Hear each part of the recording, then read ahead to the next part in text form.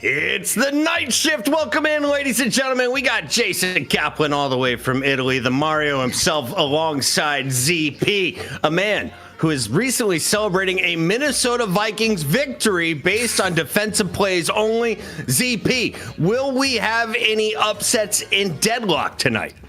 It kind of depends on your definition of upset, but I think from both EU and NA, things are likely to be shaking up. EU, of course, Buff Enjoyers and Abrahams continue to just trade off who is king of the mountain, but also we have stories of teams coming out of nowhere. Lotos, not necessarily out of nowhere, but they've been improving week after week, so you never quite know. Yeah, everybody's trying to up their game and compete with the best. If we're looking at EU, though, Jason Kaplan, this has been my favorite region because two squads are going back and forth trading the belt. For anyone who missed last week, what did they miss out on, and what are you looking forward to here on Shift 7? I think I'm gonna have to look forward to ABL. I think he had a amazing performance last week when it came to his pocket in particular, really opening things up for his team, pretty much single-handedly carrying that first match in the series. And then he was able to bounce back later on, I believe, with a doorman, if I'm not mistaken. But the same coin, you know, what have Buff and Jordan's been practicing? What have they been improving on? Because they got made look, wow, I can't speak. They look horrible. Let's just they didn't look so good, but we got some graphics that look great. Let's take a look at the format. If you are new here on the night shift, go ahead, chug your caffeine like Kaplan and I, and get ready because we're locking in for 6 matches. Really, it's just 4. We got Buff Enjoyers taking on Lotos. Abrahams will take on the winner of that match in a best of 3. Then we'll see the NA battles as Hydra Nation is not on the throne.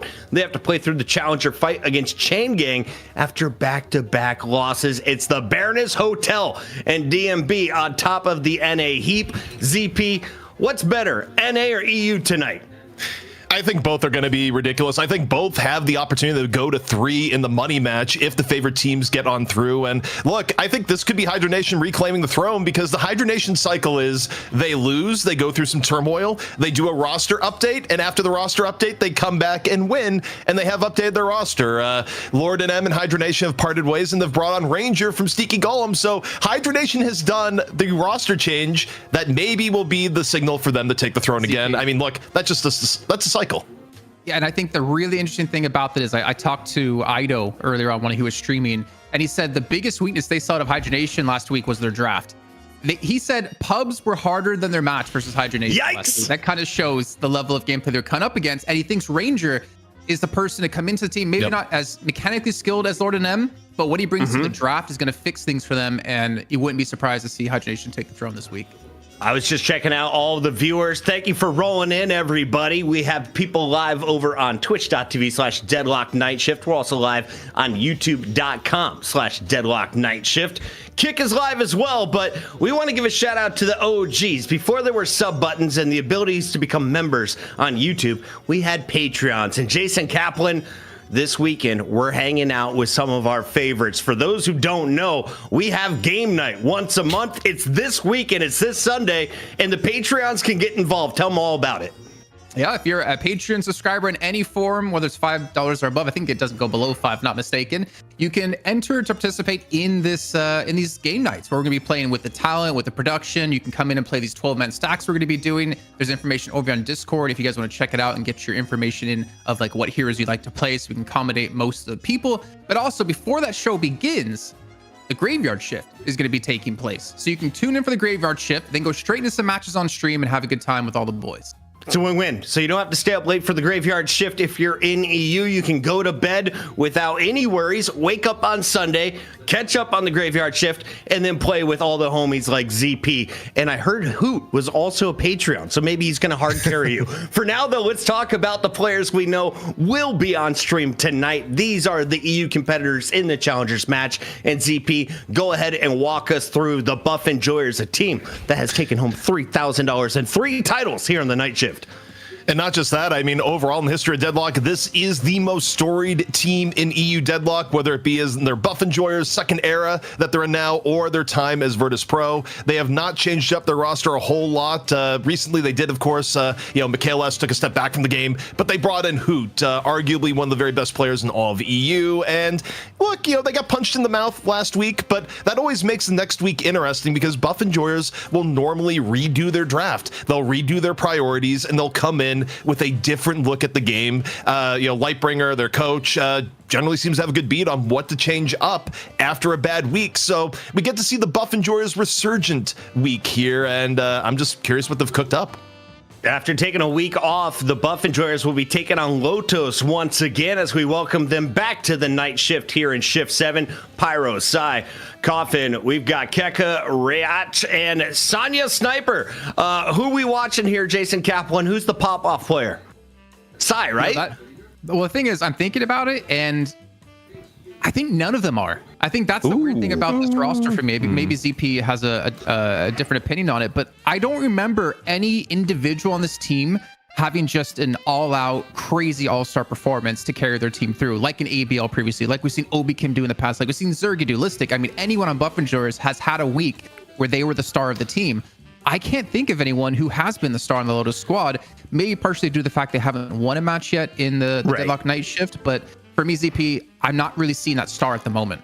I think it's because they just tend to run a bit behind in the early game. I mean, I think to other games we've seen with Lotos versus teams, maybe not Abrahams or Buff Enjoyers or, players like Sonya Sniper, who's been around the block multiple times, have had big breakout moments. I just think it's difficult to have that reflected if you generally have early games where you fall behind because, some of your biggest moments in Deadlock come from when you have something like, say, Yamato, like really far ahead of the game, and then you just look like a god, but you also have to be ahead of the game, right? And I think for Lotos, it's their struggles in early to mid game that make it difficult to see any players stand out, even if they have the potential to, be that way.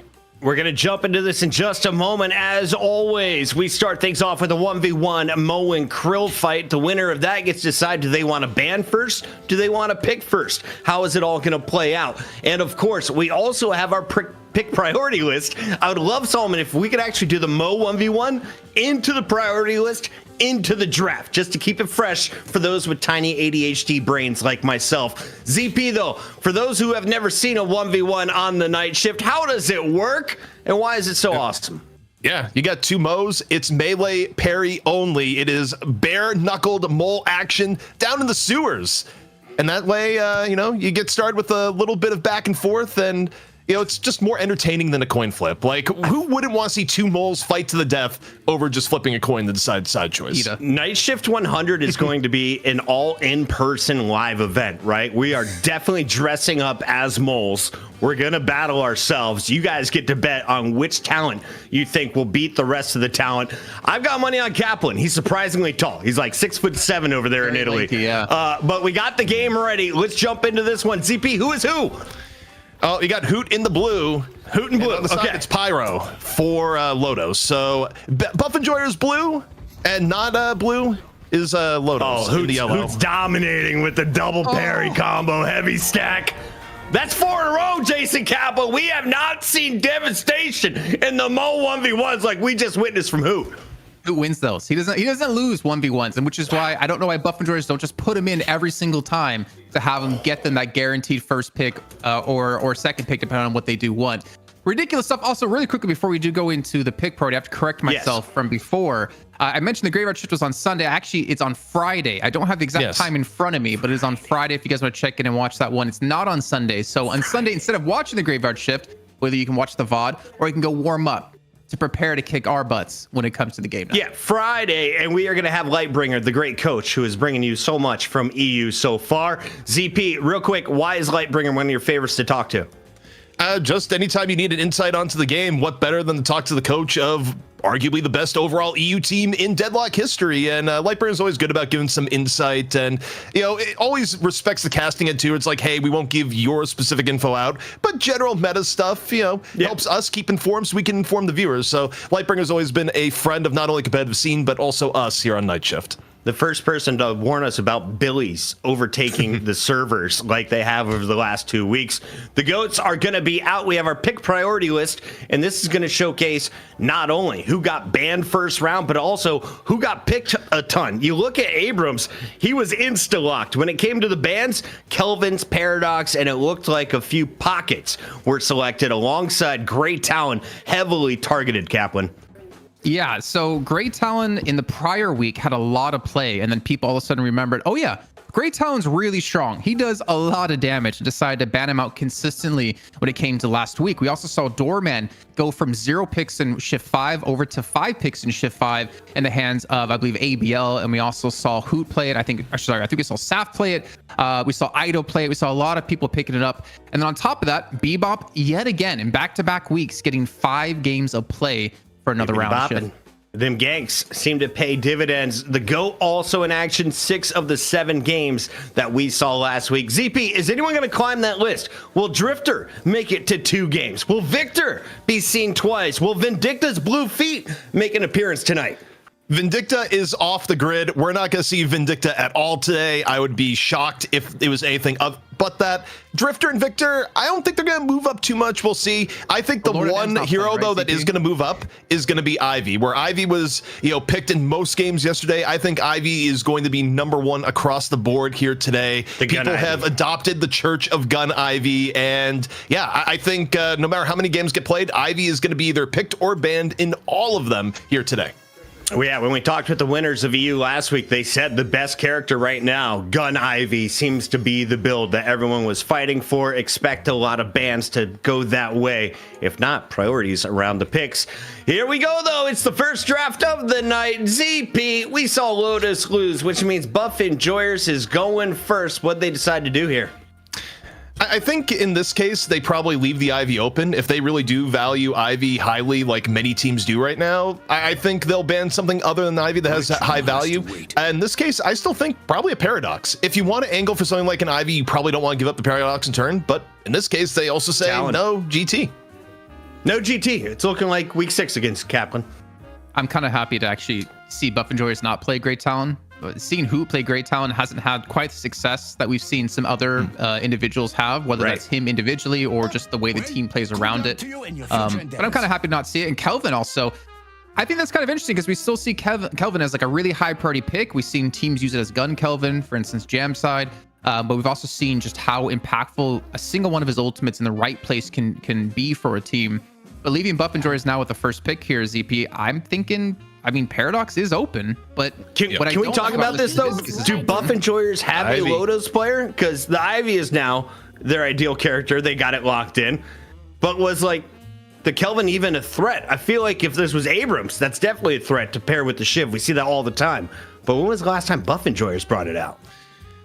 They're a little bit less likely to bring it out. I think you make a reasonable point here, Puckett, that maybe you didn't have to first ban Kelvin, but I think in EU and just across the game in general, people just kind of respect what Kelvin has been bringing to compositions. And also, even if you're not pairing it with the Shiv, Kelvin still creates havoc for heroes like Lash, or is really good with something like a Lash. There's a lot of combos that Kelvin has that at some point you realize maybe we just don't want to deal with what is effectively the best support in the game right now. Understood. Not Shiv dependent for sure. We got Mina, we got Bebop. Any surprises here, Kaplan? We got the robot in action back-to-back weeks.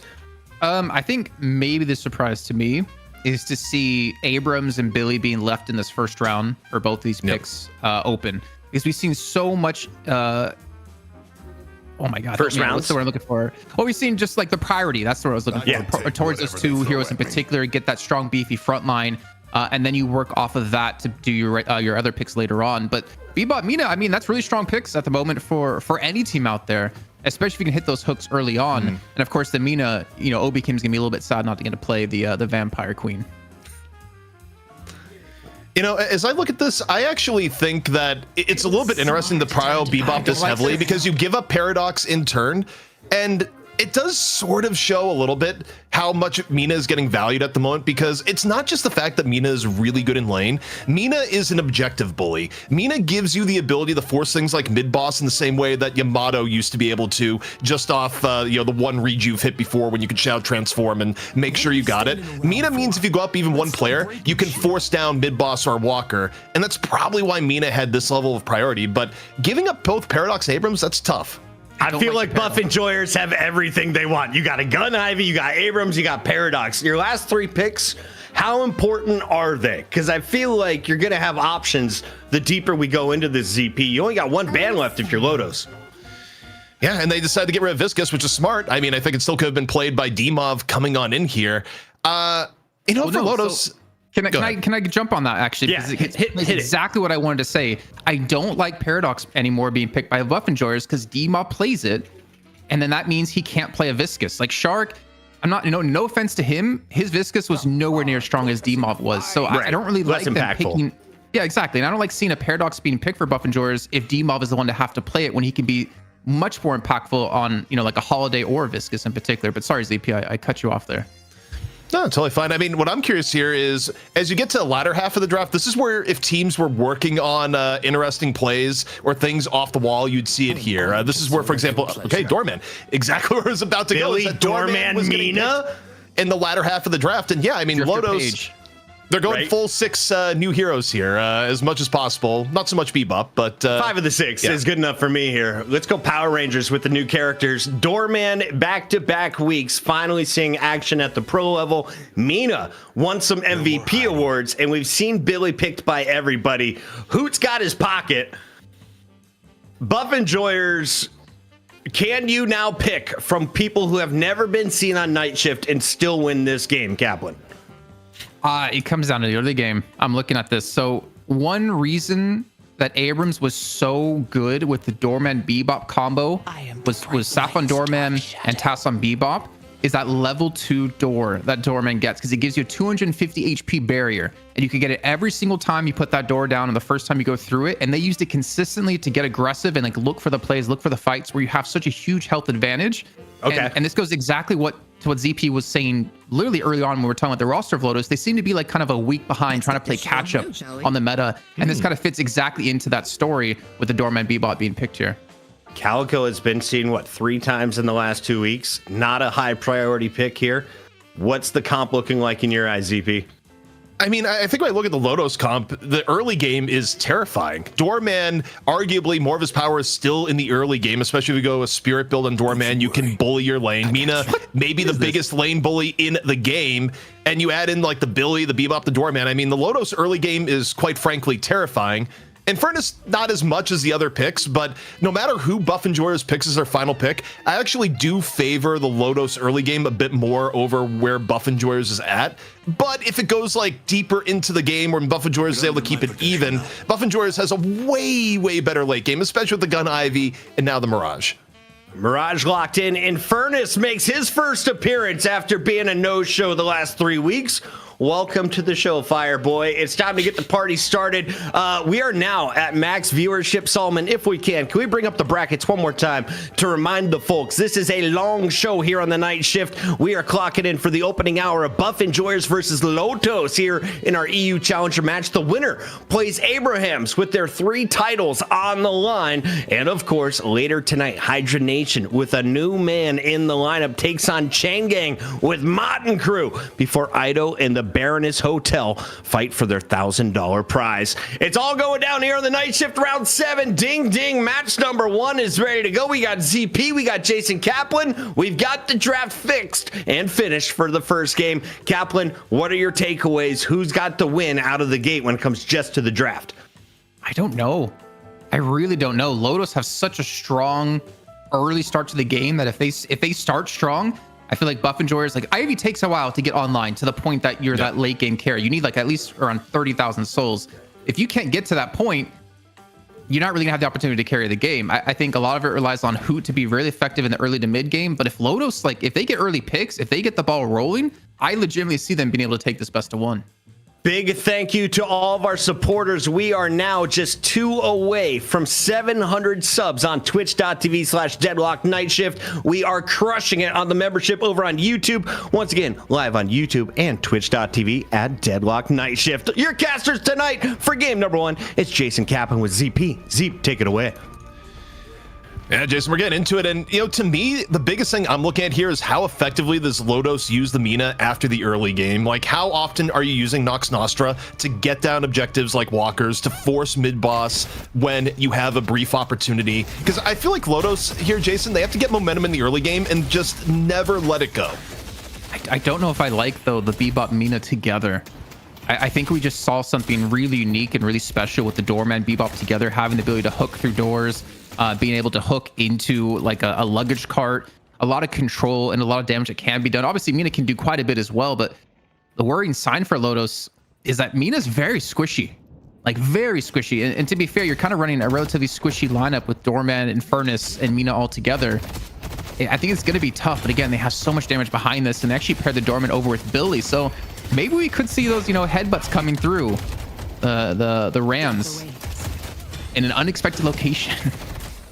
Yeah, I definitely don't hate the Doorman Billy lane. I think you have opportunities there to get Billy on top of people in ways that you're not necessarily expecting from the other end. But as we take a look at it, it's Buff Enjoyers in the yellow, Lotos in the blue. And to me, I think if you're Buff Enjoyers overall in this, your goal right now is just have a nice, even early game. I think the comp they have right now, Jason, they don't need to necessarily push to get a huge advantage here because the game is naturally going to go in their favor if they stay even or better. I'm going to say one of the stupidest things ever that I really hate. You don't need to win the game, or you don't need to win the early game. You just need to not lose the early game. Yes. It sounds so stupid, but it's so true because as long as they don't get really far ahead of you, you should be able to win the mid to late game with relative ease. Also, by the way, Flint Snow is just popping off here. I think he's like done 20 gifted subs so far in the stream, and that Jake cat costume I don't think is going to be happening anymore. I think that was only a 2-week period. Look, we can find other ways. Halloween's coming up, and the charge followed up. A misplay, just positioning wise, that Buff Enjoyers immediately capitalize on. But you can't have misplays right now, ZP. I think that's the worrying sign. Like, because you do have all your strength in this early game, and you need to play it not perfectly, but you need to snowball from here. And already getting Listic on Abrams, I would say the most picked hero in the last few weeks, is already off to a really strong start at 2.3 thousand souls. I think Abrams, go ahead. I was just gonna say, Abrams is also one of those characters too that like really does utilize enhanced farm like way better than a norm. So if an Abrams gets ahead of the game, it becomes kind of a headache because he goes from not only being a frontline to someone that can effectively be a playmaker with just his own combo being enough to take people out half the time. Yeah, he pretty much becomes a master of all lines because the amount of damage he can do getting ahead. I also was curious to see how's who gonna build in this game, because Majestic Leap, we've seen that as like a first buy out of pocket. I think it was ABL last week picked up in his second slot, and he was immediately off the gates going to farm as much as he possibly can and had a huge lead in that game that he did not stop whatsoever. But on the same note, we saw Listed go for a second item Veil Walker last week against Abrahams in their best of 3. So there's a lot of like possibilities, a lot of changes we could see. But I can be really interested to see how we see these first items come online and what they are in particular. Honestly, this left lane is in such a tough spot for Lotos here at the moment, where when you get to lower HP as a Billy, you're no longer a threat in terms of jumping on people. So all the mind games you might have on, there's a door behind you, here comes a Billy, Buff Enjoyers, they don't have to respect that at all here at the moment, just because they know where Pyro is health-wise, and he's just not the same level of threat. And now even coming out here may result in his death. Oh, that is brutal. That is back-to-back double charges. Let's see if they pick up the double kill, though. Became very low in health as he just parry the Guardian. Listic confirms it onto Pyro. So every time Listic gets a double charge, they get themselves a double kill, and he gets away with about 50 HP to boot. Some ridiculous stuff already off the bat here. Obviously, those souls, you do have a longer spawn timer when you do sacrifice yourself like that. So the soul's not going to matter, but you do come back later. But I really do like the fact that you could put Billy upstairs like that on the second floor of that building and then open him up with a rising ramp through a doorway where they completely catch off your opponents. Oh, you don't have the health and Listic hits charges like that, you're not going to have a chance. Yeah, that's where just maintaining your health in a reasonable spot in lane is so incredibly important, just for your ability to properly punish people in lane. And also, Buff's about to come up here, and a Nox Nostra, the contest. Taking a look, Rake right now in on the pursuit, not going to hit the Rake. And the time wall, actually the swap doesn't put Mina through the time wall, just the weirdest angle. Doesn't really impact too much in the end. Meanwhile, Kakarzo, rough spot to be in. Zergy finds him. There it is, second item, Majestic Leap picked up for Hoot. Kind of what we were talking about before, especially looking at EBL last week in their best of 3 against Buff Enjoyers. So he's going to get around the map very quickly. I think, for them, what they should look to do is take that Guardian down and then allow him to free farm all this jungle. And we haven't even had the tier 2 camp spawn just yet, as the first Guardian of the game is going to go down. And Listic, even looking for more, has 2 players in front of him. Gets carted away, though. It's not going to have a chance to hit that charge. And Lotus will live to find another day for now. Card is also just one of the most disorienting abilities in the game to get hit by. It feels, it's a knockback, but it feels just more offensive than it actually is when you get hit by it. However, the thing that's really troubling right now, Jason, when you look at the course of this game, you think about how we set things up. Lotos was very much invested in getting ahead on the early game and keeping an advantage with the comp they chose. It has been the exact opposite in the early game, and I think their path back into this game is going to be pretty hard at this point, just given the comp that they picked. Very difficult. I mean, they always have the opportunity, right? When you have a Bebop, you always do have the opportunity to hit a really crazy hook that opens things up, and maybe an opportunity for a nice fight here, as we do see bats through the time wall, so he doesn't actually get caught up by the silence or any sort of slow. And somehow Thunder Sniper survives for a lot of time, but even him and Rake both go down in this exchange. Only losing Shark for the side of Buff Enjoyers, sporting now a 6,000 soul lead and potentially another Guardian. Chain Gang coming out here into left-hand side, but that is such a tanky Abrams here that I don't really think Listic cares what gets thrown on him. His HP is not moving much here, Jason. Mid Guardian, Yeah, he's gonna go the way of Buff Enjoyers, and every lane has been quite good here so far for BE. I mean, right lane has probably been the closest, the Infernus Calico lane, but look at the barrier though. You still got the barrier from Majestic Leap. Oh man, that was ridiculous. He goes into the luggage case just to buy time for Majestic Leap to go off. Really well played by Hoop, down on such low HP. He's sitting at 6.6 thousand souls, but Ballistic in the lead at 7.1. A little bit of a swap right under the Guardian, and even Affliction on top of that. And I don't know if they're going for the chase onto it. Look at the mini map. Looks like Hoop will continue to run for this one. Even Majestic Leap in right after him. Instead, backs away towards the tower. And I think we're at the point right now, ZP, that if you're Lotos, you almost need to start grouping to take some of these towers down, because it is, a 6,000 soul difference, and you need to make up this soul differential some way, or else Buff Enjoyers will start denying away a lot of your camps. You need to create mismatches at a very minimum to try and do something to shake up what has been pretty rough. And you look at where Buff Enjoyers is. It's actually Buff Enjoyers that's been a little bit more aggressive and rotating, potentially about to bring 4 over to the right-hand side. Also, itemization-wise, nothing has changed within a week because the item has not been changed. Veil Walkers across the board, seeing on both teams. Yeah, it's just such a damn good item. You can heal by going into the Veils, extra movement speed that you get as well once you go through something like we're seeing picked up here for Sai. I mean, when you're in Ava form and you're Veil Walker, you just zip across the entire map. But I don't know if a Veil Walker is going to save you at this point, because he's currently at 6,000 souls. We're starting to see team fights happen here in favor of Buff Enjoyers, because they can group up and afford to do this while protecting their own Guardians. In the meantime, they're looking for a push in the right lane for the... I don't know if it's a push for something. There might be a fight breaking out. I think the other thing that's problematic from Lotos here too is that Mina, Wall is such a good hero at being a bully when far ahead of the game. Mina in turn gets bullied when she is behind the top players on the other team. Like, you'll see what we just saw there, where players will just dive the Mina without Kara's coffin, just gets caught trying to go back to base. And it's just difficult for a lot of the Lotos roster right now to sort of perform when you're behind the curve. Hook comes in, and again, you got the focus here on the Listic, but Listic, this is the danger of an Abrams that is ahead of the game. Listic can go, okay, you've hooked me. I'm still going to fight. Seismic slam up and over. Not quite going to connect, but still doesn't really feel pressured on getting hooked at all. Really good movement out of Sonic Sniper to give it to him there. Chain Gang's not going to pull him in. He's actually going to get him a little bit stuck in the wall here, just trying to buy some time with the Siphon Life. But again, his HP isn't really moving too much. He does buy enough time for the reinforcements to get here. Demov quickly in hot pursuit to help him out. Down to 200 HP and just charges back in towards enemy territory, trying to juke them out. And the rest of his team is going to continue to fight away. Demov, who went for the rescue, might need some rescuing himself. Has just been overcommitted a little bit too deep in enemy lines. But he's able to buy some time with time all. Listic also getting away, or at least so it seems. He's still in enemy territory, but is able to regen a little bit of HP.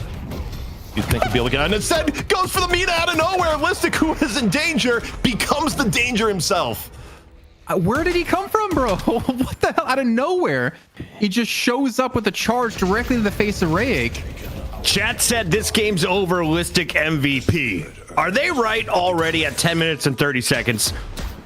I'd say I'm not sure if the game is over. It's looking like it. Listic MVP, though, if nothing changes, absolutely. It's not just looking over, it's looking Jover, man. Like we talked about Lotus, you need to win the early game, and they've lost the early game right now. Again, I feel like that left-hand lane, once they overcommitted to that initial fight, giving up 2 kills to Buff Enjoyers, it was a downward spiral from there where they got another double kill against them. They fell behind, and now Listic's able to get involved in a lot of these other lanes. Now with the warp stone picked up, I mean, even the first urn of the game going to be going into enemy territory here. And honestly, why would you care about this if you're buff enjoyers? It's not enough souls for you to commit to a fight here. Instead, just keep pushing these lanes out and keep farming up as much as possible. The amount of jungle that you're seeing Lotos lose here is also pretty significant. Whenever you look at the map, buff enjoyers, they're pretty deep in the enemy territory. You take a camp here, a camp there, especially when you start being able to steal vaults and not getting punished for it. It's pretty rough. Warpstone here from Listic, giving that nice little bit of extra survivability to go in the enemy territory with half HP and live to tell the tale. Okay, maybe a fight here for Lotos. We do have a man advantage here. We're obviously gonna have the soul advantage, and again Zergy gonna hit the stomp here with the stone form and look to create some distance. You can see Side trying to chase down on him, but it's very difficult to do so, especially when you're behind about 3k at this point. Even D-Mob being thrown into the Baroness Hotel here for him to just come out and wonder where the hell is everyone, but he's been left alone for the most part. You still have Zergy here off towards the side. Listic is in the mid lane pushing a walker here with Hoot in quick proximity. And even D-Mov, basically a 2v4 here, they still might come out with a kill into Pyro. Even if D-Mov dies here, this is still really good for buff enjoyers. They're going to get massive progress onto the right-hand side walker, if not get it entirely. And now with Listic rotating in, buff enjoyers may not even give up a kill here and may get kills of their own. Oh, Hoot drops in, gets the 2-man affliction. And now Coffin and Sanya Sniper need to disengage, but buff enjoyers all over this fight. The chase down is happening. And actually, interestingly enough, Obakim decides not to stand the walker and comes into the fight. They don't actually even have a wave in middle here. This is back towards their own Guardian. So you can just see the aggression. I mean, look at who he's past a walker and near the base Guardian. So is Listic. They really want to get these kills. With just red in their eyes, the bull comes charging forward. Eventually, they will back away, but it is very scary to be a Lotus player right now if they're willing to chase you that deep into your own base. I mean, buff enjoyers are also running a comp here, whether it be setups from Obakim, just smoke bomb into sleep dagger, or Listic just enjoying his ability to put his aura around the map and simply, go in the dangerous areas and live to tell the tale. There's not a lot of safe ways for Lotos to traverse the map here at the moment. And that's not without even talking about the fact that D-Mov is continually looking for swap opportunities. I need to stop watching Zergy's stream because I was waiting for the Sinner Sacrifice to say, I can't stop winning. When you see Chase come in for Sonic Sniper, immediately gets blown up with no chance to get away. The Silence Wave and the Slow and Hex picked up here for Obakim. Gives him no quarry, no way to get out of this one. An immediate pick might turn into an objective here, and maybe a first walker of the game, maybe even a mid-boss if they're feeling like it. Unless he gets below half HP, so instead it looks like they will back off for now and maybe look for another kill. Sleep here on the rake. Doesn't look like there's going to be immediate fall through, just a bit of pressure coming in from Obakim. Chad was saying Lotos had a loss when it came to their lane selection duos. Which lane was their weakest? I don't necessarily know if I agree with that. I would argue that the Infernus Calico lane was probably the weakest overall, but a lot of their lane power was strong. Hook, though. Over and in into Changang. Sherrick getting the business right now. Later, baby. Gets sent to the hotel on top of it when you really want to make sure someone falls. He's just gonna, use the tornado for the desync. Super smart play. Doesn't take any damage at the end. About time for his team to get in as well to completely force Lotos back. Initial kill on a Sonic Sniper once again with a chase onto Pyro. And Obakim gonna be able to pull this one off together though. A nice use of the Ram to get away here. I mean, you just kind of see this like this confidence, I think, out of buff enjoyers is the best way to explain it, knowing that they can take these fights and win them with how hectic and across the map they are. Going around, a little bit of fight over mid buffs here, going to be taken by the team that enjoys them the most here, Jason. As you see just the coronation on setting it up, Hoot says, nope, I don't need to take this, I'll let Obakim come on over. It's gun buff. Oh no. Okay, so obviously like when you're slept, you can still move a little bit, right? And he has the momentum to go through the door and immediately closes it on the other side to make sure he doesn't die to Obakim. That was really cool to see. But now we're getting the interesting part here, ZP. This is where buff enjoyers to choose. Do they want to fight or do they want to go for some objectives? With the earn in hand on D-Mov and it being a turn in on the enemy side of the map, they have to figure out, Do we want to push potentially out a walker on the right lane, which honestly Zergy could do? 18,000 souls. He is Ivy. Or do they look for a fight that they think they can win with about a 12,000 soul lead to kind of expedite this game a little bit quicker? I think realistically for buff enjoyers are looking for opportunities to get more walkers down and not give up an urn as a catch-up mechanic. Now that we're into second urn, its ability to work as a catch-up mechanic is a little bit more pronounced, but right now, Sai may be in a bit of danger. Gets caught out with the sleep dagger, but is able to get away. Coffin actually finds Zergy while this is going on. It's Coffin and Kikarzo able to go off to the right-hand side. Urn turning, gonna come in here from Hoot. Nox Nostra just kind of brushed to the side. Yeah, it did almost. It felt like almost negative damage there. Not enough stacks coming through with the kiss. That, I mean, to be fair, at plus 20, so I actually expect maybe to do a little bit more damage, but to see how the fight will continue here, we do see a use of the Ultimate Doorman to put Listic away for now, but he's going to return into the fight here in just a second. They might not expect the bull to come rushing straight through as we see it right there on a hyper beaming Sonya sniper. Gets him out of that ultimate, but the fight's not done just yet. Listic making the Abrams play look all sorts of flashy, shuts down the beam. Sometimes you just have to get a little bit more height as Bebop to not have the bull give you the horns. That is actually ridiculous positioning and timing out of Listic.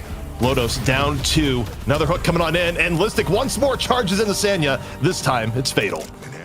Man, that Warpstone charge combo it's so deadly. It catches you off guard so easy. It's the budget Phantom Strike, right? Obviously costing way less than souls, 3,200 cheaper.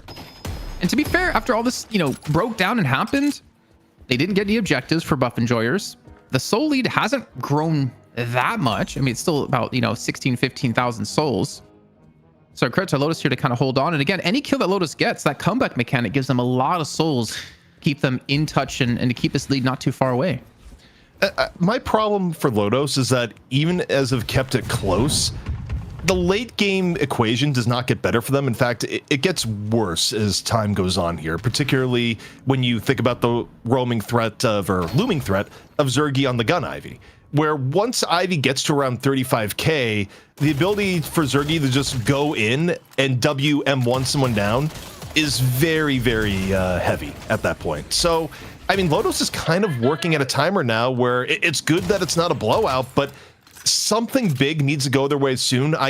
In my mind, if you're running the Mina, it's still the idea of you get a pick and then you get a mid boss. Mid boss would get Lotos back into this game, and Mina Nox Nostra is one of the few ways of very quickly killing mid boss. But if you can't set up a play like that, I don't know if Lotos has a lot of other options.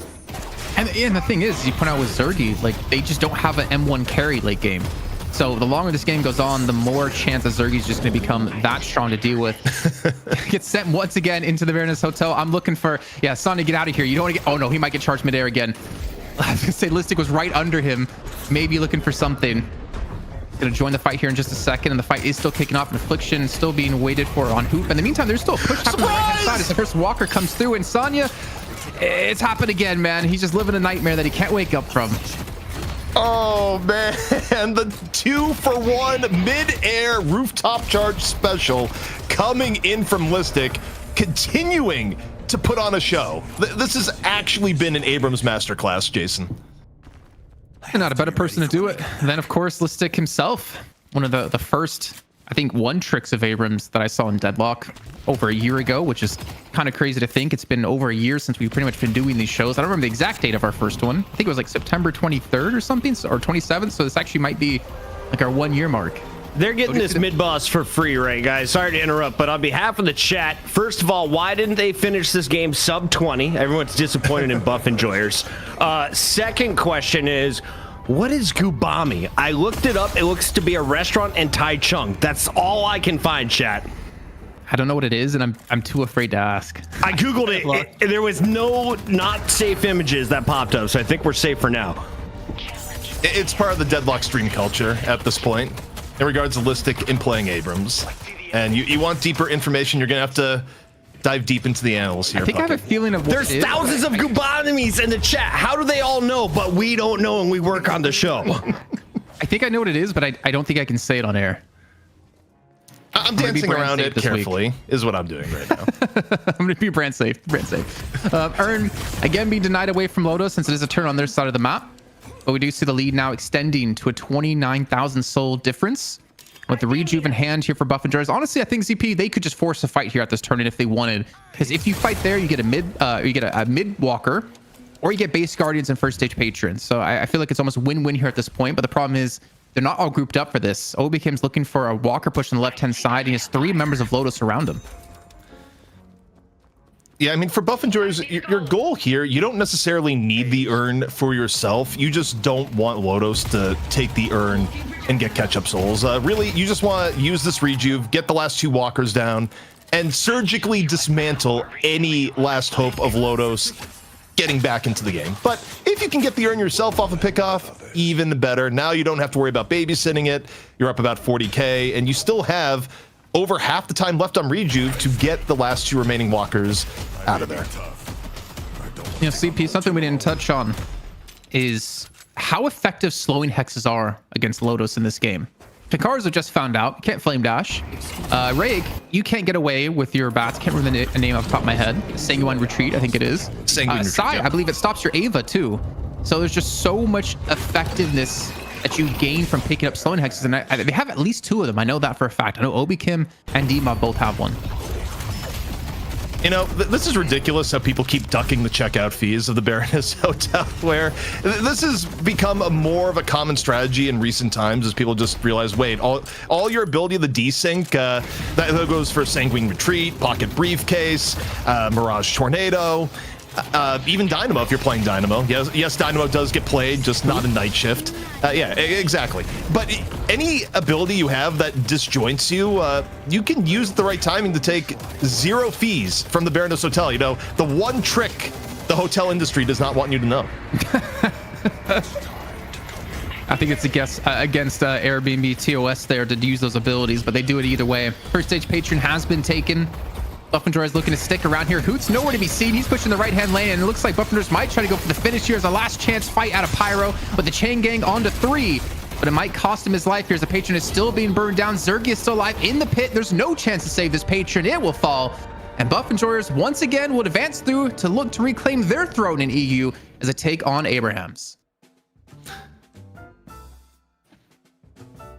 Man, that, needless to say, pretty dominant showing, and I mean, you go back at the highlights, a lot of it's going to go to the original lanes for Buff and Joyers here, where Listic made magic happen, Jason, at the beginning, and it just got worse and worse for Lotos as time went on, where, don't forget, they were running the comp that was more early game focused to begin with. Yeah. I mean, sometimes all it takes is that one mistake to really set your lane off guard, and Puckett, we unfortunately saw it when they got aggressive with that doorman door to look for a fight just directly into a double man charge. You got to take some early risks, maybe better ones next time, because that didn't pay off for you this time, Lotos. They are done in less than 25 minutes. It's Buff and Joyers moving on for the 7th time for a rematch in the grand finals against Abrams. They've gone back and forth over the last 4 weeks. This is a fight I'm excited for, but as we revisit the highlights from this game, first question is, you're not going to get away with this composition again, right? The draft seemed to be a little too easy for Buff and Joyers this time around, Jason. No, I honestly, I don't think there was anything crazy. Maybe the Ivy was a bit crazy to see come through, but again, I don't think Zergy did anything in that game that warrants a ban at that time if you can finish before he comes online. But I mean, the pocket's going to be more contested for sure when we go into the next match. Maybe Doorman might be a bit contested, but maybe ZP, I don't know if you have any different opinions. I don't think there was anything like too crazy about what Buff and Joyers got. I feel like it was generally pretty standard to what you would be able to get these days. Well, okay, a little bit. I do think, based on the priority that we saw last week, I think getting both Abrams and Paradox and Ivy all in the top 3 was a bit much. You look at the Lotos end, I would say they probably overdrafted Bebop. That's kind of my takeaway from this. I don't think you needed to have Bebop in the first round of picks. I don't think there's any world where Buff and Joyers would have prioed the Bebop over the Paradox from what we know. Maybe things have changed in the week, but if there was a draft error from Lotos, I think that's where it was done, is that the Bebop got picked up a little bit too early. I do think the Mina, if you want it, has to get picked early because Mina is just that big of a priority. It's just Mina doesn't look good in your games. Oh, the 2-for-1. Yeah, the 2-for-1 aside, Mina doesn't look that great if you fall behind. She's great when you're ahead, but not so much from behind. Is Hoot's best character this as he well? does The great from pocket? behind, to be fair. The pocket for Hoot, arguably, he's playing it a lot nowadays. But for Hoot, Because I Hoot's saw so that in versatile chat. that- They're like, you're giving Listic Abrams, you're giving Demov Paradox, and you're giving Hoot his best character. I don't know if this is true, but the numbers seem to be pretty darn good for Listic. Hoot dropping 24,000 player damage, leads the lobby. In fact, that's more than Doorman and Infernus combined. This was a raffle stomp in that category for Hoot and friends. 34 kills to 8 kills. It's kind of something we're getting used to, though, in our opening match, Jason Kaplan. Yeah, I think the unfortunate part, I think, with EU right now is that there's just clearly two teams so far ahead of any other team out there at the moment. Well, hopefully that does change in the future. NA seems to be a lot more close when it comes to the teams. But Lotus hasn't really been able to scratch really the surface of beating Buff and Jors or Abrahams in the past, which is unfortunate because I love to see that they still return every week and they look to improve. But there's something missing currently within their roster to be able to combat these teams. Because even with a stronger early game team, it just didn't work out in their favor. And then obviously the mid game, there was really no chance with a Listic who was just a supercharged Abrahams. Is there a build that you guys want to highlight here or anything you would want to bring into your own game? ZP, for those on mobile, it's not super easy to see those icons. I think the number one thing as you take a look here at trends is that, yes, Veil Walker is that good. Veil Walker, let's see, 1, 2, 3, 4, 5. It was like 5. It's 5 or 6 Veil Walkers picked up out of 6 players in the Half game. the lobby. And yeah, it's incredibly good still. And the reason why it's good is that people pick it up for essentially its big burst of regen that you can use mid-fight, and you get move speed, and you get cloak on top of it. It is pretty ridiculous, and enjoy it while it lasts is what I'll say. He says the nerf is coming. He knows something. We know something as well. We've got some MVPs to select. Were you guys able to highlight a best performer in this game, ZP and Jason Kaplan? Ballistic. If we say anyone but Listic, the chat will riot, and I would not feel good about myself either here, Jason, because Listic was that guy this game. To be fair, I always like to piss off chat sometimes. I gotta let them know where they stand. Sometimes I make them happy, sometimes I make them mad, but I definitely went with Listic as well. I mean, how couldn't you? The early game, not single-handedly won by him in his lane, but the back-to-back double charges he hit to allow them to get 4 kills within 2 charges was kind of ridiculous to set things up. Not to mention the mid-air ballistic missile that had its eyes set on Sonya Sniper in the middle of a hyper beam was really awesome to see. And can we call out my guy, Flint Snow, dropping 20 gifted for performances like this. He said if BE wins this match, he's going to drop 20, now up to 57 of our 727 subs on the channel from Flint Snow. Thank you for your support. We hope you enjoy the Abrams action. Can we look at this maybe highlight predict reel on the next game too?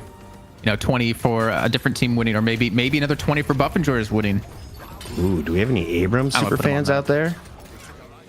Well, 20v20 action. I'm ready for this fight.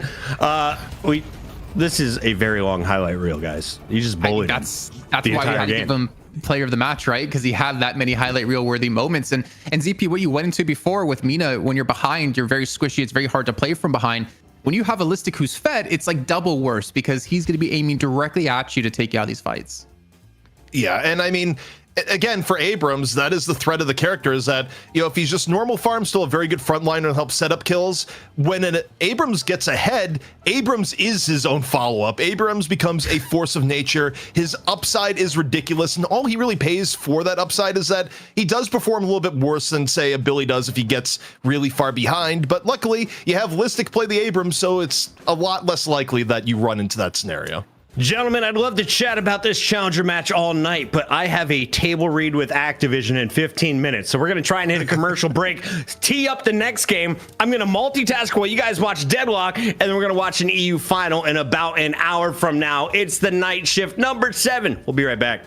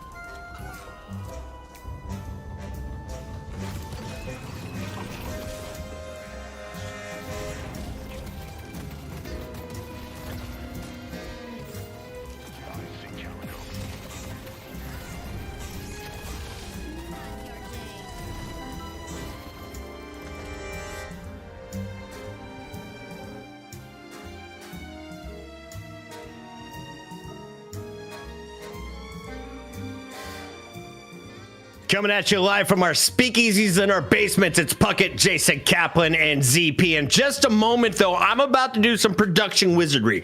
I'm going to take Jason's mustache. I'm going to turn it into a smile on DDK's face. Now, Jason, before you go, though, final thoughts before we kick off this EU Finals. Who wins, Abrahams or Buff Enjoyers? I thought I was staying. Am I leaving? Are you? Is he staying? Is DDK here or not, ZP? I thought it was DDK coming for EU Finals, but now I don't know.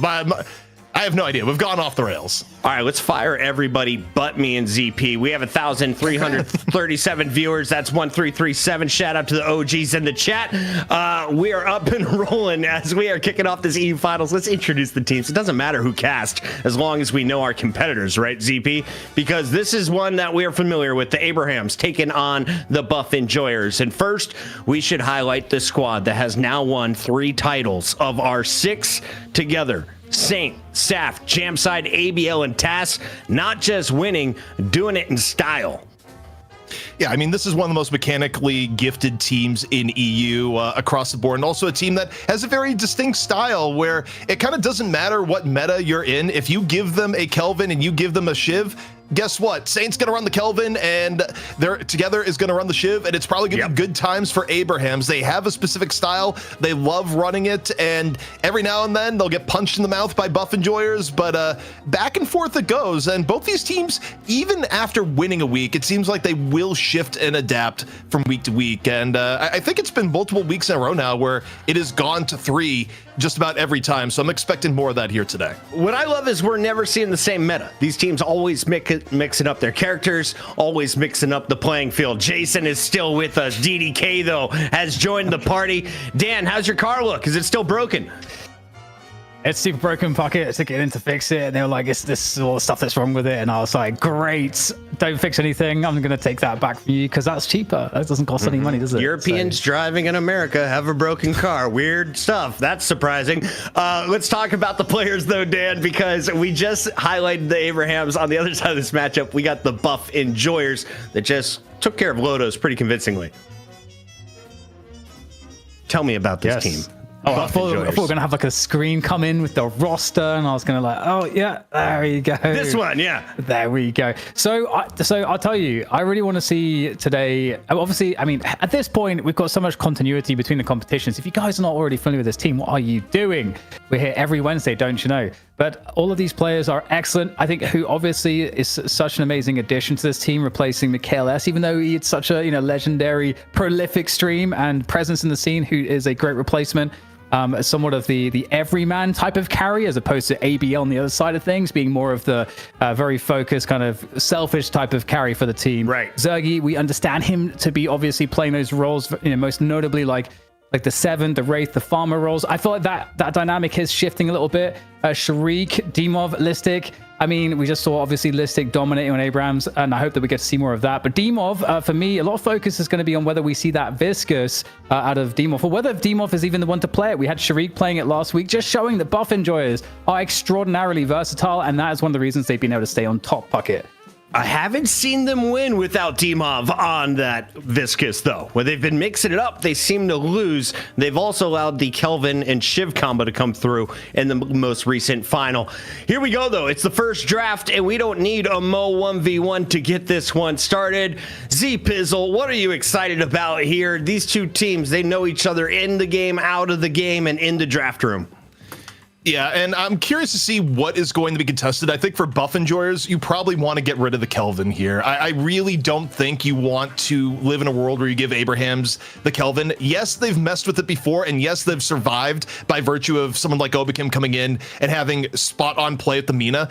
I still think that's letting yourself go via hard mode, and maybe you just don't do that and get rid. But instead, they just don't want to deal with the GT under any circumstances. So a lot of respect being shown the GT here today by Buff Enjoyers. Can we give a big shout out to Solomon, who has just casually trapped Jason Kaplan? He has his camera live. Jason doesn't have to work right now, but he can't leave. Now he's taking charge of the show. Kaplan's the only one left. Well, good luck to you in your future endeavors. Oh, I was trying to like pretend you were my voice and I was the face. because then I would, maybe have a good voice. It would have been great. We didn't work on that before the show. Clearly, that's not panning out live. Gray Talon out. Kelvin gone. Shiv gonna make an appearance here. DDK, or do you not do it with no Kelvin? I mean, Shiv is still good. Even without the Kelvin, Shiv is good. But whether it's sort of game theory optimal, I don't know. But I think Shiv is decent. But if Abrams is available, I think you're going to pick Abrams. You're going to pick Billy. I think over that, especially if the Kelvin's not there. And we got Gun Ivy locked in. So best character in Europe belonging to Buff Enjoyers in game 1, in theory, ZP. Yeah, and okay, Abrahams are going to respond with the Mina, which means that they're going to be giving up either Abrams or Paradox to Buff Enjoyers 100% here. If I'm Abrahams, you can make an argument for picking either, but after what we just saw from Listic, do you really want Big Blue running for you the way that we just saw in the last match? I feel like no. And also with Kelvin off the table, you're not as worried about getting the Shiv. But they go Billy. That's kind of ridiculous. So that means the Abrams belongs to Buff Enjoyers. That means Listic gets his lips back.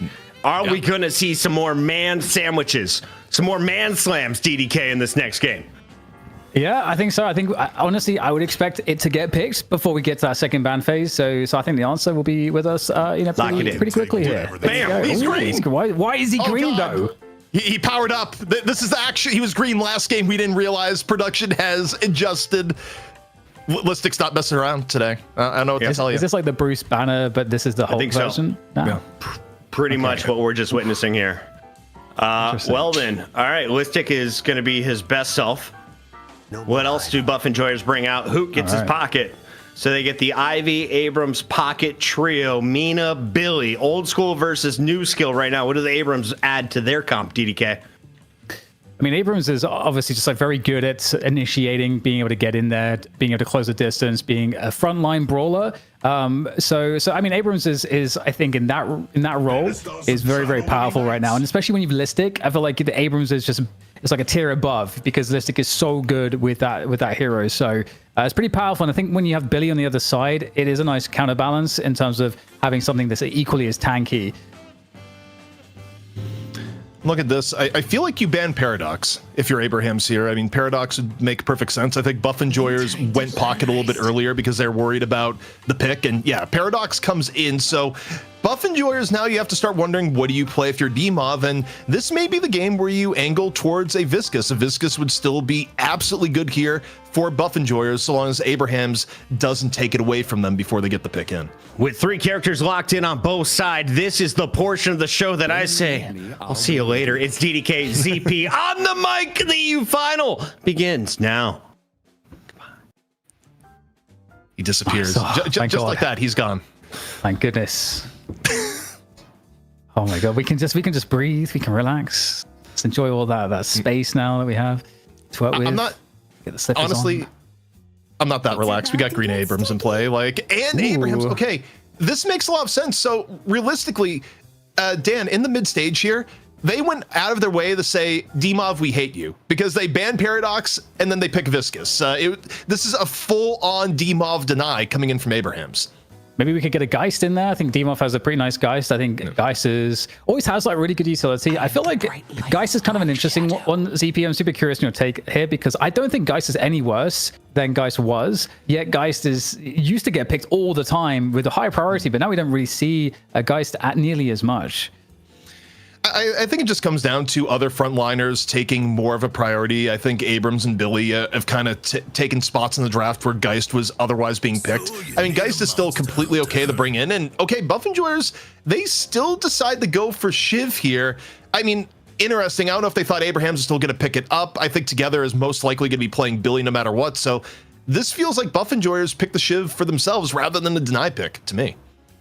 Yeah, and I think one of the reasons too why Shiv is a little bit more viable. I think Shiv is still pretty solid. Obviously, the Kelvin really buffs it up more, but the Veil Walker, I think, really goes hard on Shiv and the playstyle. You know, if you get that, you can get that item pretty quickly. In most builds, you're going to find it pretty quick. And if you win your lane really well, you'll probably pick it up even faster. So, and then you can get activated. You get like all the sustain. You can close the distance. You can get way more value out of being aggressive in the enemy's jungle. So, I think Shiv really fits that very well with the Velwalker builds. Abraham's gonna finish off here with the Yamato. So I mean, the Abraham's front line looks pretty good. The mid game still looking pretty good, especially when you got Mina involved, Viscus, Mo and Krill. I mean, they have good options there. I don't know if it's necessarily super above where Buff Enjoyers is. We'll see what the final pick is here, but yeah, I mean, as I look at, I don't dislike the target here to just make Demov's hero pool a bit worse.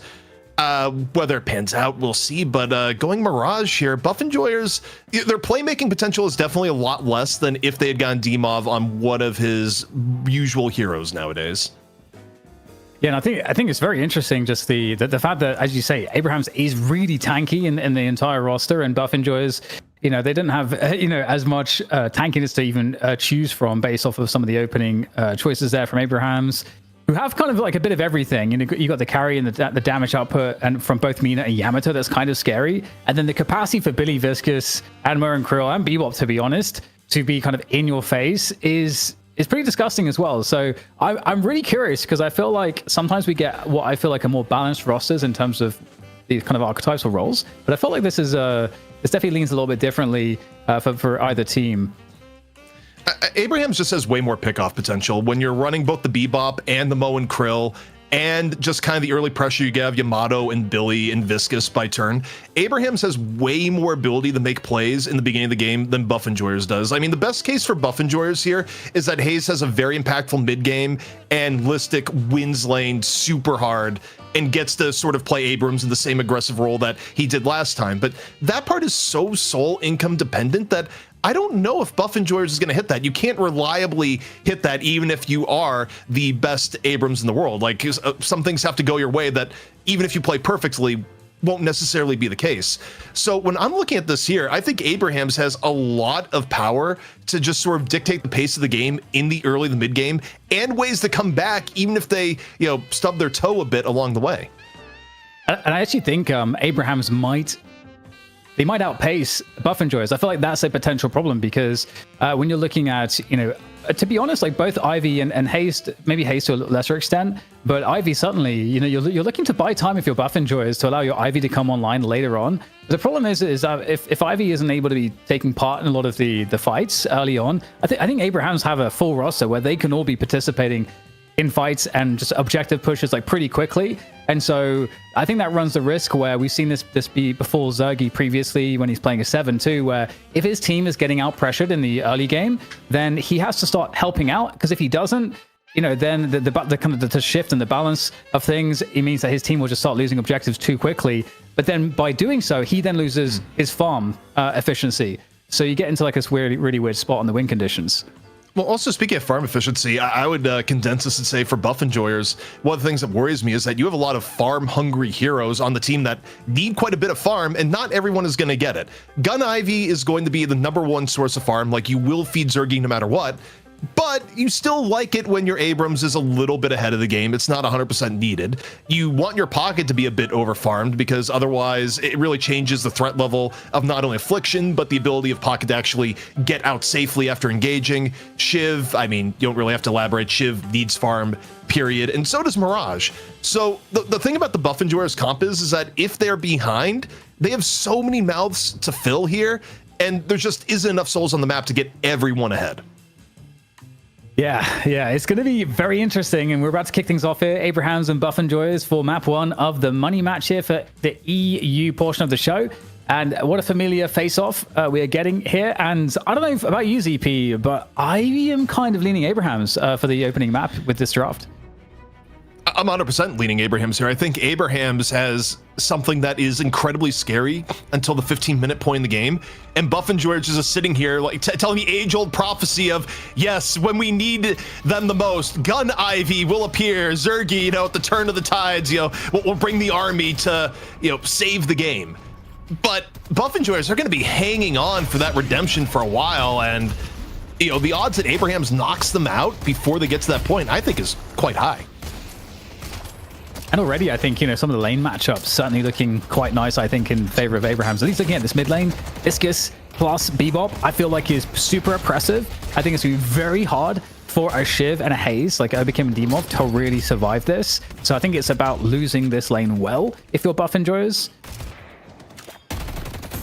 I think when you look at the left lane, they've also given Listic kind of hard mode to deal with. Mina arguably is the best laner in the game now, and you've put it directly against the Abrams, where ideally you'd want the Abrams to have a winning lane. So winning against the Mina Billy lane as Mirage Abrams, it's not impossible. It usually requires someone to mess up, but I don't love the odds for buff enjoyers in that lane. That is a terrifying lane for Listic, for the next 8 minutes or so. Totally agree. Yeah, the Billy is, I think, also super high value. As you're mentioning, Mina being so high value. So I totally agree with you. That's a super hard lane for buff enjoyers. All right. Okay, so we haven't talked about the right side lane. Okay, so we've got Yamato and we've got Mo there for Abrahams, which is also a very strong laning. Both just independently very strong laners. There's big damage output from the Yamato, huge sustain from Mo. You can't really get close. Due to the scorn and just the lifesteal that Mo can get and the wave clear Mo can get. So, I mean, CP, this actually looks very bad for buff enjoyers on the lanes, I feel. Again, I think buff enjoyers, they got to go to the old rope-a-dope right now and get to mid to late game without things being bad. And for those tuning in, it's Abrahams in the yellow, buff enjoyers in the blue. And the way these lanes have been so far, you got a lot of yellow pushing pretty deep into blue here so far. And, it's not the end-all be-all, but kind of gives you an idea of the flow of pressure in these lanes here thus far. And when we're looking at these two teams, they're both really, really good teams. And so, you're hoping to see them be efficient, even if they are losing. But losing really well, knowing how to, get extract as much as they possibly can to slow down their opponents so that they can, make sure that they're still in with a good shot going into that mid game. So I'm going to be curious to see, how that actually goes.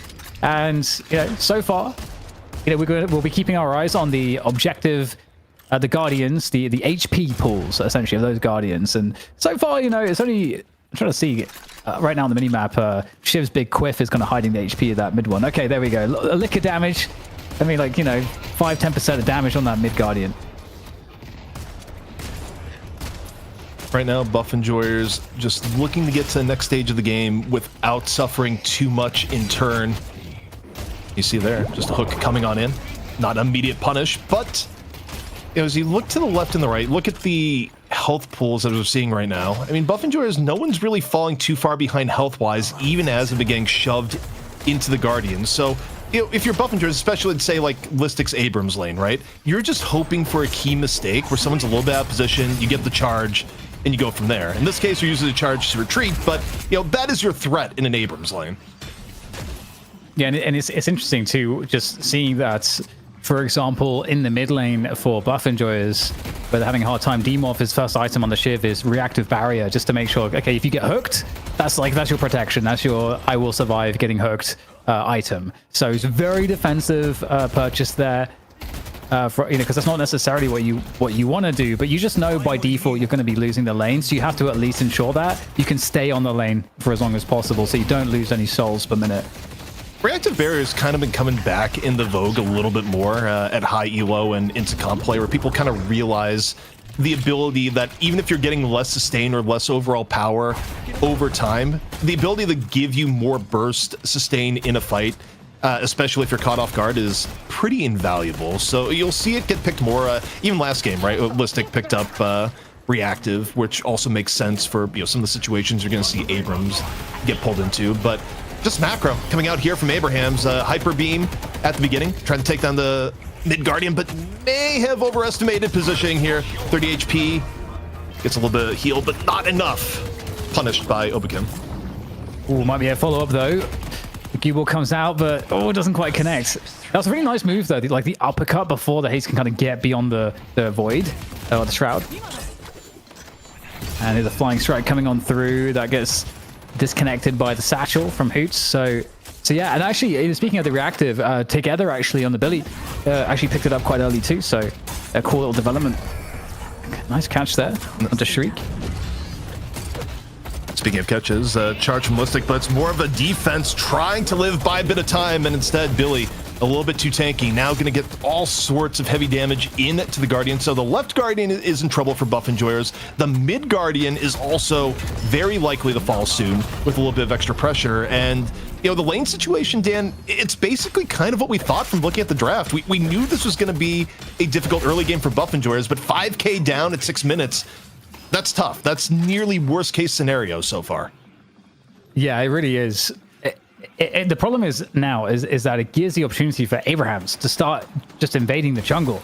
Like we're just incessantly starting to attack those sinners at the 8-minute mark. That's what will be very interesting to me, is how is Buff Enjoyers going to handle the inevitable jungle invades. They're going to be shortly coming onto the map as soon as those sinners come online at the 8-minute mark. Well, right now, I think they're going to try and go for some overloads and rotations of their own. You look at Listic making journey over here the mid. If you get a pick off here, maybe you start helping deal with some of the pressure, but Abraham's kind of able to rotate away. Tass, though, gets caught down in the sewers. So some of the rotation working out for Buff Enjoyers here, and this is where they're going to have to make things up, Dan, because they are going to lose all their Guardians first, but if you can get good skirmishes, it could work out in their favor. They definitely have the tools to do so, and here is one of those. We've got a very fast Majestic lead coming on through. There's some of that utility Hoot on the chase down, and Satchel to dodge some of the damage. Bit of extra damage on Saint as he comes out of the ground on the Mo. Back in, and Hoot will take down Jam side. The Yamato falls, and we get a great reaction here. 3-on-1 against the Guardian, so that should make quick work of this one. Saint in there with the quick score, trying to deny this, just slow this down. He might lose his life for this, which he will, but he just has to slow it down, buy some time. Teammate comes in. Can he prevent the Guardian from falling here? Absolutely not. This is going to be a mission successful there for Buff Enjoyers. Yeah, that's a little bit weird from Saint. I mean, given the position of everyone there, you'd think you'd look at that Guardian and be like, okay, it's gone. And it was gone. It just didn't necessarily need to be gone with Saint diving on in. So that sequence of plays, the rotation from Buff Enjoyers over to the right-hand side, overloading, getting the kill, and the Guardian, I mean, it's changed the game a little bit. Overall, Abrahams is still in a better macro spot, but in overall souls, Buff Enjoyers was able to really close in on some of the lead. Oh, okay. We got the pudding area, as it is called by Jason at least, under siege. And this is the aggression we're talking about. Abraham's going deep here, trying to get those sinners, aggressively punishing, but it's actually Zergy who takes down Taz. One of the invaders has been repelled, and Seismic Slam there for a reposition, and they're going to be able to find Yamato, Jam side there as well. This is what is these charges? I don't know, but Slistic able to keep himself up and get on out. Kind of brutal. Abrahams was trying to add on to their lead by going for the double vault invade, and it ends up getting contested and being contested way more heavily than I think Abrahams would have thought. And Buff Enjoyers is still able, to make it a reasonable fight. Now things nearly 42k, completely evened up. Abraham's spending more time on their side of the map. So Buff Enjoyers effectively defend their jungle here. They stabilize. And given how this game started, that's more than you can ask for, especially down all 3 Guardians here already. Yeah, I totally agree. Absolutely agree. Huge, essentially comeback, and that momentum is being completely quelled, which is really nice for Buff Enjoyers, and it does now put the game into question. Which way are we going with this? Is this now an opportunity for Buff Enjoyers to start to take a lead? We have the bridge buff spawning in 30 seconds, in addition to that first earn. So that's going to be another point where if there's more of an advantage now to be gained by Buff Enjoyers, that's one of the places to do it. And just looking at the farm here, ZP, Sharik is doing a great job on Mirage, as is Zergy, in keeping themselves really competitive on the farm. Again, I think the challenge for Buff Enjoyers here is that you're not trying to make plays so much as you are trying to defend your jungle and not lose too much in the same way. You're still working on this internal timer of wanting to get Zergy farmed, of wanting to get Demov in a better spot farm-wise, while dodging invade options from Tass, from Saf, from Saint in particular, where you take a look at Abrahams right now, Dan, they're rotating more over to the left-hand side. Earn contest coming into play here, and I don't know if Buff Enjoyers can super easily fight this straight up. We'll see. The Hyper Beam comes out first by Tass to make a little bit of room as Hoop can't get away. Yeah, perfect engage there for Sharik on the Mirage. Exactly the type of engage you want, just going to shoot from distance. And now we've got more of a skirmish there in the mid position, chasing down those kills both sides. Looking like it favors Abrahams a little bit now. And in addition to that, just pushing back the Buff Enjoyers forces, occupying them. They're running the end behind this one as well, so they should be able to secure that. looking to clear the lane on the right side in the midst of this battle. And it does look like it could turn around here. Buff and Joyous have a lot of attention on this. 3 players finally able to force it back the majority of Abrahams. And we've got Jamside trying to escape here on the Yamato. Ooh, it's going to be real close, and he's going to get taken out. So that's a good win there. And still not actually collected, but nothing to stop it there for Abrahams. Look at the fear. Realistically, with us having the God view of the game, we know that the Zerg could have been turned in a long time ago. Saint, though, didn't know that.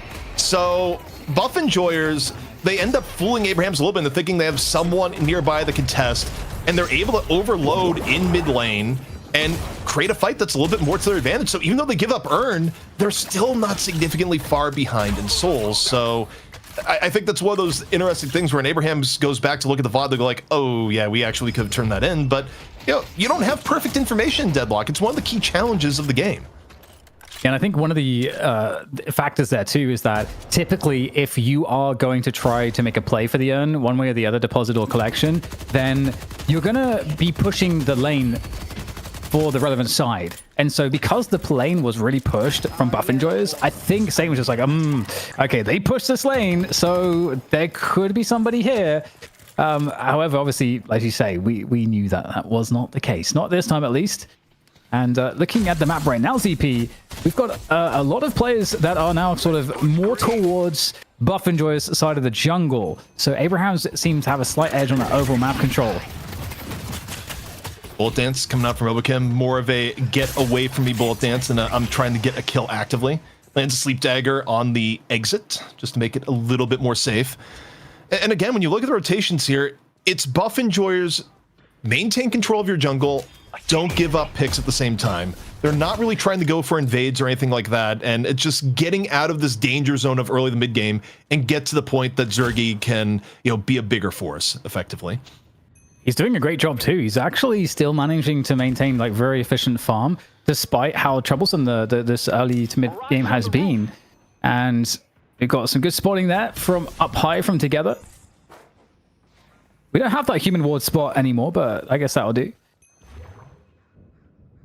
Back in the day where the mid just went up and up and up forever, where you'd see rollouts of Lash getting to the very top and coming on down for the biggest ground strikes you've ever seen. But, the middle got reworked some time ago, and we lost that ultimate vantage point. But I'm curious what the next invasion for Abrahams is going to be here. You got everything up. You're ready to go on Mo ult, Yamato ult, Viscous. The time is here now, Dan, and here on the left side, this is where they're going to strike. Yeah, they were waiting for it, and they will time it really nicely. 3 players just I don't know that Listic had any idea what was going on there. It's getting absolutely surprised by 3 Abrahams players, and now they're all just going to fall out of the jungle. At the same time, though, we've got a very alone Taz on the Bebop. They're trying desperately just to get to the jump pad, a heavy melee to try to get to another one, but he will get taken out. So it ends up being a 1-for-1. So ultimately, like what are the objectives here? The walkers, the main objective, haven't really been too challenged directly. And okay, we've got to chase down Jamside. It is going to keep the pursuit on just for the moment. They're scaring away Demov from this lane. And so the clearance there will come through, or the wave clearance will come through for Jamside. He can now put his attention elsewhere. Things getting a little bit dangerous here on the left-hand side. Together, a little bit deep in the enemy territory, but the dive on the Billy doesn't quite happen. But it's worth noting in how Abrahams has been positioned. They still have this left Guardian, and they're still maintaining enough presence on the left-hand side of the map that they don't really want to give up any pressure onto this Guardian without Buff Enjoyers committing to a full fight, or potentially using his trade leverage later for something like a mid-boss, a Walker, or an Urn, effectively. So they're maintaining the trade value of their left Guardian. Yeah, 15-minute mark, so we got all those buffs up now on those bridges. I see Ivy. And the Urn's on the right side. Big fight over that Urn at the moment. Just positionally speaking, it doesn't look like Buff and Joes are in too bad of a spot here. They're actually going to grab this Urn. It's going to be stolen away by Oberkim. He's going to make a run for it as his teammates come on through. ABL over the top there. Sangren retreat for a reposition, looking for players to damage, but looks like everybody has dispersed because they picked up the Urn and they are off. Listic got the hands in rotation. That's another combo going the way of Listic, who's just not being allowed to charge or move in team fights. So 2 pickoffs here from Buff Enjoyers at the cost of Urn control. generally speaking, not a bad trade. They gave up some HP on their left Guardian, but now we'll see what they go for here. I mean, with 2 down and the urn in play, for now, it looks like Abrahams, they want to get their blood price in this left-hand side Walker, and even with Obikin coming in the bullet dance, they are locked in. They get the Walker. Here comes the chain gang, and now goes for the pull. Slam down right on after. Abrahams, though, gonna be looking for the steady retreat after it. They know all of Buff Enjoyers is coming on in. A great split push here from Abrahams, though, able to actually get the Walker. Now, will they be able to keep any of these retreating players up? It's going to be rather difficult here. Yeah, closing the distance effectively is Buff Enjoyers looking for those kills. In the meantime, the urn has been grabbed again here by Abrahams this time, looking to try to carry it across, but it is still very dangerous. 4 players from Buff Enjoyers there to put the stoppage on that urn delivery. So this is still a very contested point, this left side of the map at the moment. But with that said, this forward effort from Abrahams is pushing Buff Enjoyers back. Space is created, and that should be a safe turn in now there for Abrahams. Super good trades coming in from Abrahams on the macro side. They get a Walker and an urn effectively for the price of 1 elimination and a Guardian. It doesn't get any better than that in terms of macro trades. It gets them further ahead in the game. 1 Walker down, and also look at the level of invasion that they have into the Buff Enjoyers jungle here, taking it first. That is kind of a tough sequence of events for Buff Enjoyers. Listic will defend the jungle a little bit, but if you're Listic, you want to get away because you don't know what else is there. And if you're Abrahams, you also want to get away because there's so many off the map. The lack of information actually causing both sides to back out.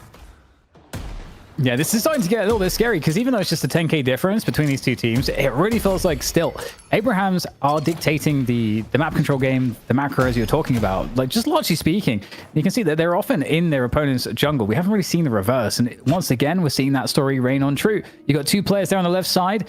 You got Billy and Mo up in the face of, who is that? It's Demov on the Shiv. There is a response here. In fact, there's a potential encirclement here. Buff Enjoyers can surround these players that are stuck on this left side, trying to hunt them down here. And I think the Abrahams, they know they've got to get out of this position if they possibly can. There comes the Sleep Dagger. Okay, we might get the save. This might actually be a great trap here, ZP. Abrahams in a great position.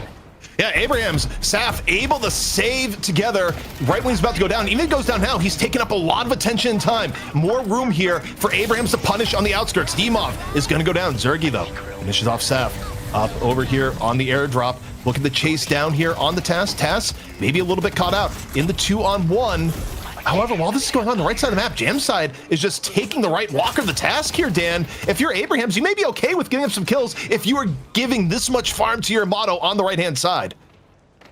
Yeah, I totally agree. And I think if we just think look at the farm situation, you've got Jam side, ABL, and Together all at 21k. And the only player that is at 21 is Zergy on the Buff Enjoyer side. And you actually kind of want Zergy to be a little bit ahead of the highest player on Abrahams. And there's nobody else that's close. And I think the worrying thing is that it's Hoot that's really far behind. And I think Pocket, especially against the roster that we have for Abrahams, I think this far behind, I really feel like Pocket is going to start to become very ineffective as the match goes on, unless Hoot can somehow find a way to catch up. One thing that's a little bit interesting is just the fact that normally, a lot of Yamato builds go Spirit build. We haven't really touched on it, but Jam side, kind of sticks to the ethos. Jason was mentioned here too of, Jam side, gun. What? It doesn't matter what hero. Just go gun, always gun. So really? It is a very heavily invested gun Yamato. And look, I mean, gun Yamato historically could be a thing. It hasn't been something that we've seen as much as of late. But if Abrahams loses this in the late game with Jamside being super farmed to Yamato, a lot of people may blame the gun. But also Listic, the quick grab into the bullet dance, and Tass is just eviscerated where he stands.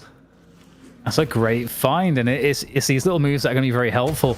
And obviously, Obikim, you expect him to be more of a support role, but yeah, definitely not doing a lot of damage there with 13k souls, the lowest player in the server at the moment. Hoot soaring over these rooftops, falling back with the barrage, trying to keep his farm up here, trying to catch up as we talked about. But Mina, that is the absolute worst hero for Hoot to run up against, especially with Nostra out there. But once Nostra's been burned, Hoot is feeling a bit more confident to retake the space. And in the meantime, the urn's been picked up. It's a comeback urn here for Buff Enjoyers.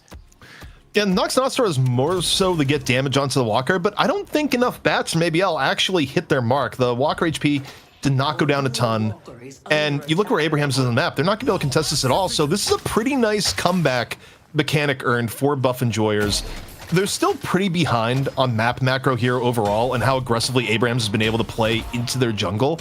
But they're keeping things within the realm that one good team fight could shift it all. One good pickoff into mid-boss. Buff Enjoyers has real options here, Dan, to go from on the losing end to back into the driver's seat if Abrahams does not play perfectly. Yeah, I absolutely agree. It's actually getting kind of interesting because Zergy and I mean Buff Enjoyers overall over the last couple of minutes, 2-3 minutes, they've managed to actually catch up a significant amount. In fact, it's a 4K difference now overall, and you're starting to see more farm on some of the heroes. I was worried about who falling a bit behind. Managed to catch up a little bit. Everybody's also coming online at this point as well. And that mid-boss is up, so that's going to be another interesting dynamic when we are in the territory of a team fight turning into a mid-boss. And a huge presence from Abrahams on the left side. They are looking for somebody there, ZP, but there's nobody to be found in that jungle. And they might give up a Walker. They don't have any defenses on the right side Walker. Saint, the one to make sure that doesn't turn into a full escape. The hook in after the tornado. Sherrick getting the full court press. Now with one pickoff. As history would show here, even if they give up the Walker, I think Abrahams may go straight to mid-boss here because if they're not careful, their advantage is kind of going to the wayside. Buff Enjoyers does scale a little bit better, but if they can get mid-boss here, they're going to be sitting just fine. Yeah, they're looking for those base guardians as well. That's actually really cool to see. Just get that extra damage in. That's going to pull back pretty much all of the Buff Enjoyers players. Maybe there's a pickup opportunity here for Abrahams. They'll be looking for something. They've got to retreat now, but maybe there'll be a re-engage timing for them as they fall off of this initial fight. Yeah, they go for base guardians over forcing mid-boss. They had the option to do so because they still had the Nox Nostra up. But now they're on the retreat, and this is a little bit scary for Buff Enjoyers. You want to apply a bit of pressure, but you don't want to get caught in turn. Not everyone's here yet. You have the Traveler option, and hey, you got enough to take down together. The timing is good, and now perhaps going for a little bit more. The cube comes in. Abraham's getting committed a little bit more to this fight. Abraham's up one. This could be the point where the tide turns for Buff Enjoyers. Off one pick, so long as they get out clean. Maybe they're thinking of the mid-boss here as well, but Abraham's not looking very happy to allow that to happen, at least. And Buff Enjoyers, I think, just have to respect it. Even though they're, up a kill, they are going to reset. A lot of neutral camps are actually respawning at this point in time, so there is some extra souls to be gathered across the map. But this game is now, it's really, we've gotten past, I feel like, some danger points for both teams. We're in like a very even territory here. Oh, hello. Okay, Listic has found his way to go in. A very defensive hook. Great save there. That was actually beauty by Tass. Getting Saint out of trouble when it could have been a very advantageous pickoff for Buff Enjoyers. So, I mean, Listic on the great setup. Tass, an even better save. And now Abrahams, this side, chain gang up. Here we go. Doesn't get the pull. It breaks right before the pull. Was able to be out of line of sight for enough time. Doesn't get hit by the hyper beam. That likely would have been a kill on a knife's edge. And still like a really tentative game at the moment. But like both teams in somewhat of a stalemate. Hard to find a way to force the action. You do have two walkers up for either side.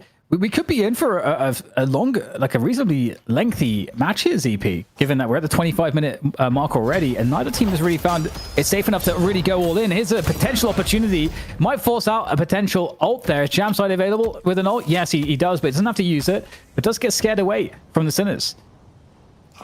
I think the tide has turned. I actually give advantage to Buff Enjoyers here, where Buff Enjoyers, this is the point in the game they need to get to, Dan, without being too far behind. You're nearly at that magical point where Gun Ivy really comes online. Heroes like Mo and Bebop don't scale as well as some of the other options that you have on the Buff Enjoyer side. So for me, I think Abrahams, they're the ones playing from behind here, even if they're technically slightly up in souls. The team comp and team fighting for Buff Enjoyers should be stronger now.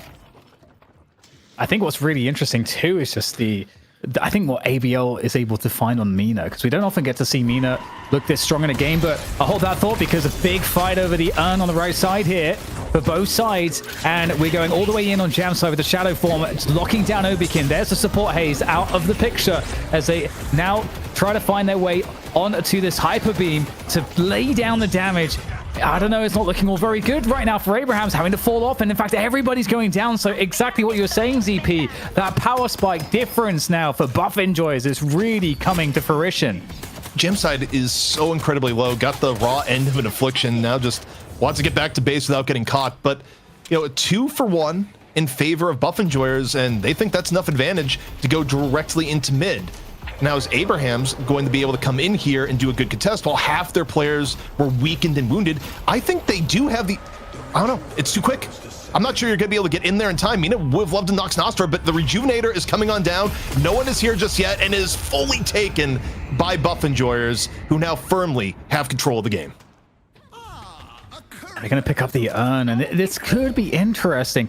But the thing is that I think that, yeah, I'm actually very curious. How will buff enjoyers decide to handle the macro here? You've got the urn.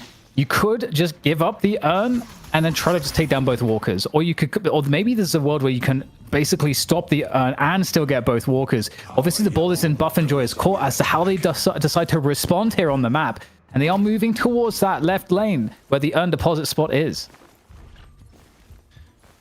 I kind of feel like this is rough for Abraham's, because on one hand, you look at this instinct-wise and you go, oh, it's an even game. We can fight. I don't think Abraham's wants to take a clean urn fight without generating pickoff pressure in some other way. I think if they go here as 6, they lose. They need something else to give them an edge here, likely, you know, generated by either Tass or Saf. And it's a big change in the dynamic of the game, where the first 20 minutes of the game, Dan, were Abraham's bullying buff enjoyers. Now buff enjoyers, they're the ones that can go into the jungle and make Abraham's think twice. And now we finally start to see that pressure coming onto the left walker, as buff enjoyers will force a reaction from Abraham's. They must come to defend this side. There's no choice. And as a hook from Taz, but I don't know, there's not really any follow-up there. And so it's just toying with their food here right now, buff enjoyers, as they continue to posture. There's a huge charge. 2 players found in that one. 2 from Listic. He spent the early game getting hit by combos, but now he's making some combos of his own. Who dropping on it. Affliction has been used. Seismic Slam. A little bit more of a grounded slam here, but still enough to take the walker with the aid of the Rejuvenator. And you look at the rejuve times, they still got half time on it here, Dan, to just go for a fight that'd be very advantageous. Yeah, really well played so far from buff enjoyers. Very measured in how they're trying to play this advantage. Still denying any urn turn in. Got that first walker. Still 3 rejuve buffs up on the team. Now they can shift their efforts towards that mid walker. The hardest walker to take in terms of just the positional battle, but I'm sure they're going to be able to find a way to do it. But will they give up the urn whilst that happens? One of the advantages buff enjoyers do have is Mirage, who actually doesn't have Traveler available, so scratch that. I think for Abraham's, you probably have to realize that Midwalker will be going down here if buff enjoyers wants it. If you can get a trade out for urn and keep the soul end reasonably even, I think you're happy with that, because going up against 3 rejuve charges is just not a great idea for a team fight unless you get the most favorable opening of all time. So I think you're looking to trade here. You're looking for a settlement, Dan. We'll see. We'll see if there's any settlement to be had. The pressure is coming. There's a hyper beam, so that's been forced out. So that's great for buff enjoyers, because okay, they're not committed into a fight. They've just allowed the hyper beam to get ripped, and they've completely dodged it. They'll go back to clean up the rest of the map, and they can come on back in with that hyper beam not available. But with that said, every other ult is available though for Abraham's for the defensive purpose. The rejuve's nearly gone. There's a world where Abraham's has stalled this out enough just from that last hyper beam.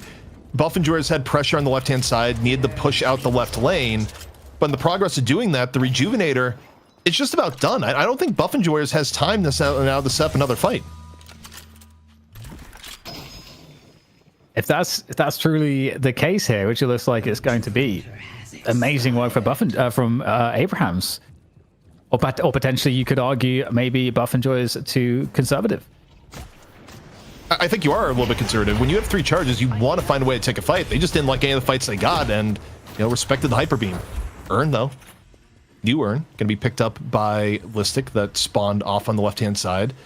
So now you're kind of back to that, question here, especially down in Souls for Abrahams.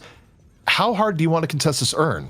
You don't have anything that I think you can reasonably trade for it. I don't know if you can get mid-walker off the urn where it's set right here, but I also don't know if you win a straight-up urn fight unless you can just, catch someone in rotation right here, right now, via Tass or Saint. This is going to be a really big one. Both teams looking to fight for this. Right now, the map control is pretty even on that right side. Over the top, big positioning, big charge onto Taz, who's looking for that high ground to find a hook, but he's been found instead. An unrelenting push from Listic to make Taz the first casualty in this fight. Together goes down on Billy as well. The tank has fallen, and this is not a good opening there for Abrahams. They are getting very low on two other players here. The fight going down into the basement, but who is looking dominant there against Amina? TP through on the cloak, and it's the ethereal shift there to try to survive. And is that survival going to be successful? It looks like most of Abrahams are dead. So yeah, ABL survives, but at the cost of his entire team and perhaps a game-winning advantage. That was all Listic. Not only was Listic the big intro that come in there for the pick on the Tass, he also tanked both ABL and Jamside. You look back at that replay, you saw Yamato shots going into Listic. You saw Mina shots going to Listic, and both of them spent the time investment to chase Listic down into the subway. While your biggest hitters are chasing Listic, yeah, you kill him, but the rest of your team gets absolutely slammed. That was full on Listic's play, but also I think kind of poor target selection coming in out of Abrahams there. I don't think you put that much on retreating Abrams. I just don't think you do that. Yeah, once again, yeah, just Listic making those game-winning plays. Puckett was talking about the importance of Abrahams and the importance of the Abrahams Listic. It's just, it really is just coming in with those just super decisive initiations that just change the entire complexion of a team fight, and it makes also Buff and Joyce look a lot better, I think, as EP when the rejuve timed out, because you don't often see teams opt for that. But if Buff and Joyce are feeling like, hey, we feel like we have the advantage if there is a team fight, so long as we can force a team fight in open grounds as opposed to into the walker, we are going to win that, and then we're going to guaranteed win the game. So maybe if that was the thinking, I don't know, but if it was, then they were correct. So once more, kind of in a similar situation that we've been in the last 10 minutes, but the difficulty slider has been ramped up even more so here from Abrahams, where before they were dealing with comp issues at even souls. Now they're dealing with comp issues while really far behind, and Tass once more under the gun, potentially getting caught. Trying to get back here, down the half HP, D-Mob up and over. Tass taken on down, and it's just escalating here. Together, also caught in the crossfire, cut on down by the killing blow, and with two down, no matter what Abrahams does here, it may be Buff Enjoyers going for mid-boss right after, but for now here, Dan, they just want more. Yeah, they're looking to get that more. It's looking really, really good here. Mina Nostostra over the top here. It doesn't feel as oppressive as it should because Buff Enjoyers are too strong at this point in time, just forcing their presence in that mid position and able to fall back. And man, that juicy mid boss is waiting for them, and a series of rejuves there with no resistance. Nothing that Abrahams can do at this point to stop it. At this point, you really start wondering what are your win conditions. And hey, Saint able to get one charge. One charge is good, but it's not going to be enough. I mean, I think contesting this so you don't deal with 4 charges, it's reasonable. But still, you're in a tough spot. Still, you're going to have Saint down for a long time. And Buff Enjoyers, at a bare minimum, is going to be able to just run down a lane now, Dan, and get first stage Patron gone. Totally. Yeah, the damage output is so incredible at this point from Buff Enjoyers that, I mean, they can just decimate the entire base before in the blink of an eye. Shrines next to be under assault here, and yeah, I mean, again, it kind of goes back to what I was about to bring up, is that for Abrahams, what are your win conditions here at the moment? Yeah, ABL maybe turbo farmed on the Mina, but you look at the other side, it's not enough to carry the game at this point. Like, your Mina is not going to be the one to do that. Ideally, you'd rather have this farm on your Yamato. And, Jamside is at a much more game average level of farm. So even if Tess lands a big hook, or even if you get a combo out of rotation, I don't know if those plays on their own are enough to shift what is now a gargantuan 40k lead in favor of Buff Enjoyers. Yeah, I totally agree. And to add insult to injury, you get that urn turned in by Buff Enjoyers as well. And it kind of feels like ABL wasn't able to... ABL's been doing really well, being ahead pretty much the whole game. But I feel like just on the Mina, we just haven't really seen the impact you might expect. Just as you said, from a Yamato in that same position. By the way, we are fighting what could be the last fights here in this first map in the EU final, the money match. And the patron is going to go down. Now, I don't know that Buff Enjoyers are going to be able to stop this. Rather, sorry, I should say Abrahams are going to be able to stop this. But they've got one last chance to push back Buff Enjoyers. Well, you got the combo coming out, but the rejuve is still completely fine. Zergy, he's online, pierces through the mole like he wasn't there at all. Gun Ivy gonna finish this one out in style. The patron melted down with abandon, and that is Buff Enjoyers looking to reclaim the throne, taking the first map over Abrahams.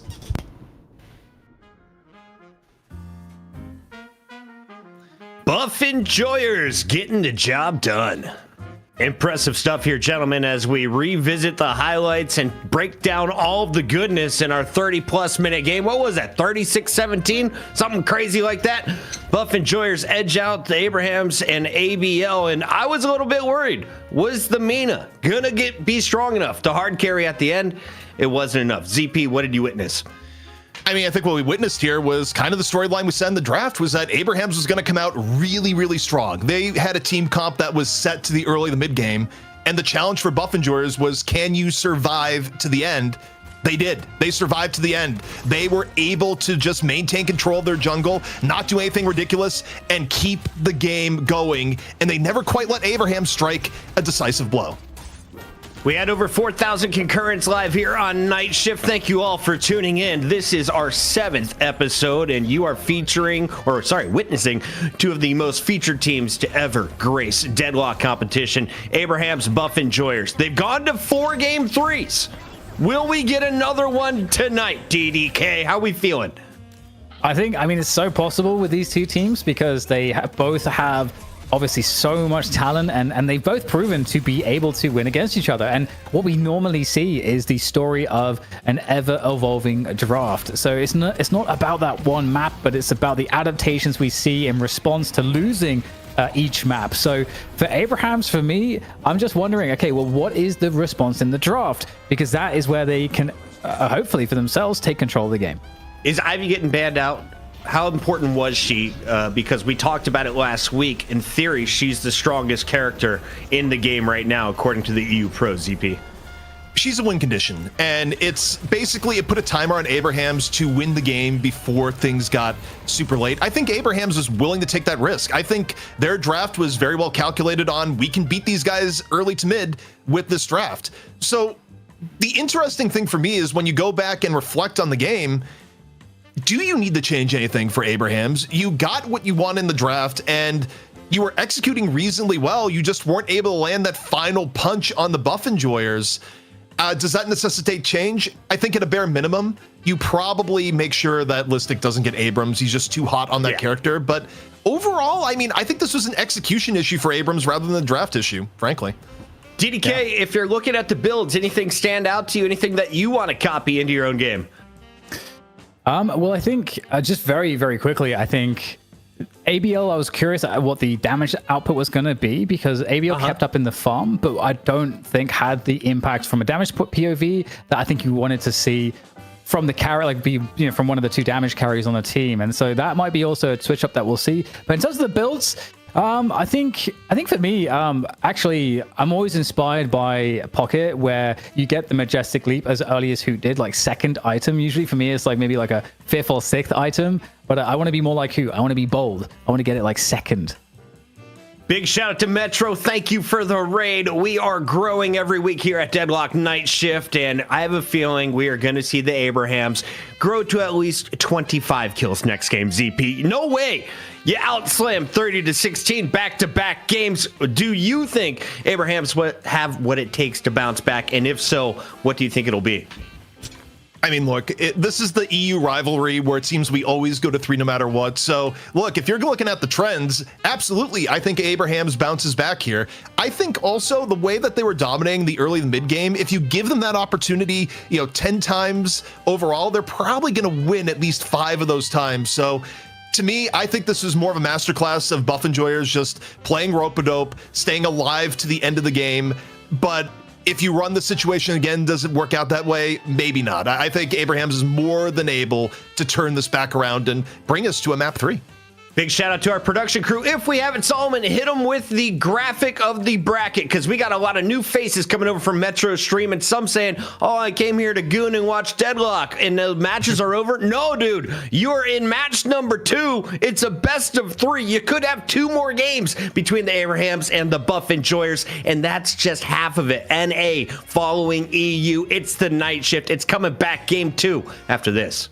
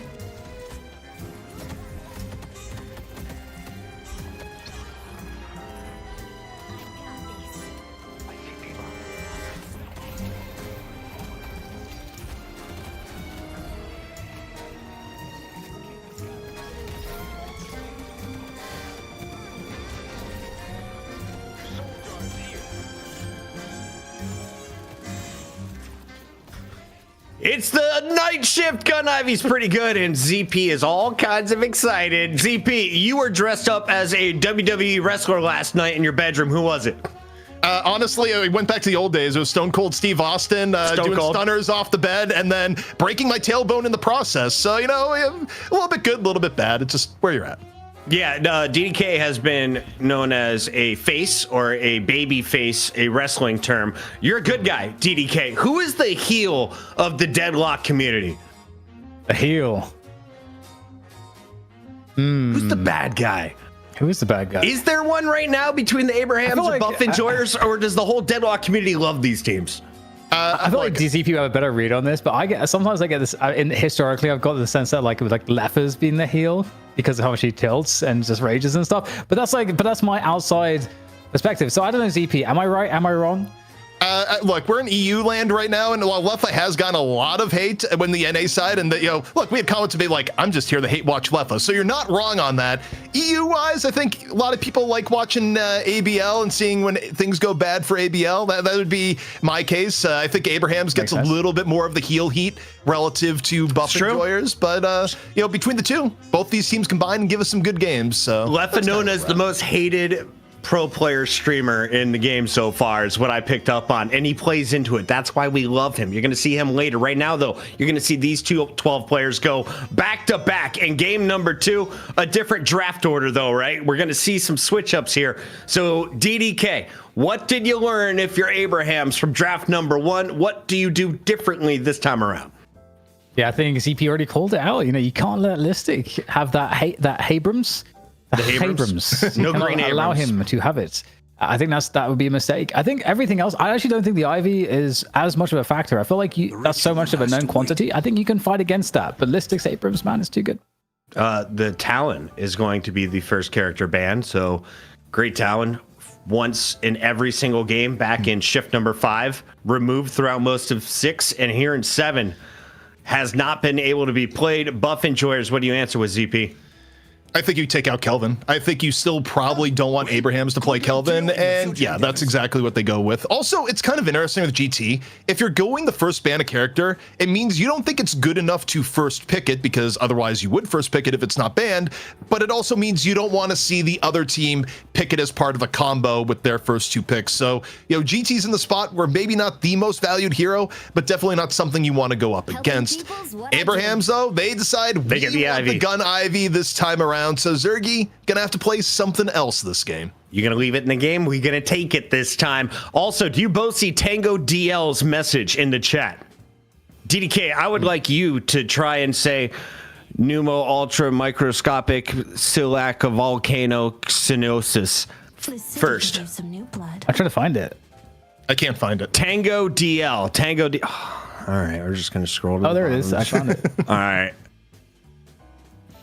We're taking challenges. Pneumo ultra microscopic celiac volcanoconiosis. Nailed it. ZP. Like Your turn. Go fast. I don't even have it on my screen. I can't. I concede defeat to DDK, but Green Abrams is back for Buff Enjoyers, so they value the Abrams and they bring him back into play, this time with the Mina. They give up the Ivy for it, and now for Abrahams, we'll see what they bring into it. If they value the Bebop over the Paradox once again, or this time they lock in the Paradox and steal kind of the Buff Enjoyers draft in turn. Yeah, I don't think you're going to see the Bebop here. Was not working out. The Billy is not a big surprise. Chain Gang, really popular. Some teams even naming themselves after it. Yeah, and I think what's interesting to me here actually is that I'm wondering if Buff Enjoyers will pick 7, or if it might even get stolen here, or if 7 gets banned in the second round because I feel like Buff Enjoyers have to, I feel like 7's getting banned if they don't secure it before the second round of bans, because otherwise what else is Zergy going to play other than like a Wraith or something? But I feel like it doesn't really make sense. So I feel like they have to pick 7 here to secure it for Zergy. Yeah, I mean, we'll see how much they value Zergy's hero pool. Definitely, when you think about what Zergy has played recently, it has been a lot of 7, it has been a lot of Gun Ivy, and you could get rid of that now in the mid-stage bans. I think Paradox, if you want playmaking ability here, you're kind of dead set on grabbing it because it would be a mid-stage ban. We've seen that already today. Now, for Abrahams, though, to your point here, Dan, if they want to be particularly cruel to Zergy, they can target his hero pool a little bit more when the mid-stage ban comes over to them here in a second. Abrahams also won't have the option of denying it with first pick because Buff Enjoyers gets first pick out of the mid-stage bans. ZP, Omar came up, is here for his first time, and the very first comment, ZP looks like human Abrams. What can It's the I say? jawline. Yeah, I got the face shape and the glasses. That's all you really need to get associated forever, where DDK is still called Shiv at times. Could we slowly turn ZP a little bit more green, Solomon? Just use your powers to match the icon. Paradox is in, Pocket is in on the other side, and of course Buff Enjoyers get to go back to back here after Paradox. What do you bring in? Yeah, I think the 7 is something that could very much come in now. I mean, it's available, so I am honored to we'll see. serve with your Doorman pleasure. coming on in. I mean, to be honest, like I actually still feel like the 7 isn't too dangerous. If Abrahams has a good early to mid game, I just don't think. I think that you can pressure Zergy like you can within your game plan deal with it. I don't think you have to necessarily target it too heavily. For Abrahams, I'm interested because there are some good picks that we haven't seen. ZP like a Geist, for example, I mentioned before. Viscous is available as well. Holiday was another one I was going to mention. Some of these like some good picks that are still up for grabs right now. We have Fearfeck, who is apparently blasted, baby. Fearfeck, we want to optimize your experience coming into this first game. Which character would you like to watch out of the gates? Our observers will do you a favor. Thank you for watching the night shift. Holiday has her hat on. She's ready to play. We got a doorman on the other side, and Abraham's making sure that the sticky icky is not going to be in D-Mob's hands. What do the Buff Enjoyers do here, ZP? How do we finish it out? You know, I want to reflect real quick on Abraham's picking Holiday, where I do wonder if Holiday is in the realm of people overreacted to the nerfs. Yes, her knockup got hit really hard in the early game, and yes, her gun skilling is worse. But a lot of why the hero was still generally good still is maintained. And I do wonder if, you know, competitively teams will realize, wait, maybe Holiday is still really good. Maybe we should still bring her back into the fray. So, you know, Holiday getting picked this later into the draft, but still going to be filling, you know, essentially the playmaker role for Abrahams over the Bebop is interesting. Maybe it was in part because the Bebop got banned, but it also still could work out for Abrahams. People are kind of shocked to see Haze Mirage. Is Haze really that invaluable, or is she something serious to deal with, DDK? Sorry. Oh, I'm green now. I'm green. Yeah, I just got caught off. Got a little bit there because CP's got absolutely wrecked. But so Haze.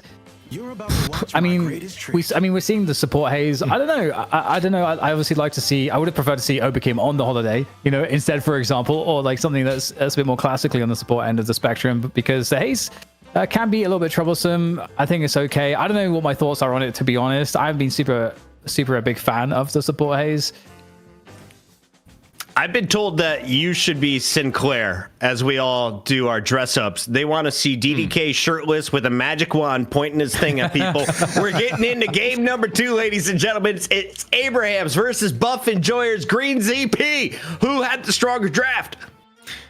You know, between the two heroes, I think Abrahams, again, they've gone for this heavy early game setup. They have more options in the late game, though, here, too. I think it's pretty evenly balanced. I give the edge a little bit to Buff Enjoyers just because I think they will use Mina's macro to max benefit in a way that I think other teams haven't here so far today. But I think it's incredibly close. I don't really give a major draft edge to either team. DDK, do you agree with the green man? You know what? I'm gonna edge Abrahams on this one. I do like their ability to play out of the early game a bit better, and I also think I'm actually a huge fan of Holiday, and I think the pocket pick with Holiday is going to be really nice for the mid game ganks. I think it's going to give him an edge on the jungle invade. Chat, these are the 2 best teams of the world. Hydra Nation, hold that L. We are going to see a game 3, and if you will it to be, put game 3 in the chat right now. Abraham's taking on Buff Enjoyers. Solomon, I gotta hop back into this reading thing as the colors all turn green all over the place. Let's get into the video games. It's DDK and Green ZP on the mic. Hey, it's Green DDK and Green ZP now. You know, we're spread the green. All about here, Dan, is where we're at. But yeah, I'm excited to see where this goes. I mean, the most interesting part to me is the Sinclair pick at the very end, where it is kind of tilting Abraham's even more into the we don't want to lose early game camp. But I do think they give up a bit of late game power for it at the same time. Yeah, I mean, I still believe. I still believe. I think.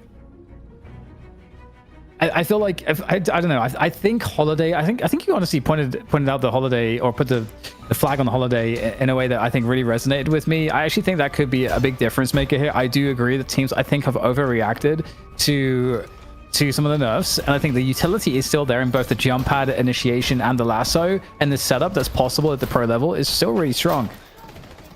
The barrel nerf also isn't that bad once you get level 3 barrel. Like, it is pretty bad in the early and mid game where you're not going to get the lockdown that you did at the 7 or 8 minute point, but the late game you only lost 0.2 off the knockup. It really is not as bad. So, you know, we'll see what Tess will do. Obviously, Tess has had a ton of really good performances on Holiday in the past, and we'll see if Tess still has that magic, as hasn't been brought out for a few weeks. Well, I'm also looking forward to, you know, the capacity for Saint to steal the doorman ult, actually. The Baroness Hotel. I actually think that could be kind of like a fun dynamic to see. We haven't obviously seen too many Sinclairs, I think, in doorman games, because doorman's kind of newer and Sinclair's not as popular as he was a little bit ago. So it's gonna be fun to see that dynamic. And a little bit of a dive with the kinetic pulse. Nice catch, good damage out here. Trying to send back the Viscous. Beautiful pressure there. Dan, there's one thing I'm looking at buff enjoyers now, and I don't love on face value, just because it's so out of how he usually plays, that Mina is an early game bully into setting the stage for mid game objective taking. And it's Zergy that's on the Mina here. I can see how this happened hero pool wise. I'm still not the biggest fan of it. It's the playstyle wise, it's a little bit out of how Zergy normally plays, where, you know, Zergy's normally in the I will be in the jungle for the next 20 minutes, call me if you have issues camp, and he's got to take a way more active role on the Mina by virtue of playing it. Yeah, this is very, very true. Very true. Yeah, Mina's able to do so much bullying because of the nature of her escape abilities, the high damage output, the lockdown with the ult. If you get it, it's like really good way to finish off a kill after isolating people. Yeah, like if you get an advantage, your initial reaction, you can aggressively farm, but you're also doing so, I think, as a function of being aggressive in the opponent's jungle, looking for picks and looking to harass people off of the jungle. So I totally agree with you. It's definitely not what we normally see him doing. So it's gonna be very interesting to see, because I actually do think though, ZP, I've been wanting Zergy to mix up his playstyle, to be honest. So I'm actually glad that we're getting a taste of that here. Looking at the lanes at the moment, Listic having a bit of trouble off to the left, where you look at the pressure that's been coming in from, it's Jam side and ABL together, and Listic is so low that may even have to leave lane for a moment with the pressure that's been coming in this lane. And it's actually a bit more pressure than I expect from Pocket Ivy. I mean, you get a good amount from the Pocket, but the Ivy, you know, it's a little bit more variable. But, you know, to see Listic at this big of a health disadvantage, you're going to see both ABL and Jam side, you know, really trying to abuse this to the max here in the left. Yeah, it's a really nice lane, I think. You get a lot of pressure from ABL on the Pocket, and a lot of lane clearance, consistent sustain as well, I think, from and good damage output from Ivy. So it is a nice combo, I think, in terms of the roles. I guess the counterpoint there is that even though they traded health for souls, because whether it be denies or just movement around the map, they've been ahead. Together though, able to get first blood, punishing onto Obikim. And things are getting a little bit hectic and left. It is all mixed up between the two sides. And Dimov able to take down Saint.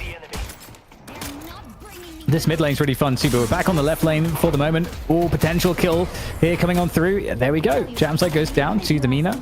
Mina full HP here. Dangerous situation here right now for ABL. In terms of the cooldowns, I don't know where he's at, but he's losing health rapidly. And there we go. He is going to get taken down. So this lane is looking a little bit sketch for a moment, but Buff Enjoyers take control. Yeah, it was really tough. I mean, Abrahams, they were a little bit behind in souls, but way ahead in health, and things now evolving to be quite the opposite, where this could be another game where Listic gets ahead on the Abrams and makes you pay for it all game long. Probably the most dangerous lane to have fed early. Into the Baroness Hotel we go. That's a gig Sinclair was not looking for. And he is out of there. Ooh, pulled into the tower. Pretty crazy action here on this mid lane. It's very dynamic. Doorman, Holiday, like there's a lot of like crazy combination synergies that we have for both sides. Really fun mid lane. You know, then given the fact that we have Sinclair versus Doorman, something that I don't think we've seen at all yet between the two heroes, because Doorman wasn't getting picked until last week, and Sinclair's been kind of out of it. We could have two guests in the Baroness at the same time. It is a possibility. Ooh, at the same time would be fun. Okay, chain gang coming on through. Poor Oberkim. He's been getting, you know, he has a hard time on Haze, the support Haze. Does actually manage to get out though, which is nice, but not the end of the story here. The lane is still looking very powerful here for Abrahams. I mean, the Viscous Billy, that is a nasty lane combo to be up against. It really is very dangerous. What's also as dangerous is Listic and Zergy just diving on the ABL, and even with pocket survivability, not able to find a way to cloak out with Briefcase. So, and ABL, the quick restart. And, you know, you do wonder here is that maybe there's a little bit of lag, but also there's just the quick moment of reset where you don't like what's happening. You decide, okay, we're gonna restart the game, have a moment of, you know, breather here. But it is a tough lane for Abrahams where, you know, didn't really expect it to go this poorly, but it's why you can never sleep on an Abrams lane, even when it's a bit behind. Oh, yeah. And ABL has to have a good game here. He's on the pocket. He is the farthest behind at this point in the game right now. So, like, you know, definitely not feeling good in the early game for ABL right now. It'll be important for him to keep his cool, though, as things are far from over. But in terms of advantages, an early one will be finally won there on the side of Abrahams, taking down that mid tower of, or rather from Buffinjoy taking down the Abrahams mid Guardian. Dan, I gotta say, that was one of the strangest swaps I've seen. That was more like the paradoxical hug from D-Mob on the Taz there. They just, yeah, embraced for a quick moment in the point blank swap. But mid Guardian goes the way of Buffinjoyers.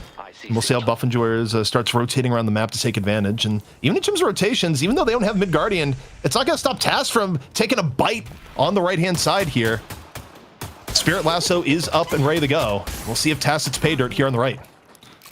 And we're really going to see, I think, a focus on Zergy, because Zergy's like in a position of advantage on the Mina where he's far enough ahead that if he keeps this pace with this Guardian going down, Zergy now can start to do what we were talking about, where, you know, just getting those aggressive roams, going into the opponent's jungle, trying to really leverage the advantage and find picks, be harassing, looking for just like confirming kills with Nos Nostra. That's what we want to see out of Zergy now in this current position. Also, the breakdown in the left lane has some other bad impacts for Abrahams. I mean, you talk about win conditions while you're running Gun Ivy. You want Ivy to be farmed into the late game, and Jamside got about as tough as a start as you can get from how poorly the left lane ended up swinging against Abraham. So, you know, even though it's only a 6k difference, at 8 minutes, it's actually quite significant, especially with one of your poor lanes being your Ivy lane. Yeah, and you'd want to leave Ivy there alone whilst your pocket leaves to farm or like harass and get picks, but given the strength differential for ABL, he's got a lot of hard work to do here. He will find Hubert straight into the Baroness's Hotel, so kind of a scary prospect. Is he going to get some teammates here to be able to help him out? He's going to get all of his cooldowns back here. Takes the damage, but he gets instantly locked down. And through the doorway, the mystical doorway, they will escape. Dan, he mistimed the Briefcase getting out of the hotel, so took extra damage on top of it. Maybe would have died either way, but you just sense the frustration as ABL types right on after. And Sherrick, though, looking on the right-hand side, going to get punished a little bit. Not enough to lose Guardian here just yet, but the one ray of hope perhaps for Abrahams may be the right-hand side lane. Yeah, they definitely need some amount of hope. If we look at this point in the previous match, we had Abrahams that had an advantage that was this significant, and Buffinjoys were able to come back, but it actually feels like it feels a lot worse somehow, ZP, for Abrahams than it did for Buffinjoys. Well, also, I mean, Abrahams, they are running a comp that needed to at least be even in the mid game. They don't, you know, yes, you have the Gun Ivy that'll eventually come online, but this is, you invested in the Holiday, the Sinclair, the Viscous heroes that typically are going to give you an edge in this part of the game, and you're kind of getting slapped right now across multiple areas of the game. It's not over or anything per se, but it's a strong or a taller mountain to climb than I think they would have liked here so far. Ooh, and that affliction just barely missed catching Hoot. So it's just been such a difficult series of potential engagements for ABL, because of course ABL's doing what he's supposed to do in the pocket, but not being able to get some of the kills, being a bit behind on souls, it just makes everything so much harder. So you really can't afford to have any miss executions, and we do have those bridge buffs getting split between the two teams. Big presence on the right side of the map from Abrahams. They're looking to bully down that right side Guardian, and it's a 3v3 or 4v3 in that position actually in their favor, so that's going to be given up by Buff and Joyous. That's something at least. And in the meantime, you've got ABL taking down the mid Guardian too, so 2 quick Guardians there for ZP for Abrahams. Yeah, not a bad macro take at all. What they give up for it is control of the urn. Now, you look at this urn fight here, especially with a 12k Mina, you don't full team fight this unless you get a pick at the start here, which may be the case as Obafim is in real danger, getting chased down. Saf able to finish off one final puddle punch, all that's required. So now up 1, you have a brief window, but even still it's a little bit dangerous. But okay, Nox Nostra getting forced out now. Nox Nostra clone being used to push. I like the concept, and this is gonna be another Guardian for Abrahams, who have been on a pretty good string here. Yeah, it's really smart stuff, because I think they realized that Buff and Joyce are looking to maybe think about challenging and getting this urn so they can pick up another Guardian. I really like it as well. And now we have this fight. As a result, it is Abrahams pushing into the right side there. Or I should say Buff and Joyce pushing into the right side Guardian of Abrahams. And it's going to force Abrahams to fall back a little bit. Or rather, sorry, I should say Buff and Joyce. Are there any kills to be had after this on the chase down as Abrahams look to close the distance? That goo ball was also just slightly off-timed. It almost interrupted the channel into the Baroness, which would have led to Hoot dying. It was just maybe a half-second difference. So that was very close to being even more decisive for Abrahams there. So overall, while still down 10k, the last few fights have not been awful for Abrahams at getting back into the swing of things. And part of that might actually be... Oh, Obafim there. Actually get the drop down off of the Majestic still whilst asleep. Pretty cool. But that could partly also be ZP, because maybe we don't have some of the items get bought, so there's unrealized gains, those differences in souls. It's a fair point, especially if you're at the point in the game where you're waiting to pick up a 3 to 6k soul item. It's certainly something that comes into play. Buff Enjoyers going for the team teleport here, up over. Both teams split out a little bit as we see ABL just trying to catch up on farm. Going to be meeting Abrams off to the left as things get a little bit spicy here. Off on the right, paradoxical swap into the pressure here on the jam side. Gonna stone for him up over the top, but this is way too much to escape from as Demoff finishes off. And there we go. There's that value of the lasso pulling the doorman away. Oh, he's trying to get through the door, but he's got a friend. Doorbell is sent forward, but his bell will be rung instead. And the fight continues on here. Abraham's looking to chase this one down. Okay, Saint's going to fall, but is there any other value to be had here? Looks like very difficult there to get out for Saf on the Viscous. And so the fight here not looking very good for Abraham's. It looked like it was a great idea, but Buff Enjoyers, better execution on that team fight. And that is a missed opportunity for Abraham's, and it's going to set them back. Also, the teleports keep coming on in, and a little bit of double vault invade, where you got the teleport in from Obafim, the back up Listic, in case this goes a little bit awry, and instead they're both going to go in and just absolutely clean out the Gamba of Abrahams. Yeah, it's the heist. Oh my goodness, getting 3 in a row back to back. That's rough. This is a big point, a big turning point. And I think we're going to see some of those realized gains that we were talking about, where these items are going to be picked up, purchased, and it's just going to feel a lot more difficult for Abrahams here as we move forwards. And the farm is you mentioned this. You want to see Jamside in a really strong position farm-wise. He's got those Tesla bullets. He's got the Cultist Sacrifice and so on. But yeah, it's going to be tough. It's going to be tough to stay relevant. I do think, though, Buff Enjoyers needs to strike a fatal blow sooner rather than later, because I don't love putting all your soul allocation into Mina. Mina is not going to scale as well as some of your other options here, and yes, Zergy is horrifying to be up against here and of the moment, but if Abraham's able to get a decent fight, or at least just stall things out with even fights for a while, get players like Jamside farmed up, this choice of keeping Zergy farmed could come back to bite Buff Enjoyers if they're not able to utilize the power of this 18k Mina here and now. There's that Veil Walker value coming on through. The quick grab onto the Mirage before he can tornado away. And looking to finish it off. Half HP there for Sharik. Able to fall back into the Walker. Those extra defenses. Now it's going to need to catch potential on Listic. Listic is incredibly good on the movement. Very slippery for someone that is clearly about 450 pounds in weight. And he's able to get away. Yeah, Listic just able to slip out of the situation. Now, the interesting part here is that urn-wise, the soul gap was just at the edge where the urn ends up being an urn turn in Abraham's territory, and Buff Enjoyers are not so far ahead that you can force this sort of urn turn in, not without a pick or otherwise. I think the urn control here is more so a function of, okay, we don't need to turn this in, but we need to keep control of it so Abraham's doesn't cut the soul lead here, because at the 15-minute mark, getting that urn would cut a pretty substantial amount of lead that Buff Enjoyers has built up here so far. Well, pressure on the right side from Buff Enjoyers, looking to find Jamside, which I think is a smart pick to look for. They're looking for that paradoxical swap there onto Jamside. He's able to escape there, popping his ult to do so. Listic, ever with good charges, always finding connection, and Saf is in so much trouble. Nothing left to save himself with. And another great pick, another great find. Listic is honestly the GOAT.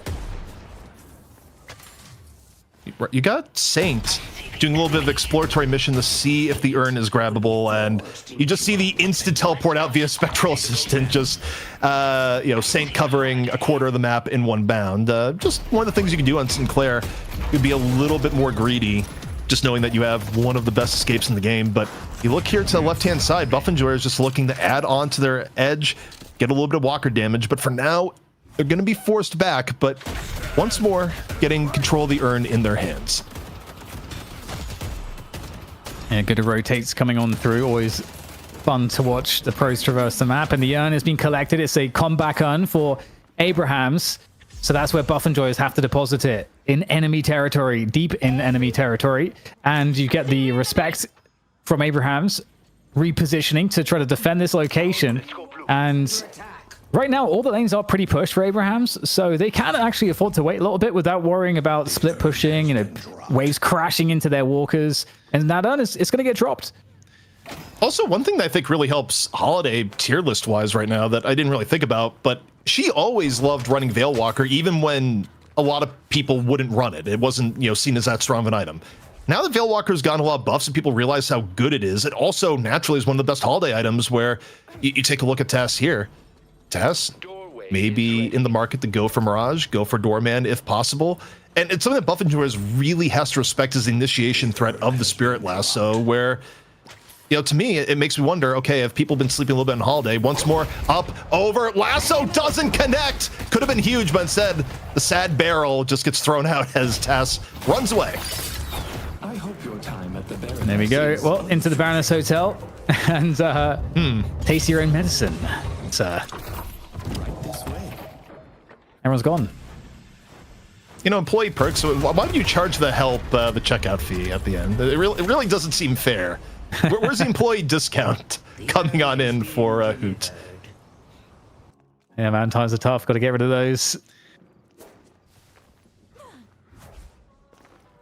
Okay, so falling back. This is interesting. This is kind of somewhat reminiscent of ZP, actually, of that last game where Buff Enjoyers are already behind and they kind of caught up, and then we had somewhat of a stalemate where both teams were sort of respecting the equilibrium in strength, and we are kind of getting there. And if you look at Jamside, he's been able to catch up quite effectively on the souls for Ivy, and we might have a potential invade here from Buff Enjoyers. Yeah, Buff Enjoyers is going on in. I think they need to do something to keep the lead in their favor, because the longer this goes, the more that Abrahams is able to just keep this in a reasonable spot, the more likely that Abraham's able to take over this game. And Abraham's, they're close to another Spirit Lasso here. I think ideally you'd want to open with that from Tass. And also, if you get into this fight, I mean, if they were able to fight there, it would have been incredible, Dan, just because your biggest source of wealth is halfway across the map. Luggage cart is ready. Yeah, it's definitely really cool to see how, you know, Abraham's I think just like you said, you know, they're really giving the respect here. They just don't want to create a scenario where Buff Enjoyers can get what they want, which is that they just really want to maximize the edge that they currently have. And so Abraham seemed happy, allowing them to be a bit ahead as we see the challenge for the bridge buffs. And they do get split, but that kind of benefits Buff Enjoyers somewhat because they get the earn side as well. They're still chasing down Mina.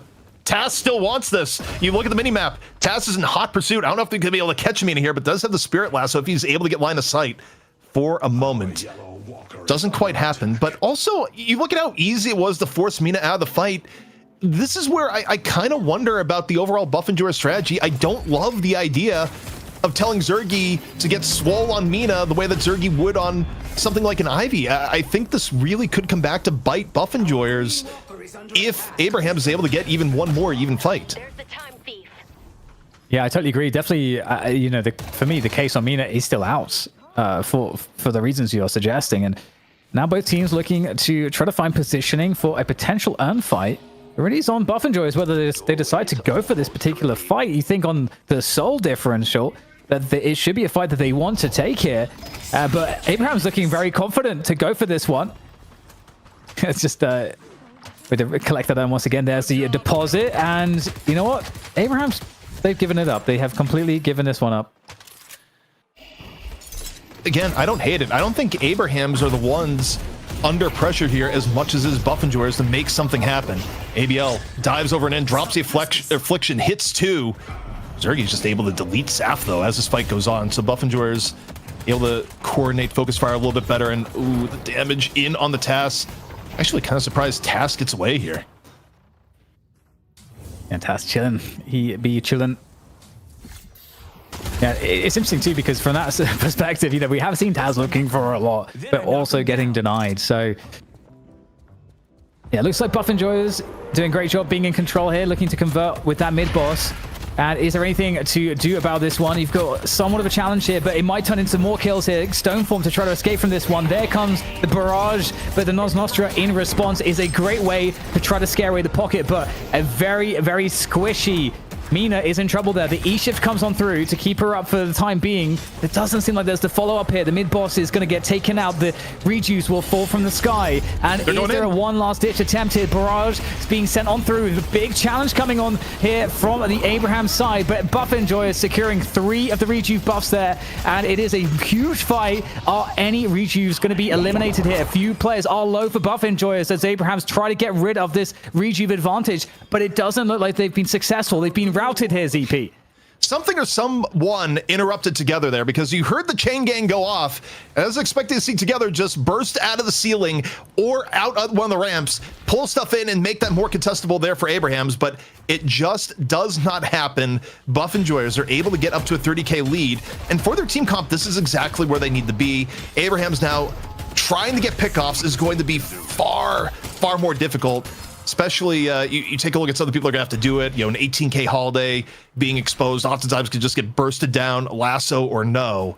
So that mid-fight contest not going super well for Buff Enjoyers, or rather for Abrahams. And, you know, I think part of it too is that Buff Enjoyers just knew they didn't have to eat the apple in one go. You get the mid-boss to scream and then you go back out and, you know, Jam side ends up being the unfortunate recipient of effectively the bait.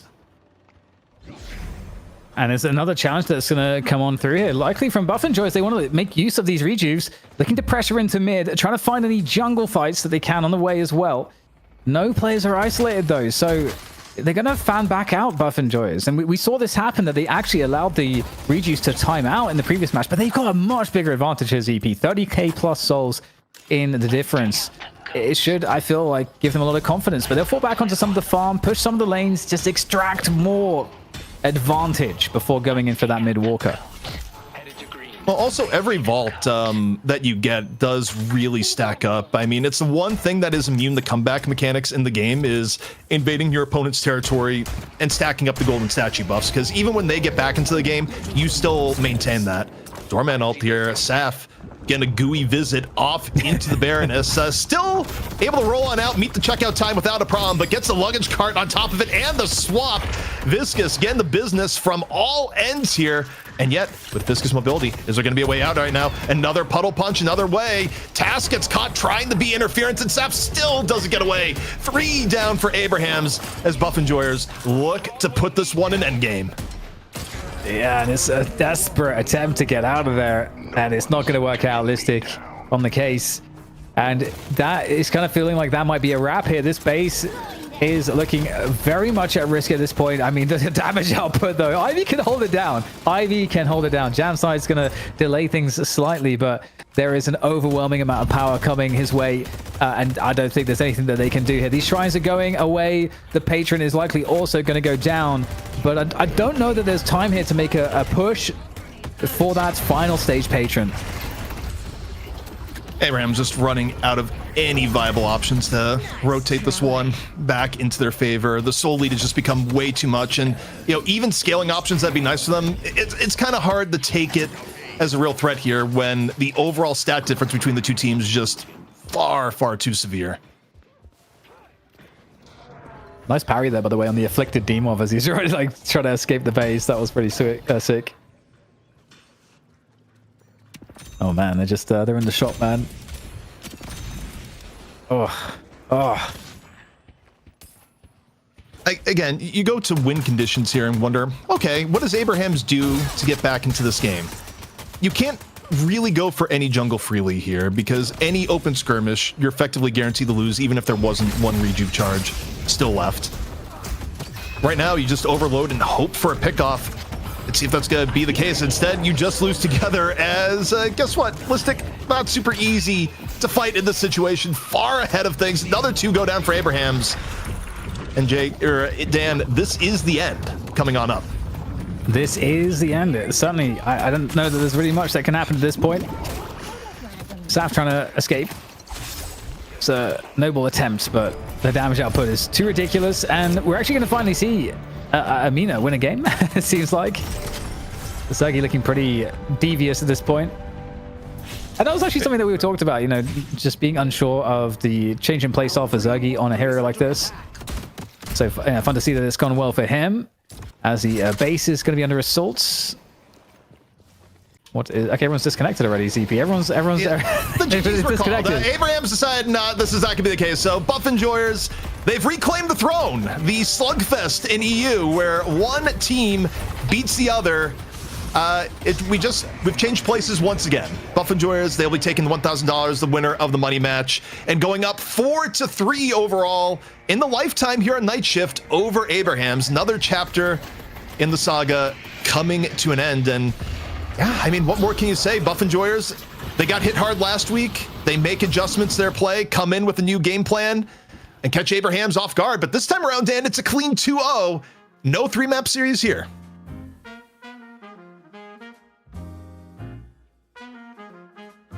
Yes, the Buff Enjoyers are superior, it seems, this week at least, as we go back and forth once again. And it was a noble effort. I feel... Do you feel, ZP, that Buff Enjoyers displayed just an overall superior game this time around? Because I feel like we usually go to 3 maps, right? So what was the difference? Just, from a macro sense here. I think a lot of it came down to some of the smaller plays over the course of the game. I think probably there was a little bit better laning phase by comparison that we've usually seen. I think the laning phase is a little bit more even between the two teams. And also, I think just, Buff Enjoyers very well aware of what their win conditions were. In game 1, they realized they needed to stall until their comp, which was way better late game, could really come online. And in this game, when they had an edge and they realized that they kind of needed to make the edge decisive, they got very aggressive and went out of their way to force fights that eventually went in their favor far more than Abraham's. So I just think Buff Enjoyers at all times was really well aware of their win conditions, and they backed it up with really solid execution in both games. Oh, this is also production. Cool, why are you doing this? This is awful. Oh. They had to you leave know with what? that. That is just put it out there. That's gonna be done. To be honest, ABL had a horrible game here. A horrible game, and the start was. I think that's kind of the problem too with Pocket. You know, Pocket has the capacity to not necessarily like have to get behind too much, because you can be very slippery right from the beginning of the game. You've got the cloak and the satchel, so you can usually in a losing lane even be kind of cool. You know, be in a good spot, but. You know, ABL got pretty far behind, and so then when you do the job of the Pocket to actually have to come out into the map and in like the early to mid game, like when the Guardians start going down, you want to be out there with your Majestic Leap, you know, taking fights and creating problems, setting up your teammates to get kills and to take over lanes. And ABL wasn't really able to do that as effectively because it's kind of just this snowbally effect in that respect where you just got a little bit too far behind. So. Yeah, very, very unfortunate there for ABL. I feel kind of bad for Abraham's not having a better showing, you know, getting to that 3-map slog that we typically see. But, you know, I think if anything, if you're going to derive anything from this CP, it's just that it doesn't matter, you know, what's going on. Buff and Joyers, this team has been the most resilient team in Deadlock just since the very beginning.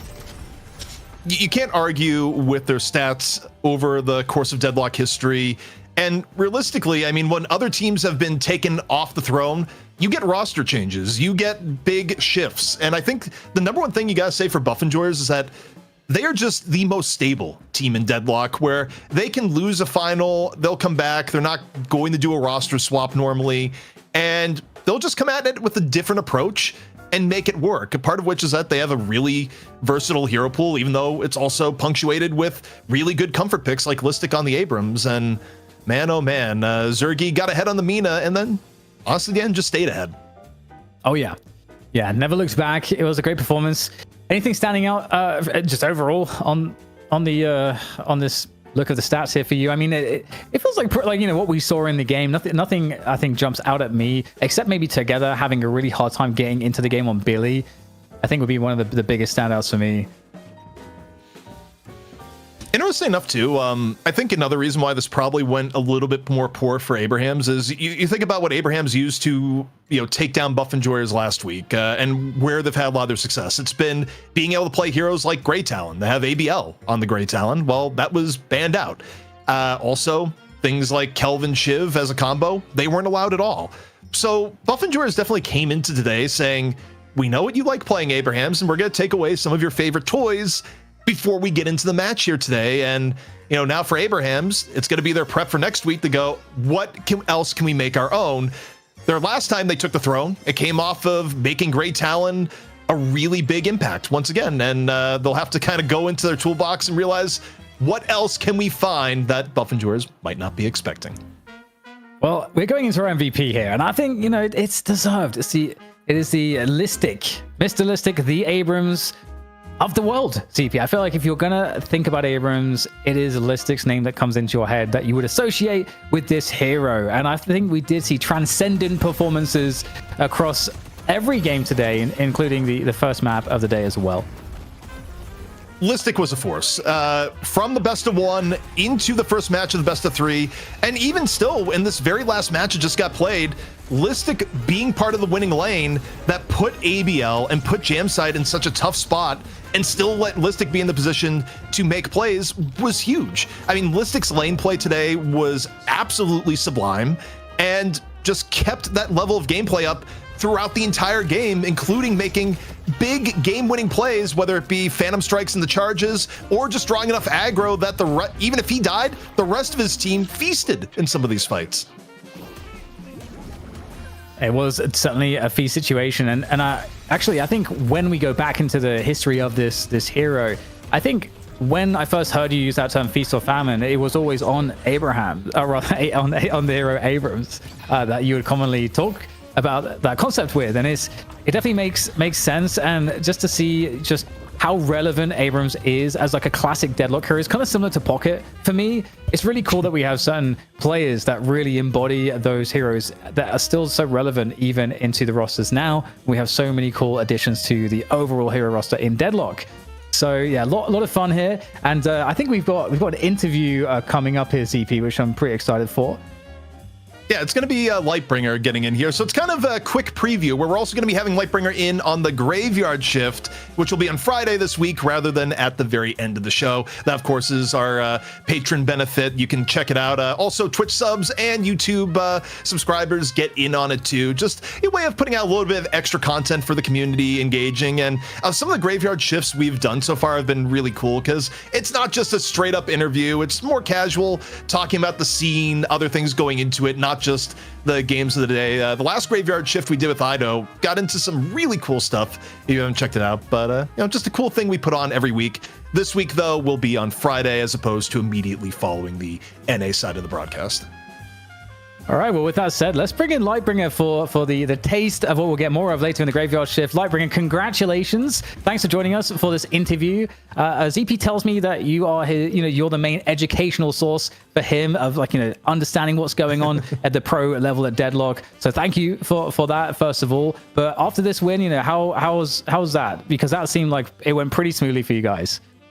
Well, first of all, thank you. Yeah, ZP does hit me up, for some behind the scenes information, but yeah, I mean, this game, this set of games in particular was a little bit different from this week's scrimbuck, so to speak. We were getting kind of rolled, so we tried some different stuff this time around. Yeah, I mean, I guess the first thing I would ask, as we saw here, is that really in terms of overall trends, neither team wanted to first pick Great Talon, and also neither team wanted the other team to have Great Talon. How did GT get into the spot here where he's not good enough to first pick, but also you never want the other team to actually have him? Well, there's a duality here. It's not just Great Talon. I mean, Kelvin is right up there too. He's first ban on both sides. If a team were to, in first position, leave Great Talon open, then in theory, you could assure mutual destruction by also not banning Kelvin, and then the second pick suddenly becomes infinitely stronger. So, also, the whole Great Talent thing, it's just genuinely no one wants to play against this character. It is not fun to lose 2,000 health in 0.1 seconds and just die. It just doesn't feel like there's any counterplay. Yeah, that's very fair. Okay, so what's your read then on the overall meta of the game right now? Because obviously we're seeing lots of changes, let's say itemization changes like Veilwalker coming into play. It seems like that really assists having a way heavier pressure game, and that, which is really fun to watch. But in terms of your assessment of professional Deadlock right now, are you kind of happy with where it's at? Do you think it has any particular problems? I mean, I do think Veilwalker's a bit problematic. It should feel more like an opportunity cost item, and right now it's just doing too much, right? It's like, okay, it's your pick potential, it's your sustain, it's giving you a bunch of spirit power, which is giving you more damage. It's doing everything. It's kind of like Fortitude was for gun characters previously. So, in terms of it entering the meta, it's really, really hard to play against this particular item because I don't know if the stealth is bugged or something, but I swear people can walk in a Veil and you actually can't see them when they're right up in your face. So, I mean, it's overpowered. I hope it gets nerfed, I guess is what it comes down to. Yeah, look at the item builds. Listic, of course, was building Veilwalker super early in these games. How much has Veilwalker kind of helped in terms of shaping the top tier picks right now, where Abrams has gone way up the charts? He was getting up there even before Veilwalker became sort of flavor of the month, but it feels like it adds on top of it, where you already have Abrams, who, if he's even or ahead, is already a big pick threat on setting up charges, is also getting the run around in Viz for half the map on key engages. I mean, Abrams is always going to be a meta pick just because he's a character that has 2 stuns, and one of them can put everyone in one area and guarantees just a crap load of damage, right? So I don't think there will ever be a period in the game, unless they nerf this ability, where Abrams isn't first 3, or unless they introduce another character that does the same job. In terms of Veilwalker and Abrams, it obviously lets him keep his tempo up a lot more in the early game. There's some opportunity cost lost there because he's not getting his snatch early. But if he can get that item and Spirit Snatch, he's actually just running the lobby at that point. Interesting. I mean, so I'd love to ask this question about your team, but that might not be appropriate. But I would love to know what your assessment is also of your opposition here. This is a team that you play all the time, Abrahams. What do you think? Where do you think they're getting behind? What is it that Abrahams needs to do to become a better team? Maybe that's something that you don't want to answer either, because then effectively you're coaching your opponent. But I'm curious if you feel that that's an appropriate question. I mean, I guess I can leave it kind of vague, is to start stepping away from what you're doing in pubs. and think more critically about scrim setting or competitive setting. That's probably as specific as I'm going to get, because I do have strong opinions about things that they're doing. Let me ask you this. Based on the draft where you guys were able to take away some of the things that they really liked running before, like the GT or, Kelvin Shiv as a combo, how much of this is, Abraham's looks really good when they get the things that, their full historical comfort hero or comfort picks on. And then once you take those away, it seems like the adaptation seems to be a little bit tougher than maybe some of the other teams in the scene. I think that just a few of their members have pretty limited hero pools. And like the power levels between those characters within those pools is vast. Like it's a very different thing to see like Saints on something that isn't Kelvin. I mean, I'm not saying he's bad on these other characters, but he's an exceptional Kelvin, right? So when they're like these super comfort picks, like they can become really strong. But I mean, it's more than just draft as well. Like they're a team that really excels if they get out of lane with a lead and can invade jungle and stuff like that. And if they can't do that, then they tend to fall apart. All right, Lightbringer, I have a question for you. I specifically requested to come back on the show just to ask you this, because it's so easy to interview a team when they're winning, when they just won $1,000 and they're dominating. But I want to ask you, how have you guys handled the ups and downs of these last weeks? Like, what's been the mentality in the team? How have you guys kind of kept your hopes high and kept focused? Because it's really difficult to do when looking over at Hydra Nation, who have lost back-to-back weeks, and one of those being against a pug team. So how do you guys handle like the lows that you have as a team, and what kind of happens within the roster and the discussions and etc.? How do I say this? I don't think I would ever be part of a team that wasn't just absolutely infuriated after losing a game, especially when they know it slipped through their hands, right?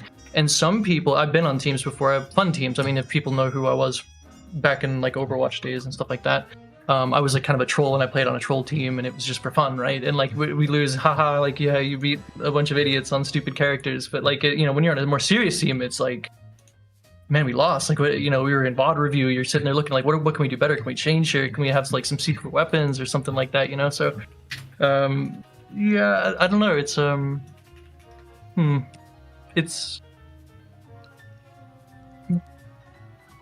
I like that they're competitive. Like they always want to win. At the end of the day, they just want to win. When they're losing, they're refocusing. They're not like, I want to quit the game and just leave or anything like that. They refocus. They try better. They play more pubs, and we're open to experimenting in scrims much more when we're losing. Okay, thank you. All right. Well, thank you so much, Lightbringer, for coming on. And look, congratulations once more taking the EU throne. Buff Enjoyer is now officially up 4-3. We'll see what the next week brings. But that does bring us to the end of our EU portion of the show. Dan, any thoughts here before we send things off to NA?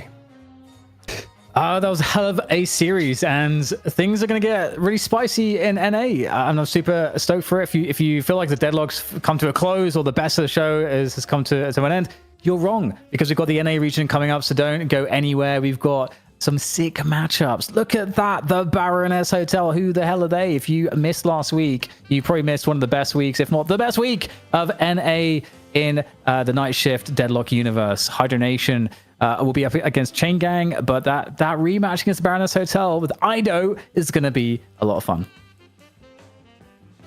Well, you heard it here first. NA is coming up next. Will Hydra Nation, with a slightly adjusted roster, be able to reclaim the throne, or is the Baroness Hotel here to stay? This is Deadlock Night Shift. It's number 7. Stay tuned. NA is coming at you right after this.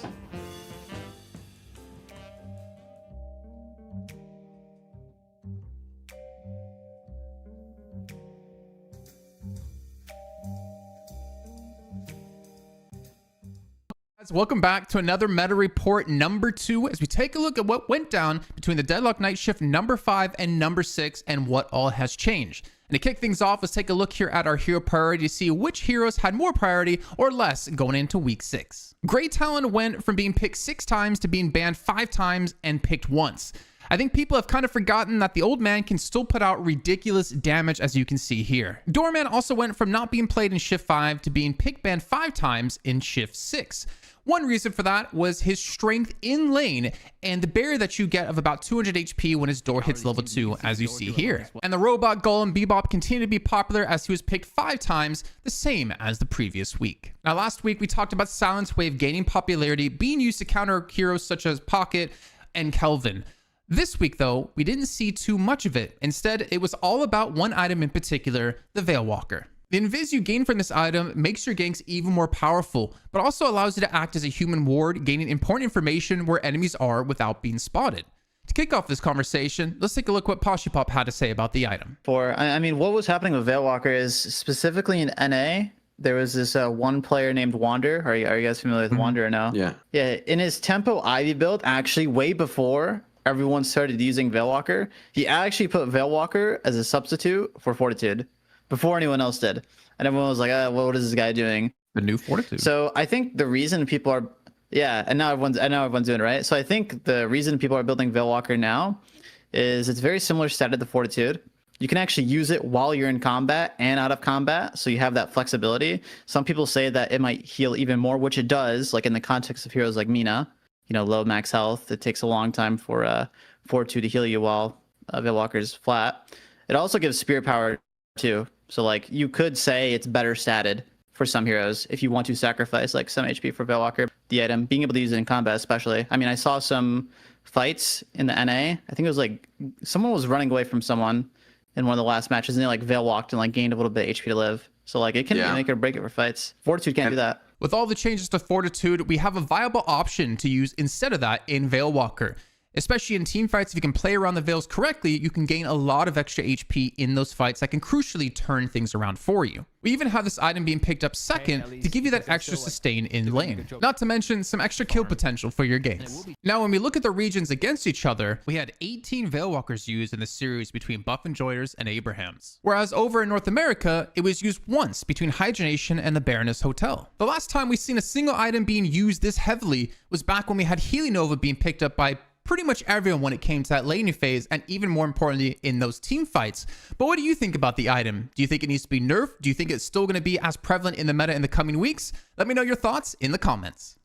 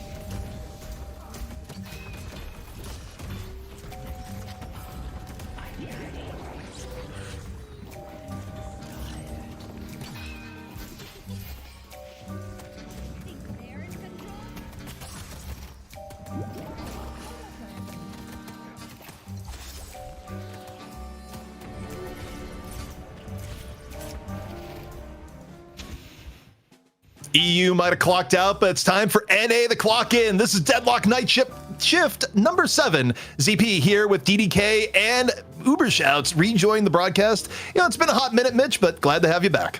Yeah, look, someone in the chat said that needs someone who actually plays the game to cast Night Shift, and so here I am. I've been summoned. Someone put the bat signal up in the sky, and I have responded. Great to be back here with you guys, though. Seriously, it's been too long.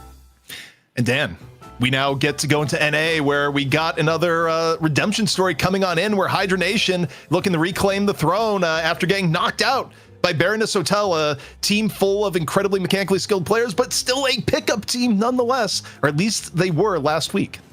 Yeah, I'm excited for this. I actually have kind of been AWOL in a sense as well, because I haven't been on an NA part of the broadcast in like 4 weeks, so I get my taste of Americans. What does that Taste mean? of America. I don't know what that means. I also live in America. So, yeah. What in the world? I mean, bro married one. You'd think he'd have enough of that by this point, and yet still wants more Americans. All right, bro. I respect it. NA esports. On that note, okay. This is where we go to the bracket to wonder, okay, what in the world are we going to see? And also get away from our faces here for a moment. Well, we just wrapped up EU, and it was Buff Enjoyers reclaiming the throne once more. The EU saga continues. Buff Enjoyers now up 4-3 in the lifetime here on Deadlock Night Shift. But we're moving on to the NA Challenger match. It's Hydra Nation now with Ranger over Lord NM versus Chain Gang, the team formerly known as Matt's Fan Club. But really, it can't be Matt's Fan Club anymore if you have Matt joining the team. Also, some roster changes there. But you know what they kept here, Mitch? They kept Kermit with the Thanos glove. That's fine. I permit the Kermit personally. Totally happy to keep that here. I mean, honestly, it is crazy coming back to NA after a little bit of a hiatus from covering Deadlock, from sort of being involved. To see Hydra Nation in a challenger match is obviously insane. It's kind of crazy what's going on with the Baroness Hotel. If you were able to listen to one of our graveyard shifts from a few weeks back, I think Jonja was talking about the new team that he's looking to work on. This, I don't think he's in, but just the lore behind a mixed team coming together and then smashing Hydra Nation is very satisfying. So NA Deadlock stays winning. It stays extremely volatile, hard to predict. So I'm glad we get to preside over some of it. Dan, as we've been watching the storylines evolve here, the interesting thing to me is that I think Matt's Fan Club is upgraded here they get their namesake in, they have to change their name, but the NA teams we're in a new cycle of reorganization, and you wonder if that gives Hydra Nation some pause. Yeah, and I mean, it should. I think what we're seeing in the NA region is that there are the teams of players, or rather I should say there are the players. They just need to make the right combination of them, and perhaps Matt being added to Matt's Fan Club actually is going to be something that allows for this team to resonate on a deeper frequency, a frequency of success. Because Hydra Nation, look at that, just like back-to-back wins as we expect in this region, but finally, what's going on? They lost 2 weeks in a row. It seems like we are finally getting what we asked for in NA, which is a lot more diversity in these teams. It's the John and Sire connection, bro. I'm telling you, those two. Just put them together with whatever team, doesn't matter. They're grinders. They'll get the result. Hopefully we see the same here from the Baroness Hotel this week. But Hydra Nation, surely not a trifecta of missed weeks in that finals game. There is just no way, dude. Surely. Here's your roster. Lefa, Brocane, Lomain, AVG, Hydration, and Ranger. Just new additions. So Lord and M sacrificed into the crater of Krakatoa for good fortune, harvests, and many, many maidens by Hydra Nation. The last one, can't promise you got anything, guys, but I heard the call for the other two. This team have a little bit of a spot at the top of NA to regain. Dan, as you look at this roster here, it's interesting how you have so many familiar faces, and yet, as Mitch kind of alludes to here, every now and then there has to be a sacrifice to keep the machine going. And it's an interesting one here, too, where behind the scenes, there's a lot to be said about Ranger being more of a cerebral lad, which is kind of interesting in esports, because, I look back at, some of your experience with CS. Haven't you had times there, too, where people go like, okay, we're going to add a player to a team, and it's more about the leadership than necessarily being the absolute best fragger in the server? Well, that is actually one of the funniest things, because often the most mechanically gifted players end up getting a lot of the kind of I suppose the clout, right? They get their ego going, and so they think that they know everything, when in reality they kind of don't, because there's obviously so much more when it comes to organizing a team, the macro strategy, how all of the pieces should work together. And then eventually one day you got to come to terms with the fact that is necessary, And you got to get over the egos, and you got to bring in someone that offers that level of leadership. And so if that's the difference maker here for Hydra Nation, that'd be great, because they have all of the skill and experience, and they have a very diverse hero pool. So in reality, there shouldn't really be anything stopping them from losing. And I'm sure that's how they feel too, which is why they've likely made that change. Show me the draft. That's what I want to see. Moving on to the opposition, we got Chain Gang, and it's a little bit different than Matt's fan club, where they've added Poshy Pop, they've added Matt. What that means for Little Troops, who can say, as Poshy Pop used to be the coach of Little Troops and now is just full-time active duty in on this new iteration of Chain Gang. And, you know, Mitch, taking a look at things here at Chain Gang is that you have new faces here, but you also have some veteran presence from Poshy, who's been involved in these tournaments for a very long time now. Yeah, ever since day dot, basically, Poshy's been in the mix. So, I'm looking forward to see what this Chain Gang team can show us. I'm glad we're getting to see some, repeating appearances from a number of these players here through our night shift. And as much as NA feels like just a big batch of mixed teams coming together, good to see these guys continue to get the reps here and get out ahead. Once the rubber hits the road and we actually have some real stakes to play for, thanks to our friends over at Intel, of course, we now do here at our night shift. So they are definitely fighting for some nice bit of side change. Dan, as you take a look at this roster, does anything stand out to you and things you're looking at, maybe something along the lines of Matt, who has felt like an X factor in some of these recent games? Yeah, I love that he's on this team, because his presence on Holiday previously, is how I came to know him as a player at Night Shift, was profound, and it was I think the central reason why his teams that Matt was playing for in those particular instances were managing to be competitive, because of the level of disruption, the initiation, the being able to kind of take over, like actually have a situation where you maybe lose some of the early game, but you have an answer to come back in. And it was Matt on the Holiday, so just being that dynamic for a team, I think is really powerful, and it's exciting to watch. And so I'm looking forward to seeing that. And like you said in the EU portion, we've seen people going away from Holiday, but I think it's an overreaction. You know what else is powerful and exciting to watch before we get into our challenging match? That's right, we got to do a little bit of mole versus mole action. And Mitch, since the last time you've been here, they've upgraded their wardrobe. They're going to brawl, but it's going to be classy. I'm here for this this skin. Big shout out, obviously, to the people that put that together. Yeah, we like some classy Mo and Krill out here, even if they're going to roll up those sleeves and opt for some fisticuffs instead. Nice little parry there. Arctic is in trouble. Looks like... yeah, this is going to be a bit of a one-sided 1v1, boys. Yeah, I mean, this is the advantage. If you've played a lot of night shifts, you're going to have the reps on the Mo and Crew 1v1. And Arctic there, I feel like, maybe needs some more time in the... I mean, I feel like, where else would you get to practice other than actually just doing it for night shift? Well, the draft is underway here, Dan, and now you just got done watching EU. We were both casting it. Are you expecting to see the EU meta bleed over, or do you think some things like the GT are going to get through? Do you even think there will be the same love of gun Ivy? Because NA and EU, sometimes they align, but also oftentimes there's a clear divide between what the regions are valuing. Well, there we see the GT. It does get banned, and if we want to follow that pattern from EU and the value, I mean, we just had Lightbringer explain it to us as well. GT, Kelvin. And so we'll see if Kelvin gets left open or not, and where the value is put on that Ivy. But because I don't think that Ivy is really valued very much. And also, another question is Veilwalker valued? Because Veilwalker's a big difference maker on a lot of these pickups. But there you go. Okay. The trend continues for now. I'm glad that Lightbringer brought up on the EE show just how powerful Veilwalker is right now, because you can, in theory, obviously you can only get it every 12 seconds, right? But the amount of buffs you get is insane. And unlike Fort, it gives you in-combat buffs outside, as opposed to Fort only working outside of combat, right? When you're sort of working the map or trying to sort of go for a re-engage. So it's very powerful, and the invisibility lasts for 7 seconds. So you can really stretch that pop out and then only have 5 more seconds until you can trigger it again. It is pretty disgusting. Dan, is this the rare occurrence where, like the planets aligning in some celestial event? NA and EU look to be taking some beats from each other. In this case, NA saying we watched the EU drafts, but it's over. Mo and Krill getting highly valued as it has been in NA the last few weeks.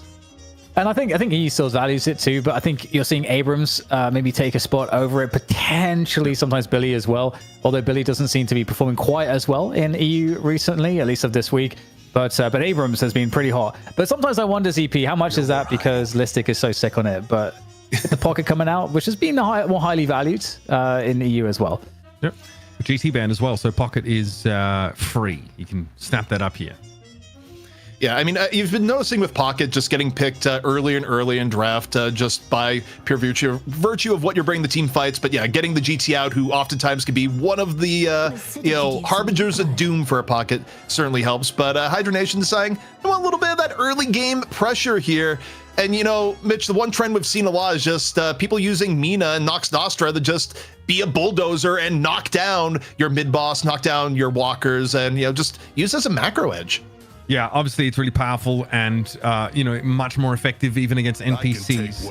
It's pretty dangerous. So well worth folding in here and getting that Abrams side of the Abrams-Billy Bash Bros combo seems pretty powerful. This is a very potent draft so far for both sides, but you can see they're both now starting to at least trend into the same direction as what we're seeing in terms of Europe's prioritization, of some of these heroes. You know, Dan, as you're looking at this, you know, the only curveball here is the early Mo. The rest of it here, it's sticking to a pretty familiar script here so far.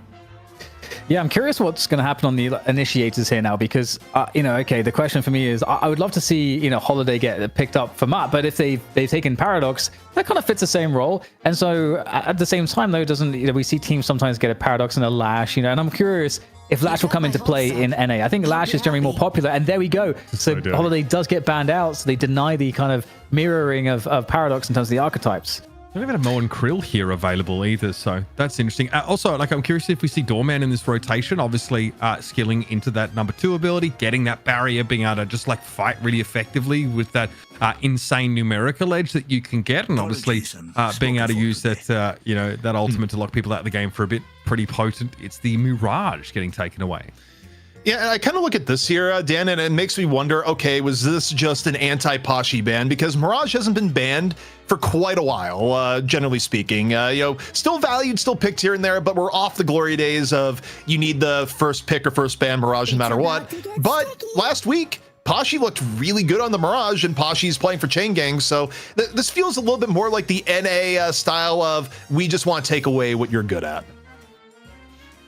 Yeah, and there's an interesting scenario where, you know, I could also see a Bebop come into play potentially for Hydra Nation if they want to find that pick potential. Bebop has come into a higher value assessment, I think, overall over the last few weeks, and it does pair really well with Doorman. We've seen it can, you know, I mean, there's ways to like synergize super well with that. So yeah, we'll see if there's a response from Pashi, if we'll like see like a last second Wraith or something, or Infernus come out. That could be something that Pashi could be comfortable on as well. But the split pushing dynamic of a Mirage, it's hard to substitute that.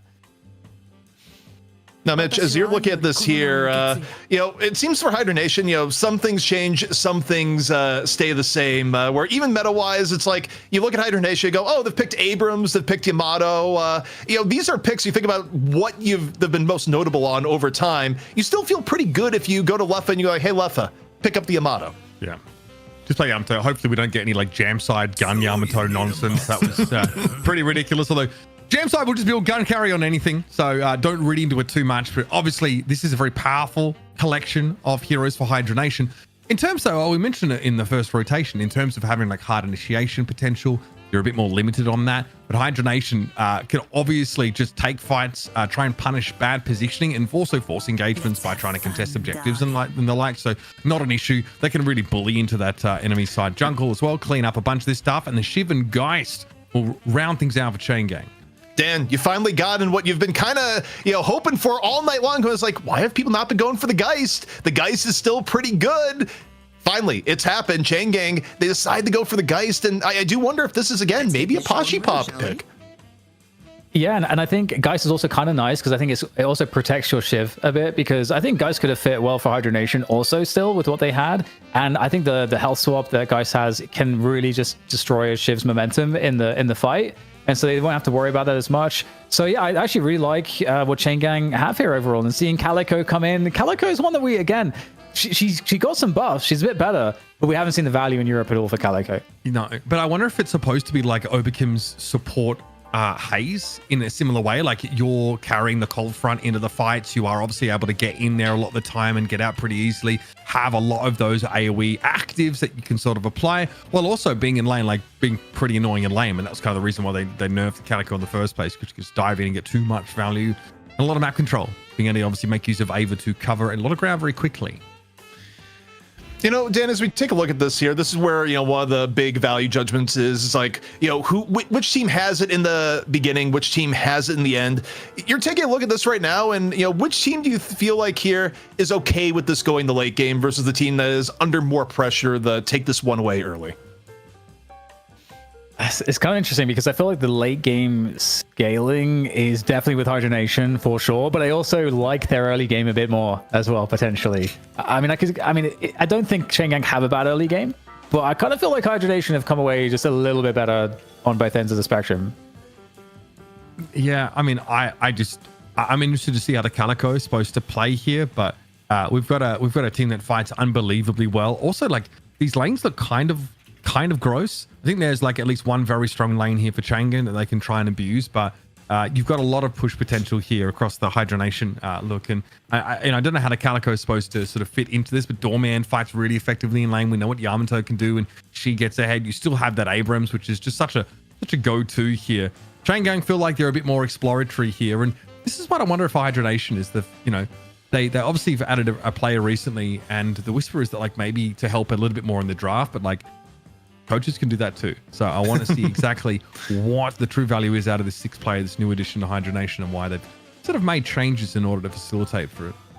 We've seen that a lot here. So far, the Deadlock player to coach pipeline is very short-lived, where Pashipop decided to become a coach, and then it was maybe 3 weeks later, and Pashipop says, actually, I'm a player. But you know, Mitch, in your brief absence, you know what hasn't changed since you've been gone? NA players and going to the bathroom. We're just waiting for a few players to return, and that's why we're just sitting here gamming about the draft instead of letting both of you get on and into it. But, you know, just NA esports, Mitch, some things never change. Yeah, like I'm glad that honestly our evolutionary imperative to piss has not changed over the last couple of weeks. It's more just that the timing of it, Hydra Nation really just like syncing up their piss schedules in order to make sure that, you know, they'd land it right after the draft, so they get a chance to really mull over these ideas, right, as they drain the main vein. Damn, I need follow-up thoughts on this deep line of thought. What do you got? I don't know how to follow that. Like, you know, in a brand safe way. We're trying to be more brand safe on this show. We've had some incidents recently. You know, Pocket, Jason. These people are risky. In fact, Mitch, I feel like you're a bit of a risky man yourself, and I don't know. I feel like I got to be careful here. That's so interesting. I think I've got the potential to drag you down a path of degeneracy, but I thought that.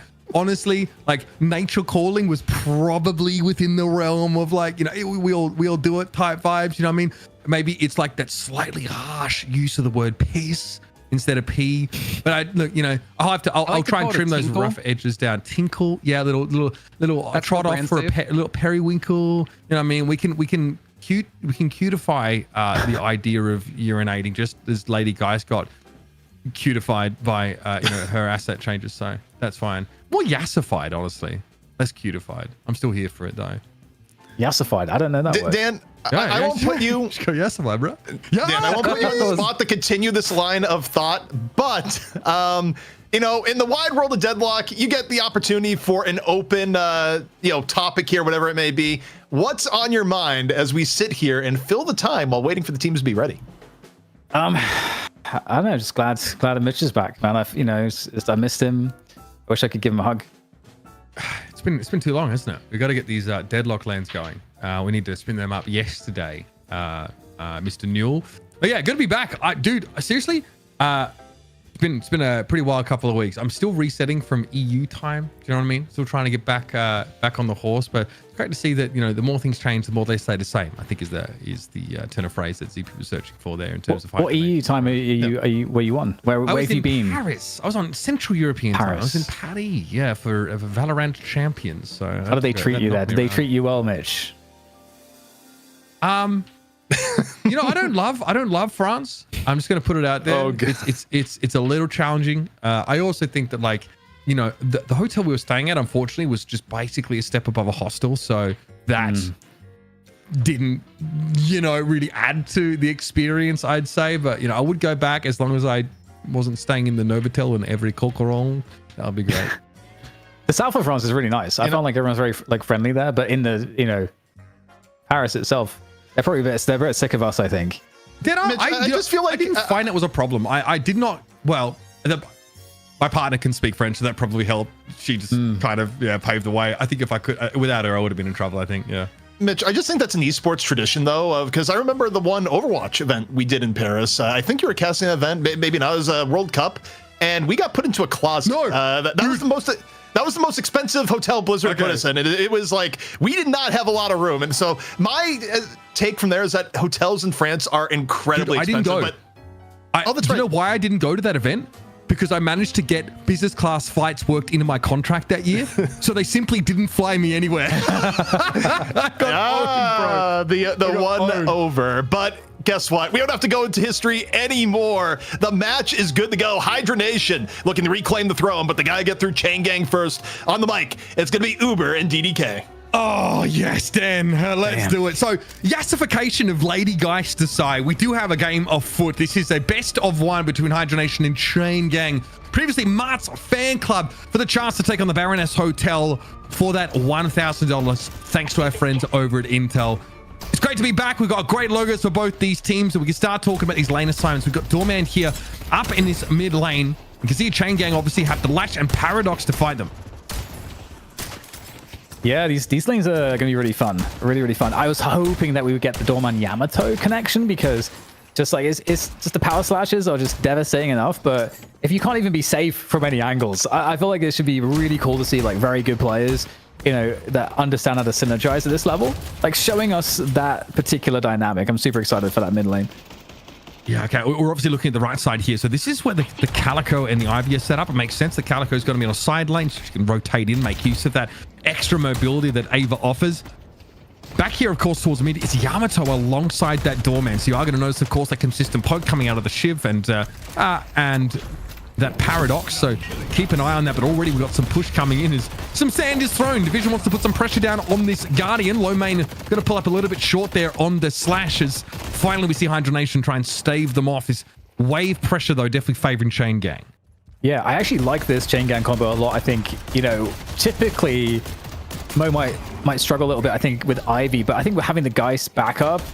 Geist has really strong sustain as well and has pretty good damage output from range and also can zone off with the Geist bombs too. So I actually feel like I'm kind of feeling the Geist Mo more, and I actually think that they should be able to come out on top in this lane. There is always the question, though, of just the skill and familiarity difference that might exist for Hydra Nation, because these have been the top dogs of NA for a very long time. So there might be a level where, even in a disadvantageous matchup, they're still able to win out. We love that sustain, right? I think that's huge. Essence Drain and Scorn are going to allow you to hang around and be that bit more aggressive here through these lanes. And we'll touch on this left side lane matchup in a second, which I also find quite interesting. It is the Mina already rotating rightward, so I think that might just be a preliminary foray here across the map. You'll notice that down on the minimap, leaving the Abrams, of course, Hydration there to eat up some of this farm. And of course, we are still below the 3-minute mark, so much more to transpire here as we have AVG having to back out of that brief engagement among the rooftops. Yeah, it's really interesting because sometimes the ways can work out whereby, because they take it's roughly 45 seconds to replenish. If you can clear wave really quickly, you can find a window of timing where you can leave the lane, do some box runs really quickly, and then kind of get back to lane. So it's kind of cool to actually see the teams trying to punish each other for doing that. Not always super common. Corbell here is going to be quite annoying in terms of that poke back. So at least there's something for Hydra Nation in this wave to try and get themselves forward a little bit. But the Carbine did catch on to Ranger. Obviously no threat of a paradoxical swap here from Erebus yet, but Ranger still doesn't want to push their luck, of course. This newest addition to Hydra Nation coming in for Lord and M. So baggage card off towards the left side, just in case Erebus was trying to be a nuisance from the periphery. And I think, the left side lane for, essentially for Matt and for Con, who are playing the Pocket and Viscous there for Chain Gang, that is definitely a pretty tough lane up against Amina and an Abrams. It does seem like they are taking the worst of it at the moment, but I think they have a good amount of tools to come out more evenly here. But we get somewhat of a dive there. There's a sanguine retreat to get a reposition in. More damage from over the top here. Really well played there on that Mina from Rokane, as you'd expect. And you've got also still very aggressive positioning there, trying to get out. And good damage on the exit coming in from Mart as well. And actually, HP for everybody on Chain Gang side kind of low, but they just have that one lane, I think, which is the beacon of light, Mitch, which is that right side lane. The rest look like Hydra Nation are winning mid and left. Yeah, look at that. I mean, the Ranger's actually able to pick off Erebus. So that was the one lane that we thought might look a little more stable, steady. Instead, there's a big engagement there as, of course, the Yamato is going to add a lot of that damage into the mix. And despite that earlier retreat of the Sanguine variety, of course, Rokane is still trying to push up on this Guardian. Some Pokelys coming back down from Connor here, but we mentioned this lane will be a bit of an issue for Chain Gang, and so far they've really pushed ahead of that line of scrimmage. Puddle punch there. Maybe just to disrupt Hydra Nation stepping up. And already we have Ranger overseeing the scenario here. A Majestic Leap already finding its way into an inventory. Definitely being highly valued. That might have been Mart picking that up. Ooh. That bell is meaty. It's a meaty bell.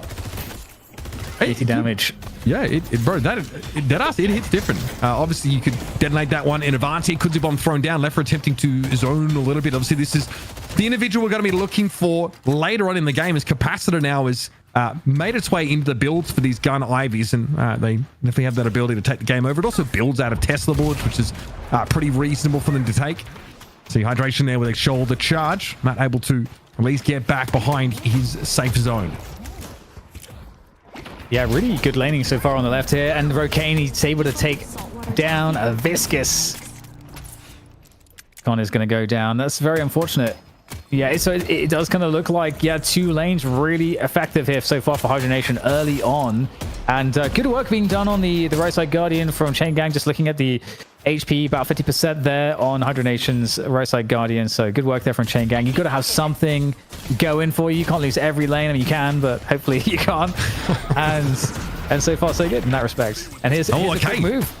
Nox Nostra to follow up the affliction here now on this left side of the map. Connor quickly returns to the fray with a flourish going very, very low, and not being picked off here means that this left side is heavily compromised for Chain Gang. At least the Viscous is going to be able to get themselves out, but that is going to be a Guardian eaten up by Hydra Nation. Yeah, now, Mitch, there's definitely some problems because Hydra Nation, they'll be able to have Rokane start to roam a little bit there. But I thought we've got more of an engagement here on this right side. That's gone so well for Chain Gang, but Lomain will be able to take the fight. They were waiting for the perfect opportunity. They found it. They're able to capitalize and get some wave clear here and then start maybe pressuring back. But their HP is not the best here, so it looks like they're somewhat passive. Okay, well, it looks like a zipline boost back to lane there for Matt, I think it was, and Hydration going down as a result. Rokane that wins the fight out against Connor, who's still trying to fight, and by the looks of things, I don't think there'll be an engagement here by the pocket. Mart opting out of that. I've got to see. We're going to check with Arctic in a second. I'm just trying to make sure that wasn't a Majestically picked up by the Shiv. That would be a pretty novel take on itemization. But already that cold front here in the hands of Lomain, so a similar idea to what we see from the Haze. Get in there, pop those actives, and make sure you're as disruptive as possible. But it's not a lane that exudes power, as the Ivy is still very much in an early game phase of itemization and overall strength. Okay, no, I was not saying. It would be Matt, thank God. Most likely. Usually with the pocket, you want to get that Majestic Leap. I mean, you see a lot of top players getting it really, really fast, kind of rushing it. Sometimes like second item even, potentially. So, Matt, yeah, you can see it. So Cold Front, Healing Right, and Majestic Leap. So really important because at this stage of the game, you as a pocket, you want to use that Majestic Leap. You can use it to kind of barrage to cover distances very effectively to get the initiations. But those bells, man. Dude, too meaty. That was a 400 damage call bell. That is so disgusting. Rokane picked up here, though, as it turns out. Martin was in the right place at the right time. And that, of course, was a rotation into the left side of the map. Erebus, that wasn't required in the end. There wasn't a paradoxical swap that needed to be used. Power Slash here forces Division back away. Ranger looks like they popped ultimate here. And yeah, we've got someone currently enjoying a brief sabbatical in the Baroness Hotel. They'll pop out to an hellscape as ABG will complete that elimination, and they'll be hunting for more here in this mid side of the map. Elsewhere, Connor's going down. We're about to see multiple kills break out of this map. It's Nox Nostra from above there. And AVG is picked off Division. That was back in the mid side of the map. Of course, we're on the left here as Map returns with a flourish. Hydration is picked off. And they're still holding on to the Affliction. Still a very, very dangerous prospect to challenge. And that's why we've seen Rokane duck back to his side of the map and get some neutral camps. It's time for that across the board, apparently. Yeah, and Matt is definitely like the most important player right now for Chain Gang. I mean, especially at this portion of the game where overall the whole map has not been going their way, Chain Gang. So they need Matt to be able to be performing well, you know, making sure that the farm is going well, but also is active in trying to attack into the opponent's jungle and trying to isolate fights, trying to initiate or setups, you know, to fight the lanes with his team. And so we'll see what else Matt's able to do, but right now stuck on that left lane alone. Yeah, and Flank Strike gonna connect. There's pretty much no escape here for Arctic, Bloodletting or otherwise. They're gonna fall. Low main, that's on the right side, I think, of the map. They will be taken down. But no one is looking to fight a 9.4k soul AVG under that shadow transformation duration. Both you and Rokane really been able to pick up souls. Allocation in that regard been very, very good here for Hydra Nation. Funneling, of course, and left for Rokane and AVG's direction. Ranger happy to throw down here. Many of those abilities, though, on cooldown. Just trying to defend to buy time here for low main to rotate into this lane as well. From the shadows, return of shadows. God help me. Active now for the Calico. Yeah, and bridge buffs were collected by either team, and you know, now you can see Matt, this is what we're talking about, trying to get that pressure in, trying to ensure that he can keep the other team on their toes, but unable to find the kill opportunities that they need. And it's a pretty big difference in souls for this portion of the game. It has been closed a little bit, the gap, but the urn's been collected here, Mitch, by Hydra Nation, and they're looking to just go for the straight run across. They do have some map control there. The wave is pushed. So we'll see if there's going to be any resistance from Chain Gang. It looks like at the very least Poshy Pop is going to be here, but given they're alone, I expect we won't see them contest this whatsoever. Remember, Doorman can do some pretty dirty things with Urn turn-ins, especially defending them, right? Throwing that door up behind the altar, just to make it really dangerous to try and turn it in, because you're functionally right in front of the enemy team as you try and do it.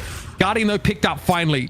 That is mid-pressure now starting to bear fruit, but on the right-hand side of the map, there was an Urn turn-in into Guardian Takers. Poshy Pop was forced away from it entirely. His Arctic, though, looking for that ultimate pickup. Nice damage done, and it's really only Rokane here with a Nox Nostra trying to maybe push his way back a little bit. Connor goes pretty low, but a Sanguine retreat there as Rokane will have to head back to brooding on the rooftops.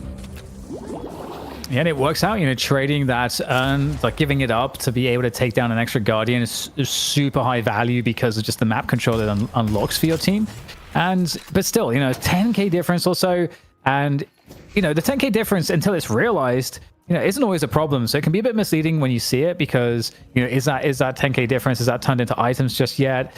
And as we see, you know, now the decisive advantage on the side of Hydra Nation, you would expect to see Hydra Nation at this point in the game start to jungle invade, start to say, okay, we've got the advantage, let's keep the pressure on and really prevent our opponents from farming. 13k for Rokane. God, that call bell, I'm just expecting it to chunk people at this point. Yeah, given how like some of this itemization is also looking for the doorman. Call to Sacrifice, of course, picked up. So you mentioned that we want to see Hydra Nation start to push into the enemy jungle. Call to Sacrifice, a huge part of that. Getting in there, taking out those large camps quickly. That's obviously how you continue to extend your lead. It's not enough just to passively farm your side of the map and fall back behind that line of scrimmage.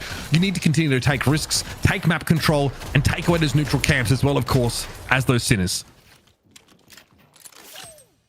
Yeah, so far it does feel like Hydra Nation have been somewhat conservative in terms of the pressure game. And typically with a Mina that's like as far ahead as Rokane is, look, one of the functions of that is seeing Mina go very aggressive. Hydration here, caught in a bit of a snafu. It looks like Connor's going to have to get out. Despite being in goo ball form, they were completely outnumbered.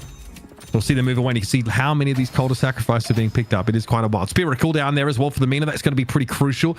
And yeah, now we know why those bells are chunking. That is improved Spirit already having been picked up here for Ranger. Just trying to make sure they can push wave really effectively and generally win that poke game when it comes to dealing with those other heroes. And look, there's a rotation in from Ranger, or at least in that Chain Gang jungle there towards the left side of the map. A chance to converge with Rokane and convert that soul lead even further. On the right, you're going to see Division maybe even chasing that Calico, or mindful at least that low main could be a tasty morsel to snap up, but they themselves have got 12k souls. Yeah, early Warpstone and Duration Extender on the Moan Krill from Division, so really just essentially just telling us everything. The entire job there for Division is to like close the difference, close the distance really quickly, and just get a combo, lock someone down for an opening pick. Yeah, it makes perfect sense to me. I see Paradox. Very much have that initiation advantage between the Paradox and the Moan Cruel. Something Hydra Nation themselves can't really boast, but don't seem to mind, again, as they are looking to take the fight to Chain Gang and trying to move in numbers when they're on the enemy side of the map, always trying to get favorable advantages. We are here, of course, on board with AVG. Obviously, Life Strike's been added to the inventory. Debuff, remover, also an option, so pretty dangerous. Of course, you can parry those puddle punches as they are essentially ranged melee attacks. Better me in charge of this power than my father. So again, you know, Hydra Nation, they've had this advantage for a while, still somewhat passive with it. I think giving opportunity for Chain Gang, maybe just trying to out macro them and feeling like, okay, our opponents will make mistakes, we'll just punish them, and that's how we'll win this game. Walker. Ah, it's so good, bro. This 7 seconds of invisibility is very powerful. Erebus tries to start an engagement there, but unfortunately, low main is going to come for them. They might have overextended into it a little bit. Apache wasn't able to do much to help. Hydration here, getting pulled out of what could have been a compromising situation. Still, though, AVG getting pretty close here. Rokane also in position. They might like to try and fight this now as Nox Nostra rains blood. Or bloody bats down on this Chain Gang side. They'll have to stay safe back to their side of the map, and we'll have the zipline boost coming back in here as Hydration might be ready to throw down once more. There we go. There's the push coming on through, and okay, there's the shadow transformation, and it's immediately going to get taken down. That's a great look, though, for Chain Gang. This is a really, really good engagement to win, and they're protecting the urn whilst they're at it. I mean, sometimes, like, I wonder if you actually want to hit the flying strike. And sometimes you regret it because it's not like you can really cancel it there. Looks like that was thrown out by AVG, and then he realized he had to shadow transformation in order to have a chance. Maybe he was just hoping to get out of the fight, but he got burst down pretty darn quickly. Here now, Matt's trying to go in for something. See the connection, of course, and in we go to the Baroness Hotel, and Matt has no idea what they're going to pop out into. They won't have that barrage available. Ranger respecting it here, but a call bell thrown in the direction of the emerging pocket makes them an easy pickup now for Rokane, who wants a little bit more here, even with the poke getting thrown down by the Viscous, a puddle punch that would have affected him if he didn't sanguine retreat straight to those rooftops. But by and large, this is still looking good for Hydra Nation, even after losing that Yamato. It's a couple players getting picked off, a little bit sloppy. They still got that map control. It's a matter of converting and waiting for Hydration to rejoin them. I mean, in the meantime, you know, Chain Gang earlier, they got the comeback urn as well. So, you know, this Walker aggression is very important for Hydra Nation because the game, you know, it's kind of slipping away. Their advantage has diminished. Here comes the defensive effort coming on through there from Arctic on the ship. That Walker will be committed onto, but are they going to be able to retreat and survive? That's the question. The trolley will be sending back Arctic, and it seems like they'll be able to fall back in one piece for now. Now, Hydra Nation having some disengaged tools. Leffa, though, not quite able to escape. So that is AVG and Leffa out of the game. AVG has had pretty short lives over the last couple of minutes now, as in both occasions the Yamato's return to the fight only to get blown up. And this has closed the gap pretty significantly. I think a lot of their soul lead for Hydra Nation was tied up in having the extra 2 Guardians. So now that those have gone down, it's just getting a little bit more interesting, a little bit closer. Curious to see how these next few moments play out as Leffa's going to return to the field. It looks like up mid is where Hydra Nation are trying to shove here. Notice that mid walker down to almost half. Shoulder charge connecting though for Hydration. Warpstone has to be used in order for Division to get out. He wants to engage, not be engaged on. So he will be able to extract himself from what could have been a dangerous situation. And it's really this is a really interesting game in the sense that I think I'm so used to seeing the EU teams be really aggressive with their advantages, and in this particular case, you know, we see Hydra Nation just deciding we're going to focus on farm. We're going to just focus on trying to farm out. We're not going to do it too aggressively, and they still have a lead, but it is not as sizable. They are up 1 Walker at the moment, and so Chain Gang are entering the mid game, and you start to wonder, okay, who scales better into the game? And I feel like, yeah, you know, the roster for Hydra Nation does scale better overall. So yeah, if they do play the late game and they just keep getting, you know, ever so slightly ahead over time, they're still going to be in a good spot to win the game. But for me, what's interesting is Chain Gang are no means out of it. Just one team fight where, you know, they do a really good job on their initiation, catch Hydra Nation off guard, whatever it might be, and that can completely turn the game. Big shout out to chat, by the way, because it's been brought to my attention. You can actually cancel Flying Strike midway through, which that removes even. Yeah, but if you do it, Mitch, aren't you kind of beta if you do it? Yeah, it's a little beta. Yeah, but honestly, you can be Chad, you can be alpha and dead or beta and alive. So it's really up to you. At least you have time to glow up if you're still alive. It's like beta today, so you can alpha tomorrow, kind type thing. There you go. All right, okay, as a non-Yamato player, it's nice to have chat there to quickly chime in. I don't play Yamato because I just feel like my ego is not really tied to my results in Deadlock, so I don't play the pick-me's. But great to see the AVG though can have the option at least to cancel that engage. Anyway, you actually have a pretty strict line of scrimmage drawn. You'll notice that on the map here, there aren't a lot of neutral camps to sort of contest, but the buffs are coming up in 30 seconds. So that might be now where these teams are heading. It does look like Chain Gang maybe just want to secure one for themselves. Happy enough with that, but Hydra Nation might be looking for a bit of a scrap. Yeah, Matt's pretty dangerous for sure. Like, of course, not quite the parity of souls as Leffert or Rokane, but just the nature of Pocket has that transcendent cooldown as well, so it'll be harder to lock down. The best thing to lock down the Pocket is the Nos Nostra due to the silencing impact of that, but for now, Matt can sort of try to set up whatever he wants. The play across the bridge buffs here is going to go to Hydra Nation. I mean, yeah, look at that. They're trying to use this as an objective to fight over. Hydra Nation don't have a great comp for engaging, right? So they want to just posture around these neutral objectives and get Chain Gang to fight for them. Now, if they don't fight for them, then they're going to fall behind. No one's looking at the buff on the right side of the map right now. That might be something that Poshipop could just pick up at his own volition. Paradoxical swap thrown in there. Hydration in a bit of an awkward spot here. I think that is safe to say. But in the meantime, Connor's gone down. Rokane's been able to find his one, and Hydration eventually is going to fall. Now, we saw Hydra Nation sort of give up 2 kills to get a Walker. That was fine earlier on. That was for a flex slot. If they can trade evenly here, it's also fine. But this is not the best side of the map to be fighting over. Really, the urns on the right. There's an exposed Walker as well you can work on if you're Hydra Nation. So they've got to turn this into something. Maybe they go after like a base guardian or something to make this worthwhile, or collapse into mid quickly. Oh, Poshipop is in trouble here coming out of the hotel. And it's a rude awakening. Oh my goodness. Oh, the cart into the wall? That is brutal. He's trying to get into the Uber, but it's actually not an Uber. It's like a fake Uber. He gets mugged. He gets fake taxi. Yeah, I've seen that one. The cash machine. That's crazy. Mid boss now going to be looked at by Hydra Nation. So simply rotating across on that left side of the map. Now going to go to work on this. There is going to be an opportunity for Chain Gang to intervene, but these ultimates are a little bit limited. They got a paradoxical swap to work with here, but outside of that, not a whole lot else. It's going to be attempted anyway. So the wall thrown up.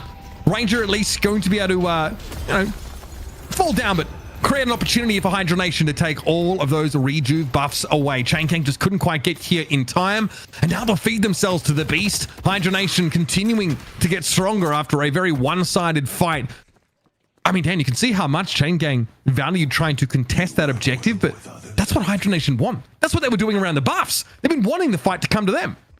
Yeah, I think so. I think it's something that they definitely seem really comfortable in terms of edges is, hey, if we can just play the max team fight game, we feel like really confident that that's going to be something that we perform really well in. Whereas thinking about the pressure game, the invades into the jungle, they didn't seem like they cared to do that as much. And they definitely have the tools to do it, but they just opted to instead, as you mentioned, focus on these team fights where they really feel like they can kind of engineer better positioning and engineer better initiation that is so important to the outcome.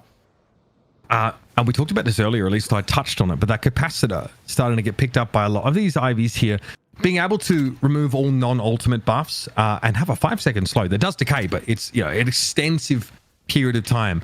That something that can be very, very potent. So worth keeping an eye on that here. Division obviously tries to throw a bit of sand in Rokane's direction. That Sanguine retreat, though, it gives him consummate mobility to get out.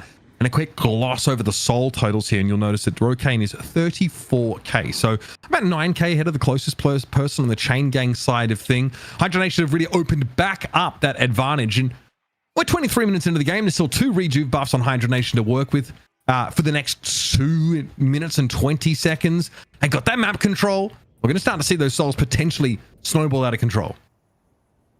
Yeah, it's feeling that way for sure. I mean, it was such a close game for so long. And even still, the team fights looked pretty one-sided. And so now I'm scared to see what another team fight might look like with such a huge deficit. Now, definitely feels like Hydra Nation is in such a good spot there.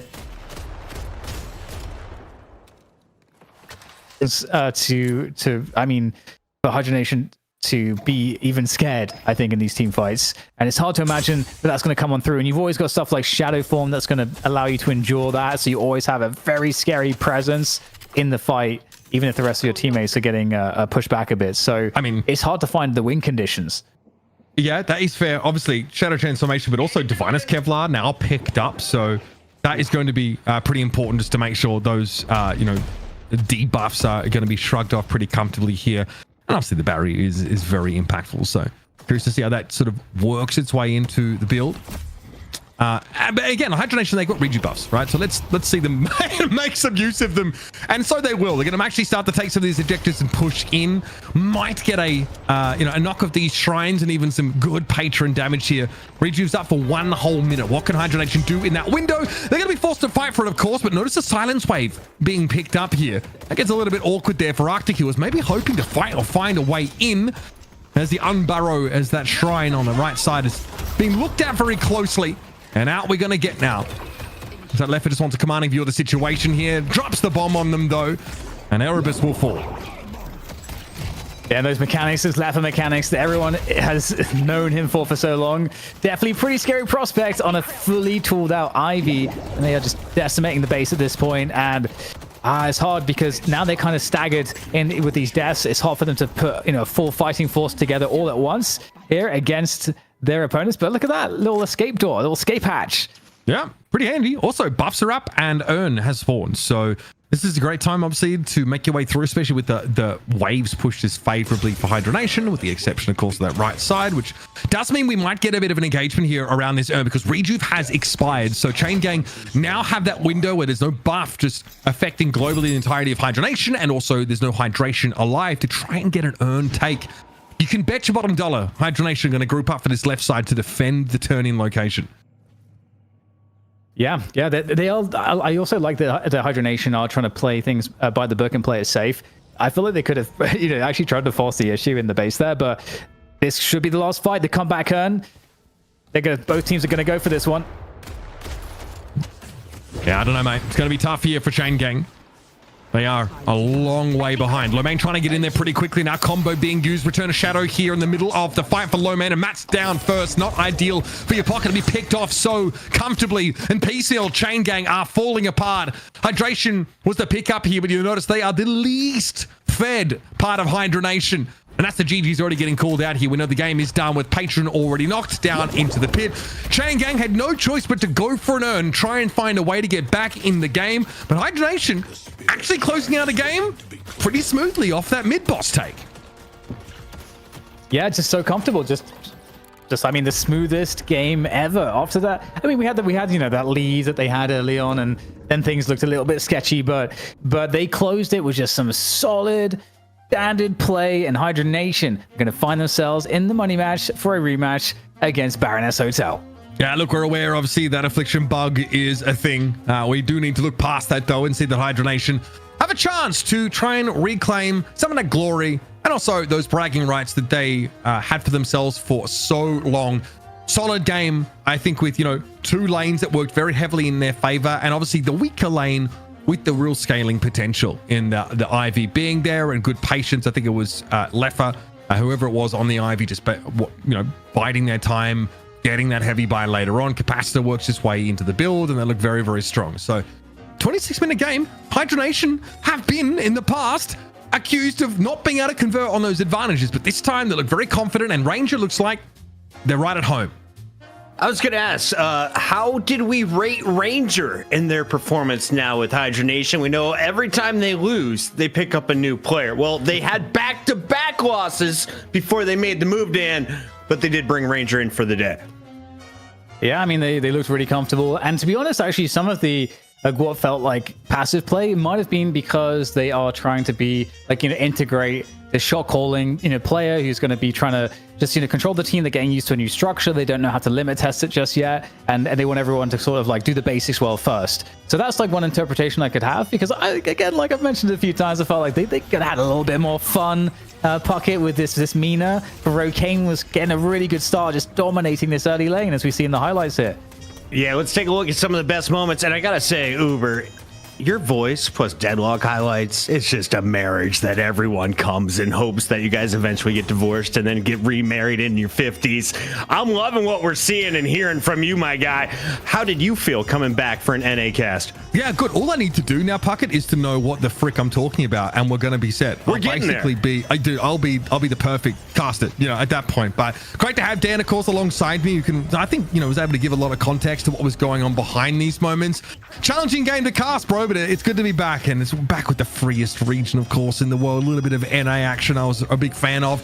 On the Ranger topic, I just, the itemization there with the really early improved spirit pickup. Corbell scales pretty heavily with that spirit power, also on the initial impact and the explosion damage. So just like you scale in 2 instances, and once you have a couple levels in it, it also adds a bunch more damage. It's like almost doubles on both aspects of impact and explosion. So it's very, very good in lane just to poke people down, be quite oppressive and be a nuisance.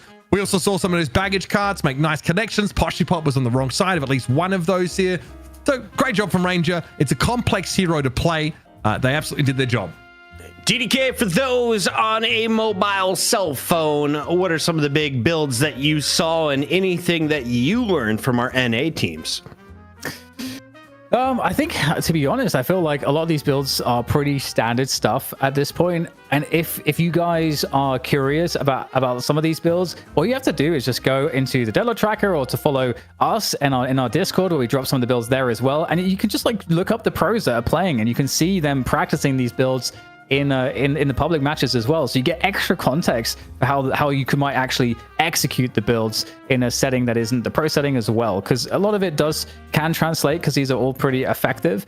I think obviously with Ranger, it's kind of interesting because we've seen a lot of gun doorman be quite popular in EU, whereas here we saw those call bells, like Mitch was saying, hit like a tank, and that looked like a lot of fun. So if you're a doorman player, definitely check out Ranger's build there. With the heavy spirit focus and overall kind of more of a support focus, I would say.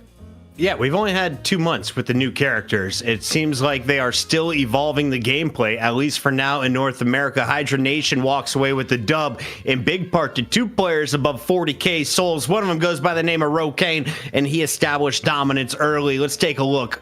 11 kills, 1 death with 10 assists. Not a bad game, Uber. Yeah, look, I think Tank Buster is still a pretty insane item that's picked up 1345. It ignores spirit resistance. It is really, really good. Any sort of bursty abilities that you have, I think Rake is a good example of this. Does that additional damage plus a portion of your max health. So it's really good against like these sort of viscous and these more Creel setups that want to sort of build that durability. I guess Lash also is kind of hard to deal with. Very, very powerful. Also, Spirit Burn is just kind of insane. It limits that healing. Nox Nostra, like having a silencing aspect to it. It's something that's really powerful against heroes that just want to throw that ultimate out, like the Affliction or like the Frozen Shelter, for example.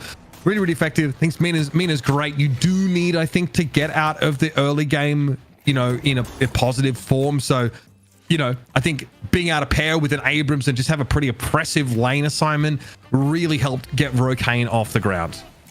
Why farm when you can just deal out player damage all game? Rokane takes your MVP for Hydra Nation. Chain Gang sent to the sideline. They are out of this week's competition, but we still have one more match to go. DDK, how are we liking the newly tooled Hydra Nation's chances of reclaiming the throne? They take on the Baroness Hotel in a best of 3 next. Yeah, this will be a really fun series. I think the Baroness Hotel have a really good read of the game at the moment based on how they played things last week. And Hydra Nation are actually coming in as the team that lost and can reflect on that. And that should give them sort of that underdog advantage, which is kind of weird to say about Hydra Nation. And given that Rangers is coming into play as well now, it makes this matchup, I think, super exciting. I have no idea what's going to happen, but I'm super stoked, especially because I'm an Ido fan. Like many. Chat, chug your drink, turn into a bully. When we come back, we convince Ido to become a pro player. Stop streaming, just play full time for this team. The Baroness Hotel takes the stage after this.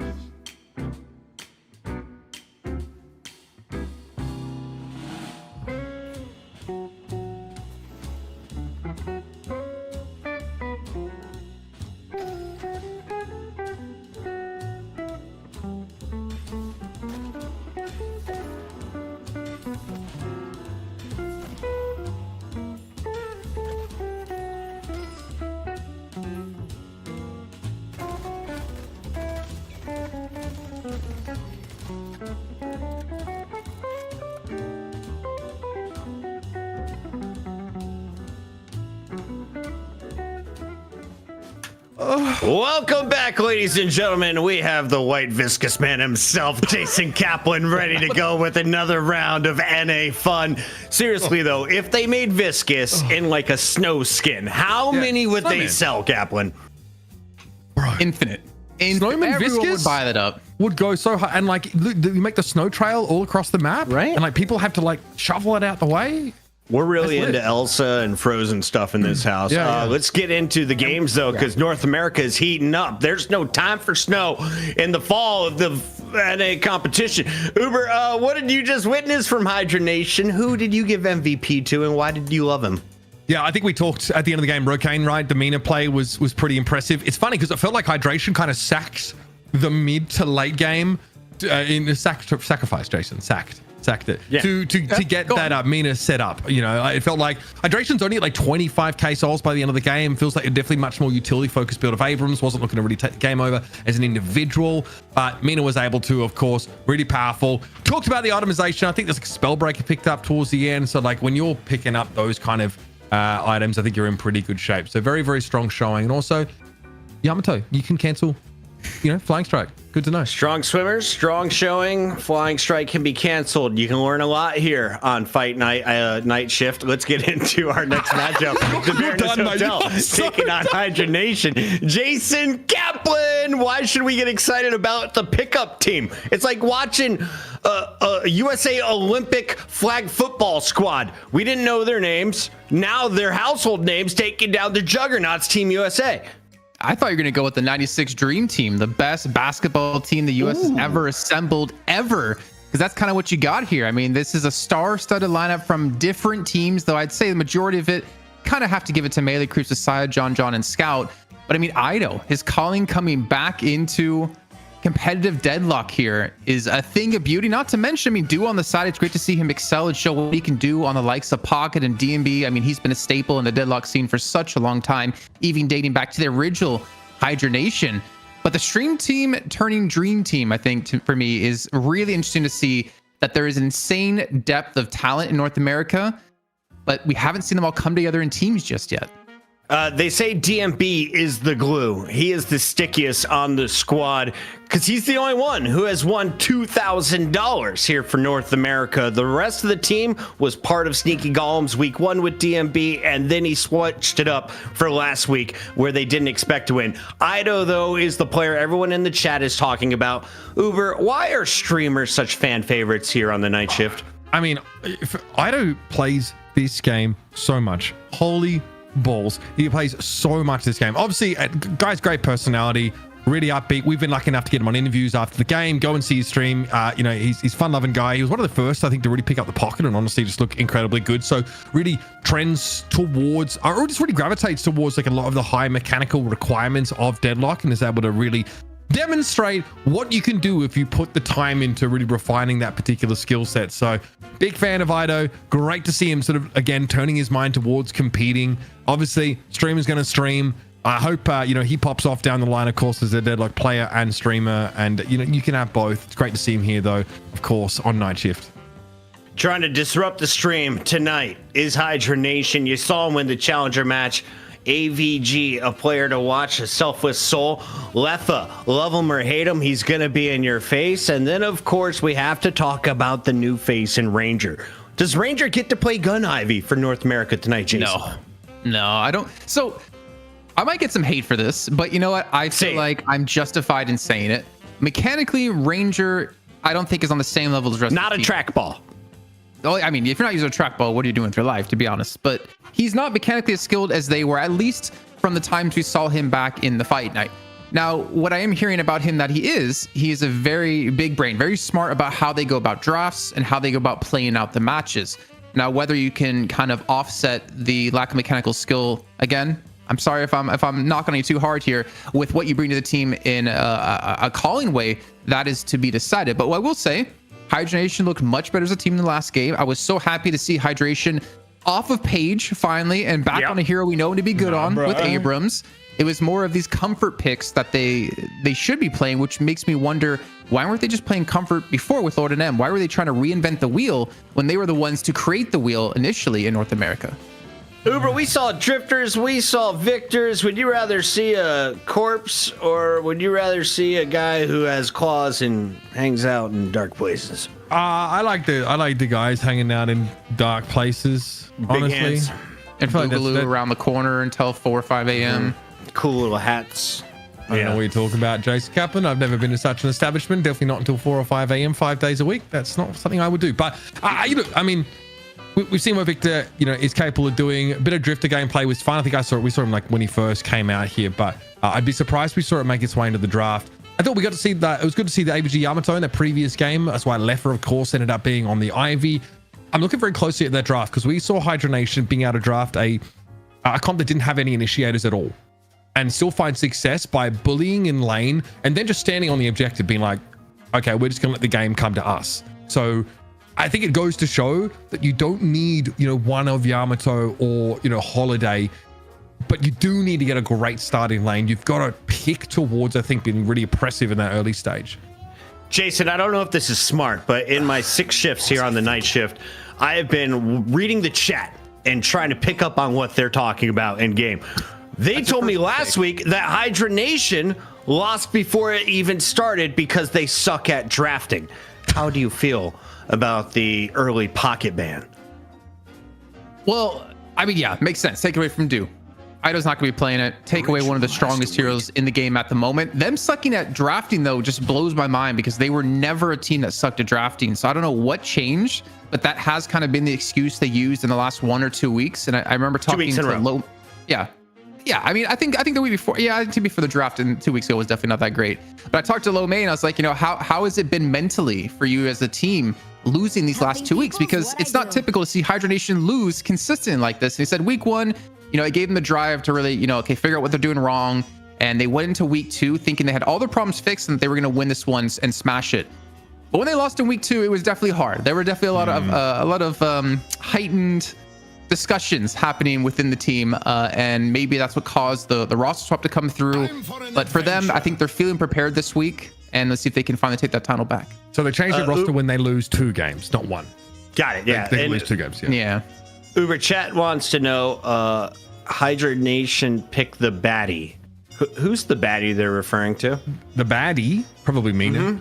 But there are a number of baddies in this game. You know what I mean? It depends. Are we talking? Yeah, it's early draft, so you got to assume the Mina, right? All right, Baroness Hotel scoops are up. So if you're looking for that baddie, you're looking elsewhere. They couldn't be talking about Paige. No, Paige wouldn't go this early. So many baddies. She's So not many the baddie. baddies in this game. I got my own baddie at home. I mean, Mina's supposed to be a They're vampire, talking right? about Ivy. Have some She's not a Ivy, baddie. Bro, dude, I am not up with the culture. Ivy's the baddie now. I respect it. Ivy's the bad. Thank you, respect it. ZP, for being our nerd translator. We've got in all of us. Yeah. Abrams locked in. We've got back-to-back picks here for Hydra Nation. What goes good with this? Probably a Paradox, right? I think, look, you probably don't need to take it in this first round, just because neither Paradox or Holiday have sort of been banned out yet. So I think securing getting another really good gun carry is huge. AVG wants to be on this Mirage, I think, or there are a number of Rokane's obviously a fantastic Mirage player as well. It was banned away from them early in a previous game. So snap that up and worry about initiation in the second round of picks. I mean, Kaplan, I feel like they just picked up a kicker in the 3rd round. Is that what I just witnessed here, or is Mirage stronger than I know? Like normally in a fantasy football draft, you would get the kicker very last. No, Mirage is always like they went for the number 1 quarterback basically when everyone's picking RB's pocket. That's what they did. I might be American, but I've been living in Europe the last 13 years of my life, so I'm sad to say I've never played fantasy football. It's like Hydra Nation don't have an RB2, but they got Yeah, okay. So I think what you're getting at is why are they going Mirage right now when they could go with him like as a last pick, because you don't want to take a kicker right away unless he can boot the ball 70, 80 yards like we've seen the last season. Boot the ball, we'll go with it. I don't know, actually. I would imagine they're going to take it for Rokane most likely, but again, they do have the flexibility across the roster. I think one thing I did want to mention though is we just had an interview with Lightbringer and he just talked about how damn strong Kelvin is. Like him and Greytown are 2 of like the strongest heroes in the game right now. And because Hydra Nation were forced to ban Pocket away from Do, you give Saya Kelvin. And I think that's already a massive threat paired with the fact that you got your Shiv and your Kelvin combo to use together in the lane. What do you do to deal with it? We find out. Kid in the By Mirage, silence get wave. it done. On like Lady 3 Geist is in. Okay. Doorman? Does the door person come in? I mean, you can. I would say no. Well, I don't know. With Bebop being banned away, I know Ranger just played it, but I feel like Bebop and Dorman have such great synergy between the two in a lane. It almost guarantees you a winning lane. But to throw a Doorman in here at the moment, I'm not so sure. Smart to turn to Paradox is Paradox here. for help. Yep, so saving those initiators for like second wave of bans. It's quite interesting now, like the way like our bans Give have me a changed Lash. over the last Lash. Yeah, give me Haven't seen another that rest. frontliner who can use Silence Wave because you have a Geist and a Kelvin on the other side.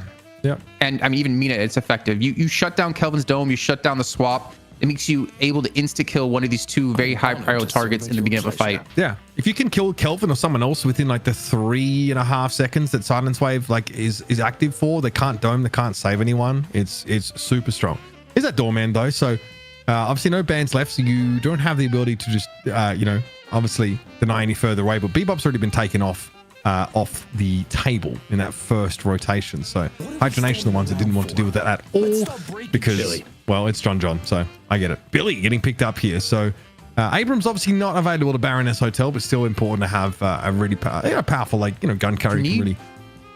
You need something to stop the Baroness Hotel. I think I want to say like a Lash would be a really good pick here because they're going to run at you with like a healing tempo on Kelvin. You have Kelvin, Shiv, Geist, Billy all running at you with Mina in the back line being safe. Okay, Holiday's going to help as well for like initiation for a catch. They want to just hold W and run straight at you. And Hydra Nation, they need some sort of like disengage or way to keep them away. I feel like a Lash would be decent with the ultimates.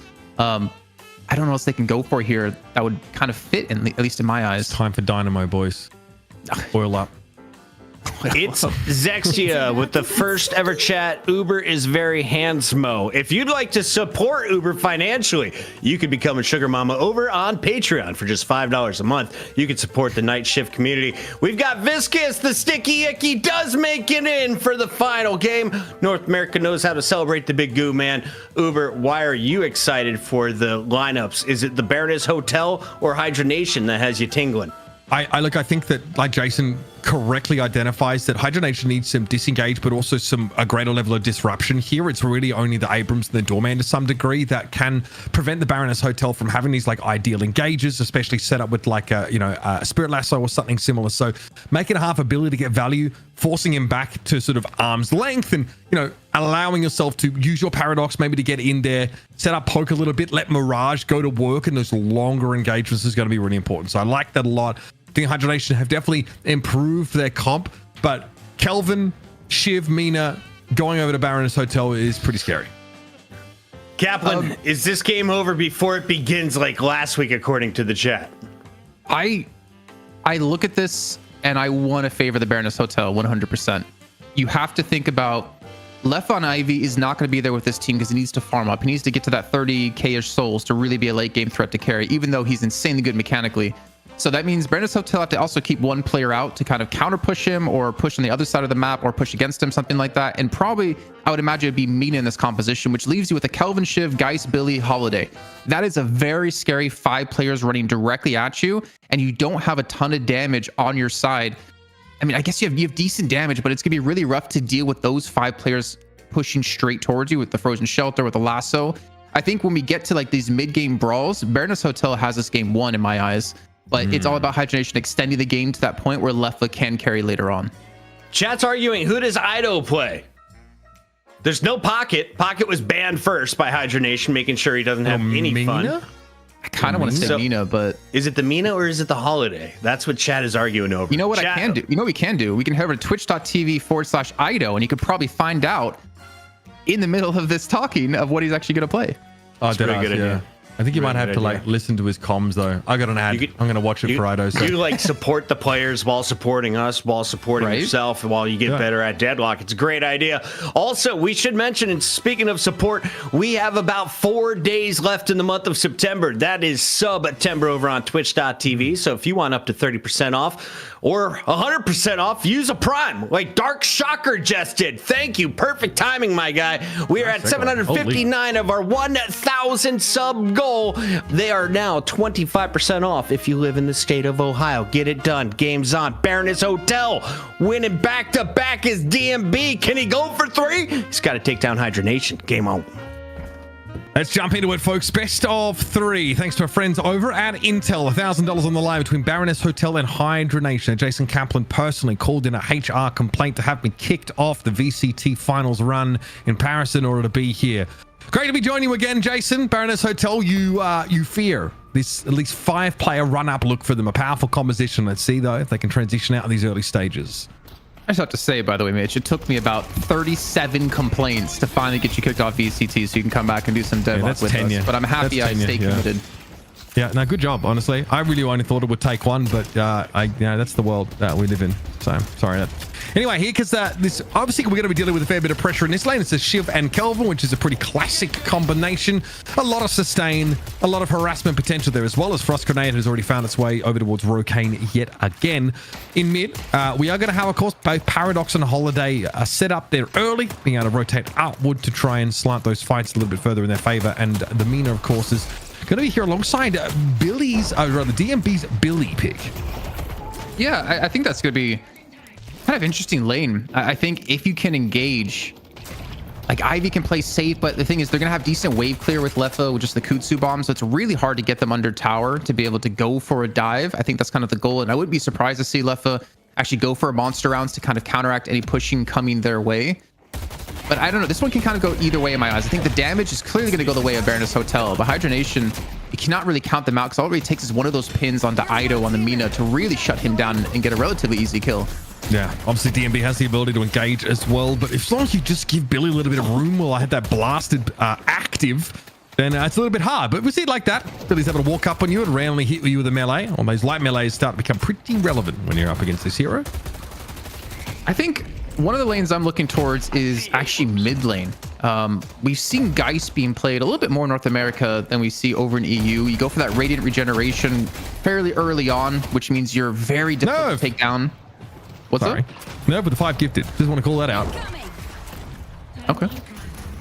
Hey, I appreciate it, man. I'm actually surprised. He doesn't understand our style, Uber. When Uber and I were in charge, the subs were rolling in. The rest of the community took offense. I just want to. They're giving us money to yap at them. So because Tree did it, and then Garbage-Nominator, and then we saw Magnitude was doing it. It's like all these people were subbing. We just felt like they deserved some more attention than Lady Geist. Sorry, Jason. You know what? Next sub I see, I will. And A Camp did it. You gotta show you. Camp with the sub. Oh, nice. Yo, damn. Oh, Jester DM's doing it now with the 5 gift. I'm distracted. Yeah, I mean, again, like what happened at this point? Like, do want to acknowledge this support. Thank you very much. Of course, 5 gifted in the chat from Jester there as well. We're gonna keep them coming, folks. Again, we've got a pretty placid laning phase here. I think it's safe to say. So not missing too much while we're glazing our lovely chatters. Thanks, guys. Jason, now you can actually use your brain again. Yeah, I gotta find it first. I think on this left side though, yeah, you're not really gonna see much kill potential until we get the ultimates online. I do wonder though, I don't know about this and I don't think it's possible. Can you door on a frozen shelter? And I don't think you can, but if you could, that would be the sickest counter to a frozen shelter by far. I think you can if the dome's close enough to the wall, right? Because you can put it on that wall if you already have one outside. That would be if like there's 400 IQ. I don't think you can dome, like you can't put a door outside of the frozen shelter when you're inside of it. I guess maybe if the shelter place it, right? Yeah. Then I guess you can door in and out of a dome. I feel like that's such an edge case. That's so rare. My God, look at this Kelvin Shiv lane. It's so gross, man. This pressure on this guardian left side is being felt here by Hydra Nation. Boy, they do be hitting it. Jason, it's real Yoda. Let's go. With the 5 subs. Do it better. Try again. It was good. It was good. Really? Hold on. I don't know which way this makes my voice go. If it's more masculine or feminine.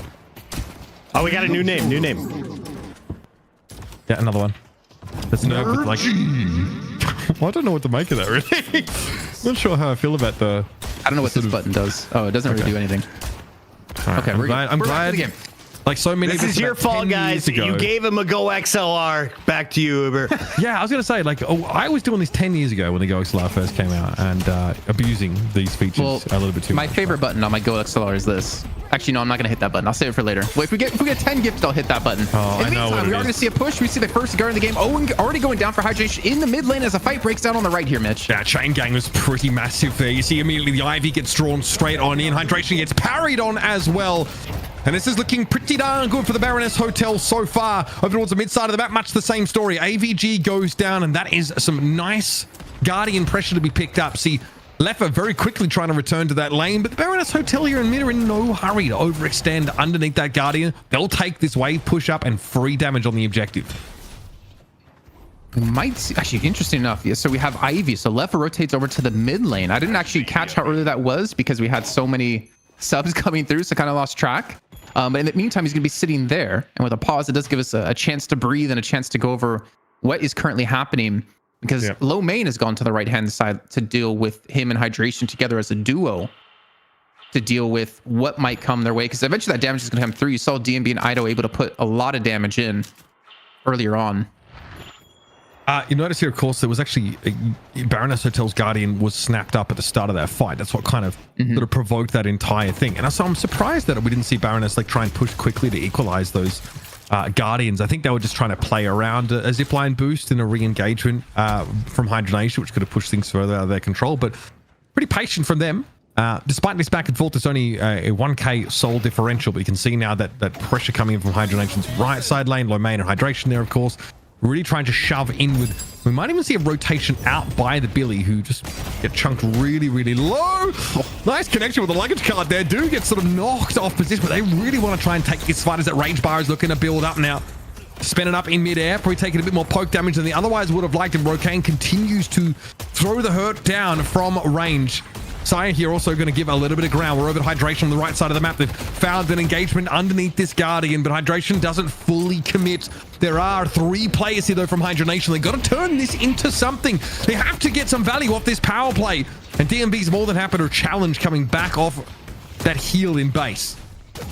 This is already such a drastic change compared to last week when these two teams played, because Hydra Nation were always on the back foot. It took them so long to get those first Guardians down. It took them even longer to get those flex slots unlocked. And now that they're the ones able to push down the mid lane Guardian and the right lane Guardian, it gives them the control of the game here to build up an even bigger lead if they can pull it off. But Sai and Do quickly respond. This is over on the left-hand side, and they might be able to at least equalize one of these Guardians here in a few seconds. And a much-needed push at a much-needed time for them, because the game is honestly starting to slip away. Yeah, look, Hydra Nation are finding success in the lanes that aren't playing up against the Kelvin ships. So I feel like that's a pretty good result for them.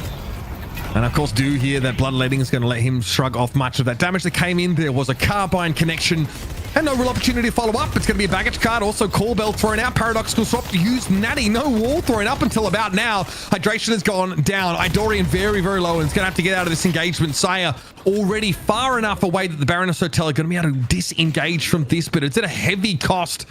And big shout out, of course, we are at a level 7 hype train. Thank you very much for keeping those subs coming in. MR Blaze, or Mr. Blaze 96 with 10 gifted. Bloody legend. Thank you. I think I have to hit the button now. Yeah, Am I allowed to hit the button? Yeah, I mean, I think it just makes you sound good, so. Hit it! This is one of my favorite buttons, courtesy of DDK. Well, everybody is coming. Okay, didn't know there was going to be that one. Yeah, we celebrate buttons. Thank you. Yep. Okay. The other ones were worse, so that was the best. Okay. All right. Well. Okay. I'm glad you at least gave us the least severe of all Sweet of release. those. Yeah. Yeah. No. Good. Jason was really sitting on that for quite a while and just had to get it out there. That's totally fine. Anyway, we're back on the left side of the map. You'll notice that the Guardian, of course, was picked up.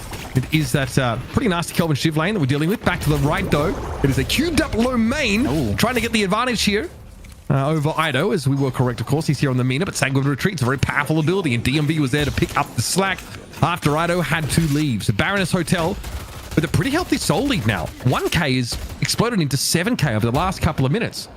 I mean, this was Hydra Nation getting 2 of the Guardians down before the Baroness Hotel got a single one. And how quickly it's changed in the matter of just a few minutes is insane.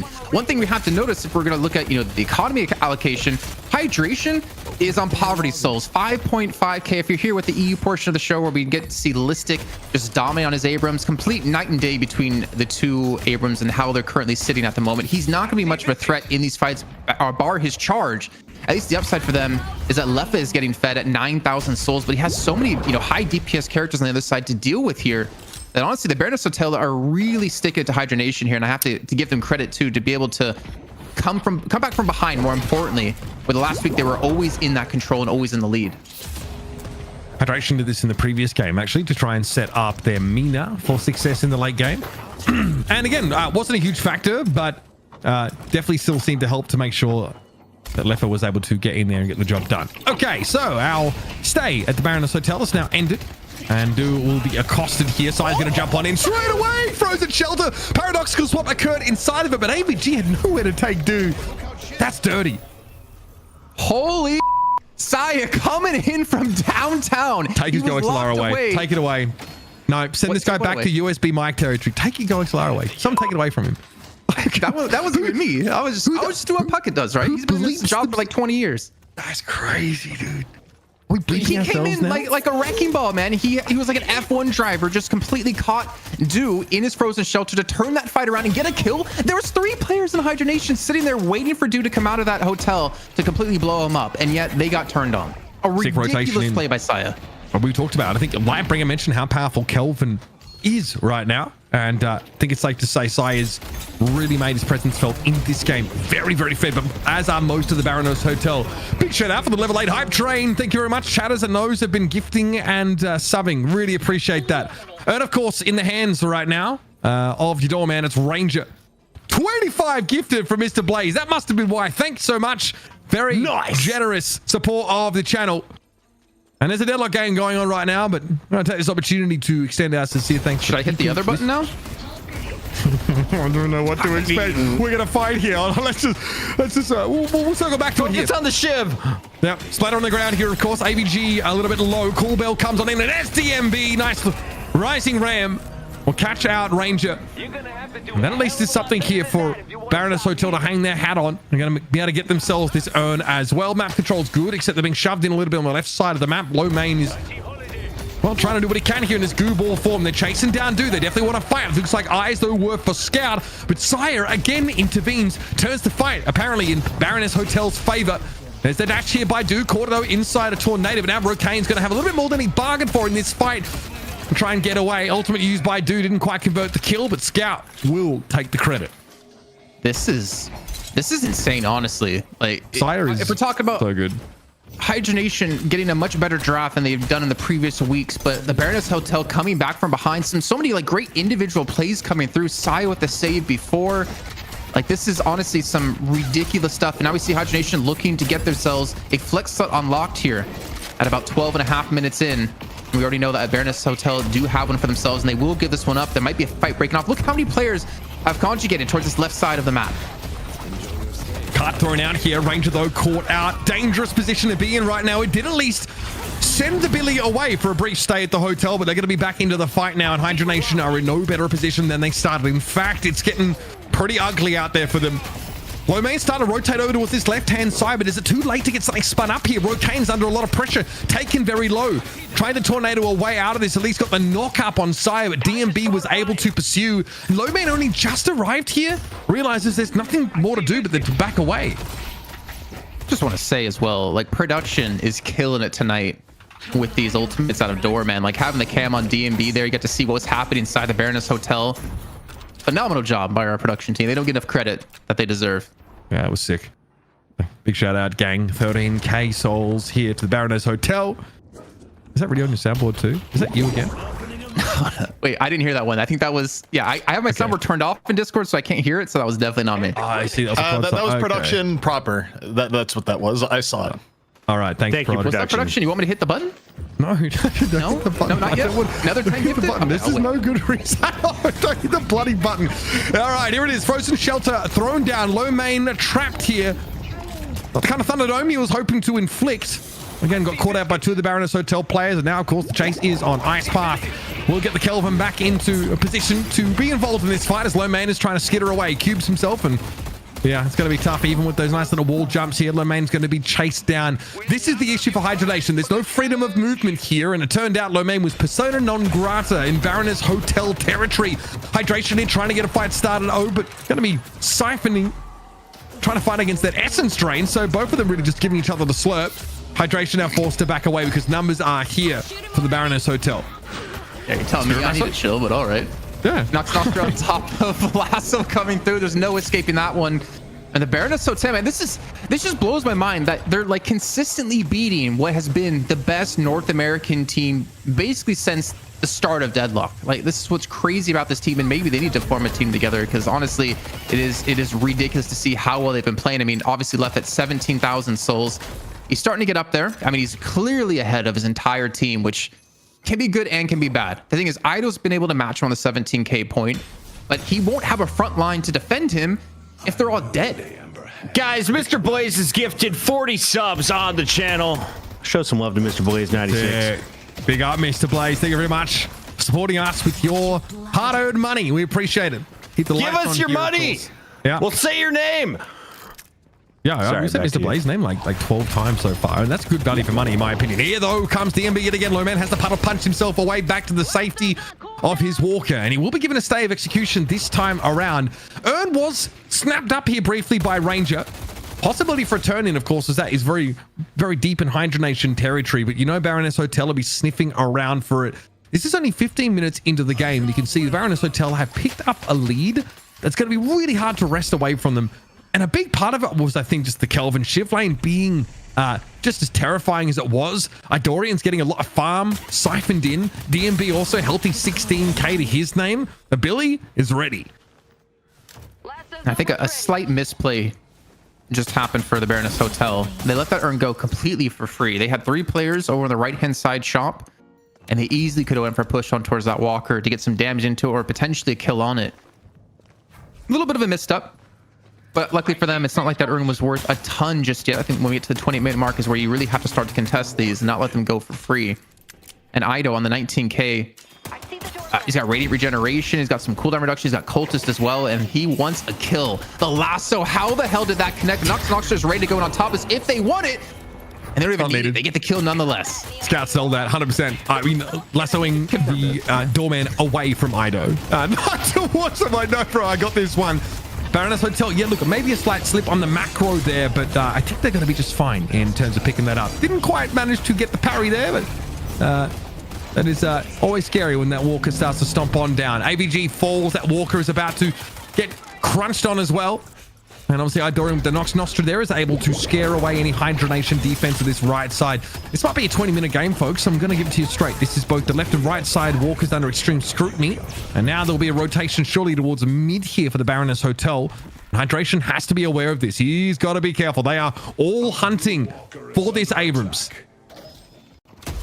He's got a warp stone, so there's a very good chance he'll escape this one. Last is not up just yet. Warp stone and the charge, so he'll be fine.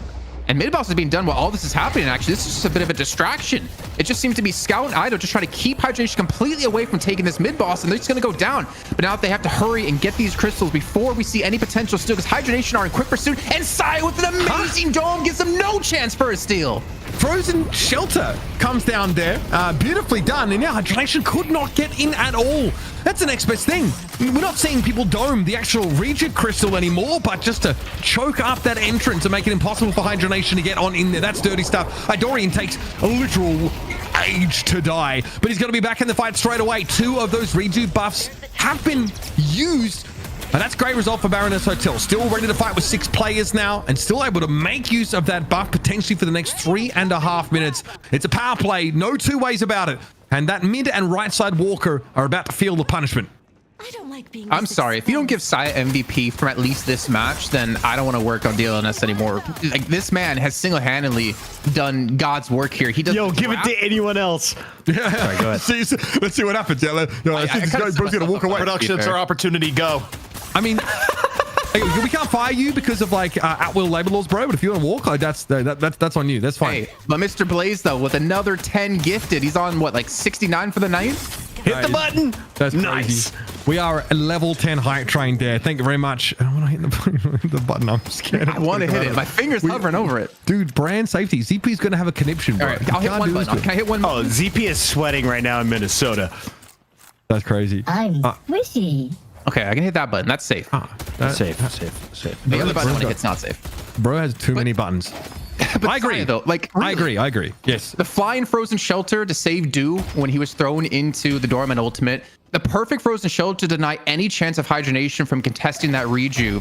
Like his positioning in general, but his positioning on his domes have been a one of a kind. Yep. Not even that, but just think back to the early game, right?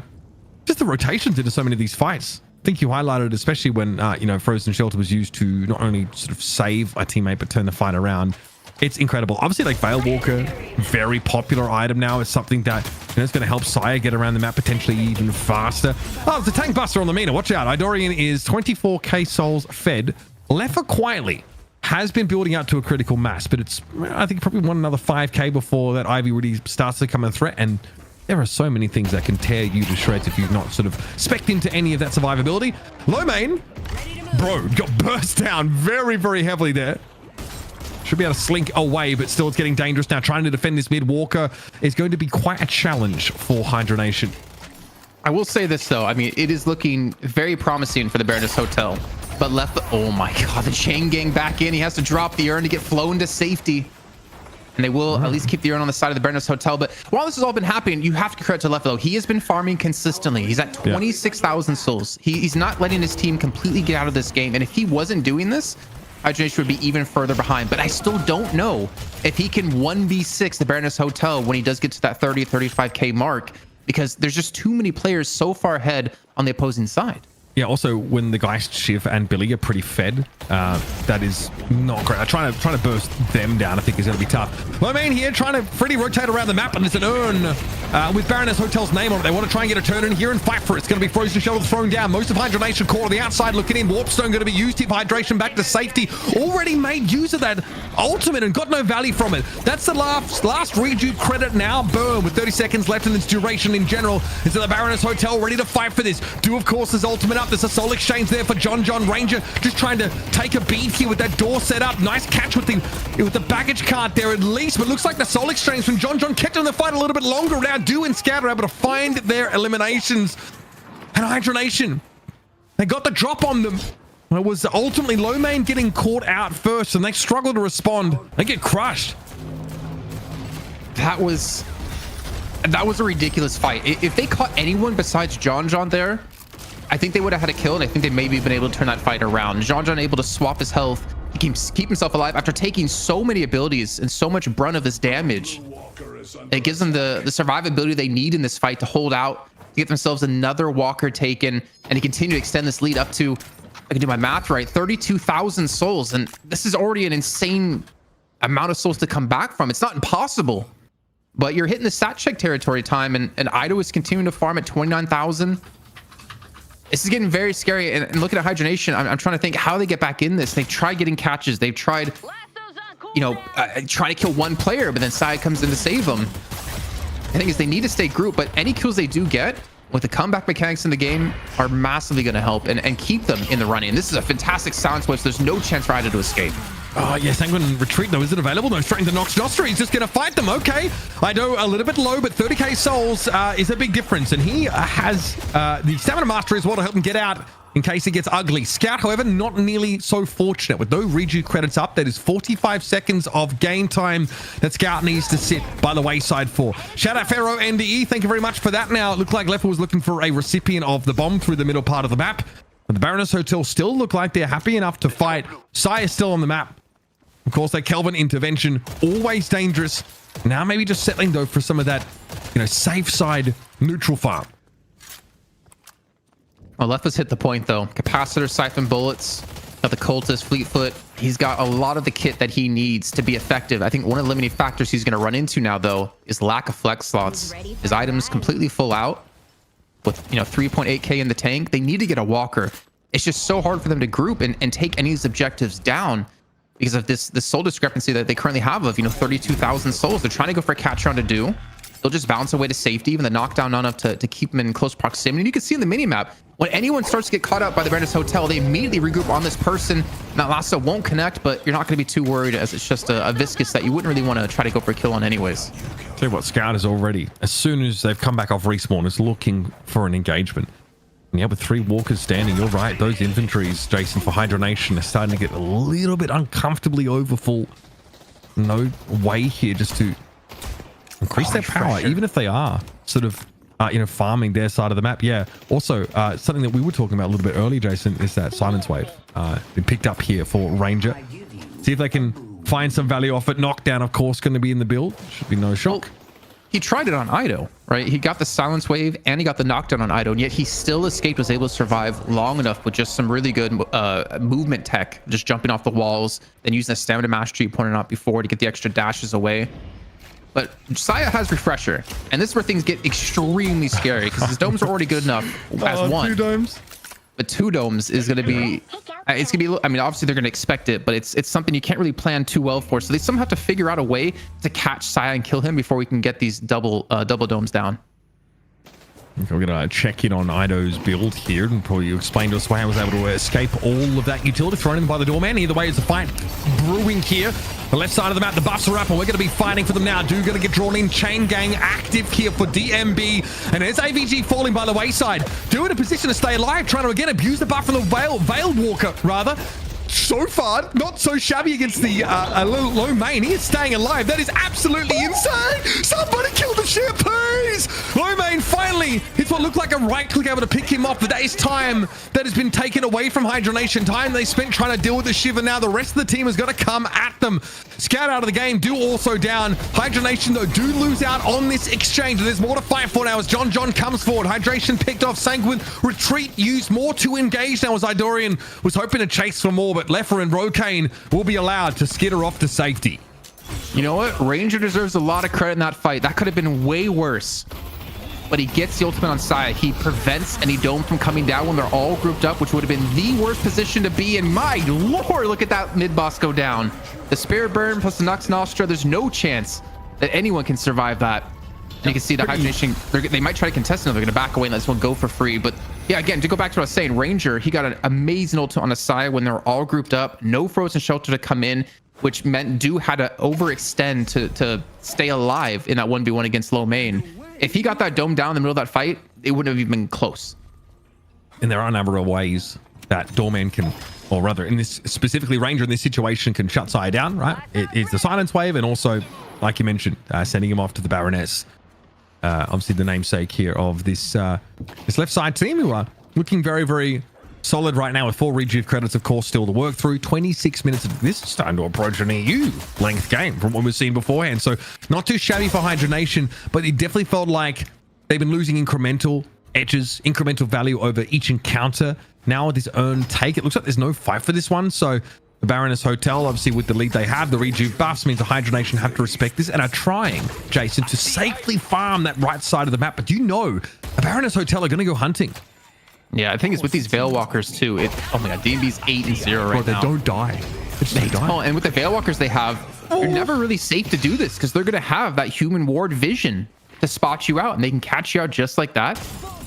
And now with a man advantage here for the Baroness Hotel, that mid walker's looking mighty fine right now to take and get yourself another flex slot and transition into the final one of the game, taking these base guardians down. And Hydration, there's a Billy coming behind you, and DMB, he wants these kills. How many silence waves are these guys going to try and pick up? It doesn't seem like it's going to be enough.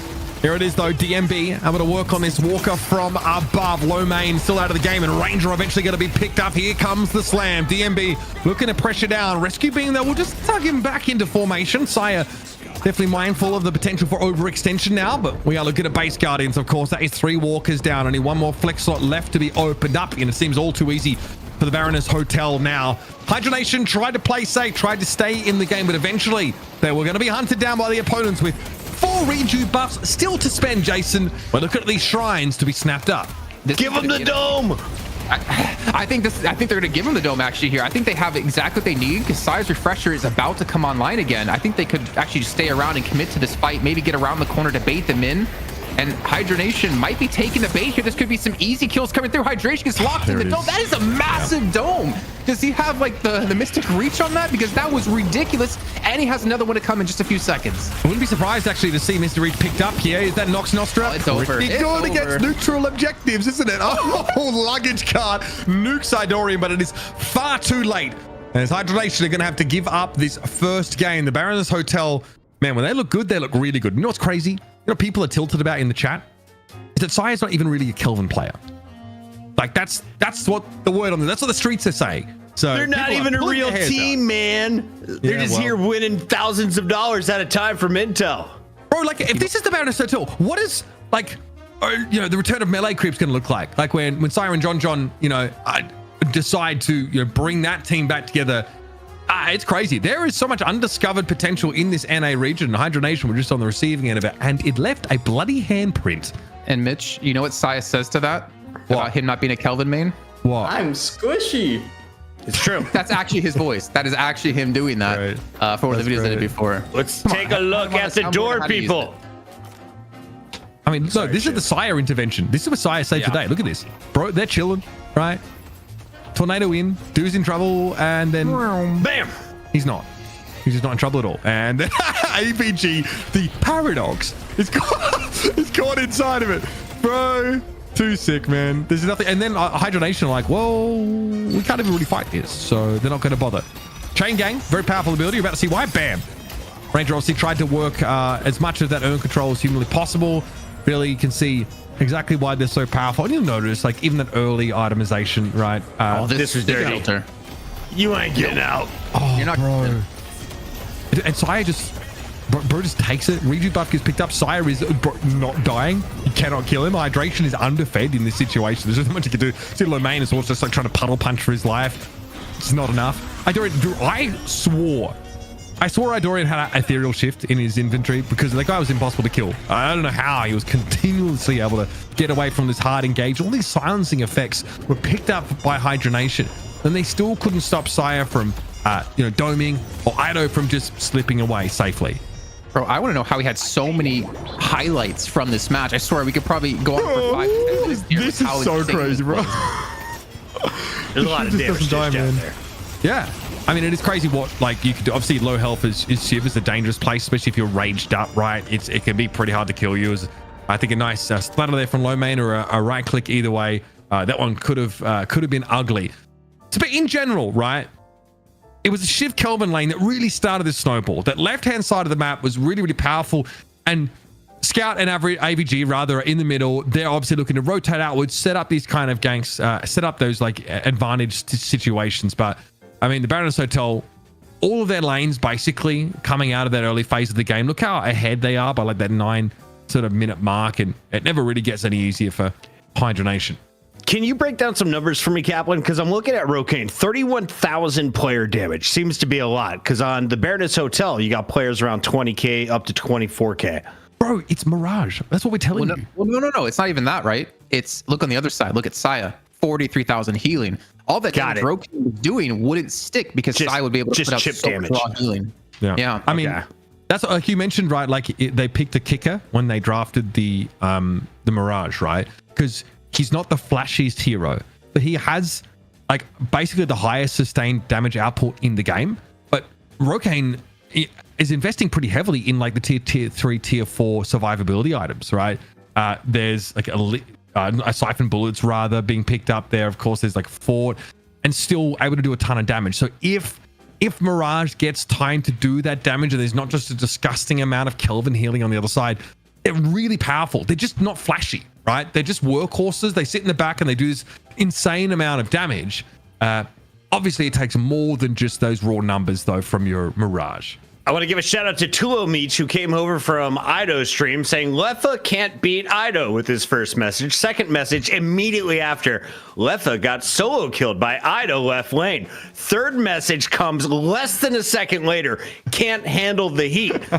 Do we have a fanboy, or does Ido have a burner account in our chat, Jason Kaplan. Oh, Yeah, I think it's option 2 there for sure. He was playing and sending message in our chat while that was happening. I believe it. Multitasking legend, 32 kills to 8 kills. That was a slobber knocker in favor of the pickup squad. They're staying on court. They're the kings of the court, and they're handing out 2 woes. Can they make it back-to-back dubs over Hydra Nation despite the new 6? Only time will tell. Final thoughts as we wrap up this one. Kaplan, did you have an MVP who stole your heart? I might have had one. I think there was a player in there. Maybe Just the Kelvin. Messiah, Bro, you know, maybe bro's gonna quit. Remember? Just If we all the didn't Kelvins. Glaze his homie. Yeah. Look. Okay. Side Definitely deserved wasn't it. the Mina, wasn't the Shiv, it was the Kelvin. Yeah, how do you give it to the Kelvin? I mean, 40,000 healing is Heals a lot. That's Kelvin a lot. is busted. He's busted, bro. Uber, on the other side, if we're going to tell the comeback story and finally a game 3 on a night of dominance, how does Hydra Nation get it done? Try not to give Shiv Kelvin over, I think, is important. You probably need to contest that a little bit more. You've got to be careful. You can't let Grey Talon through, though. As a result, maybe like Pocket might be something worth trying to fold into your comps a little bit more here. But in general, you want to try and get out of a comfortable early game. Remember, Hydra Nation were always really, really good at being scrappy in the early game, and their macro was what won them games. But in NA, that's not really enough anymore. And you saw like Hydration is just doesn't have enough souls on that Abrams to really be a threat, really go anywhere. Is Jason telling his dog to shut up? No, I'm be talking to crazy. Pucky. I was like, is this guy going to stop talking so we can go to break so we can get this next game going sooner? Oh, I was just think so. thinking about like I've got even more to say, honestly. But here's the cool thing. If I let Uber staying keep around a little rambling, longer. we don't break sometimes. We make Yeah. Solomon hold his pee in, which then brings a sense of urgency to every segment, the remainder of the show. Uber and I, we're veterans of this game. You know, we've been doing it for a long time. And I'm kind of just like meandering down a thought path, and maybe you'll just join me here, Jason, for just a second, if you will. Maybe just Let's get yourself waddle with him, bro. Leffa had 0 objective damage in this game as Ivy, which is not a huge problem, but obviously it does mean that you're not really getting in a position to actually contest any of those objectives to push up that lane. We know that Ivy, obviously, in the early lane doesn't always have a huge amount of pressure. Kudzabom is pretty good later on for shoving up, but it can be tough to get started early. No objective damage means you're never really in a position to, again, try to go for those big soul repositories that are those objectives. Are you happy, brother? Are you happy, bro? I've been doing this for 15 years.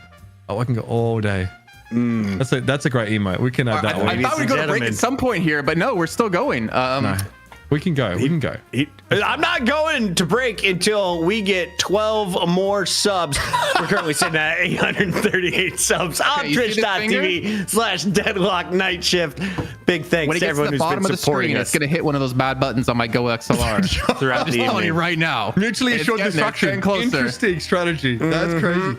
Yep. Fuck it. You got the call, buddy. It's crazy. I might just have to throw to a break so Jason can stay employed. Ladies and gentlemen, it's the Night Shift. Take your pee. We'll be right back. He's still gonna hit it.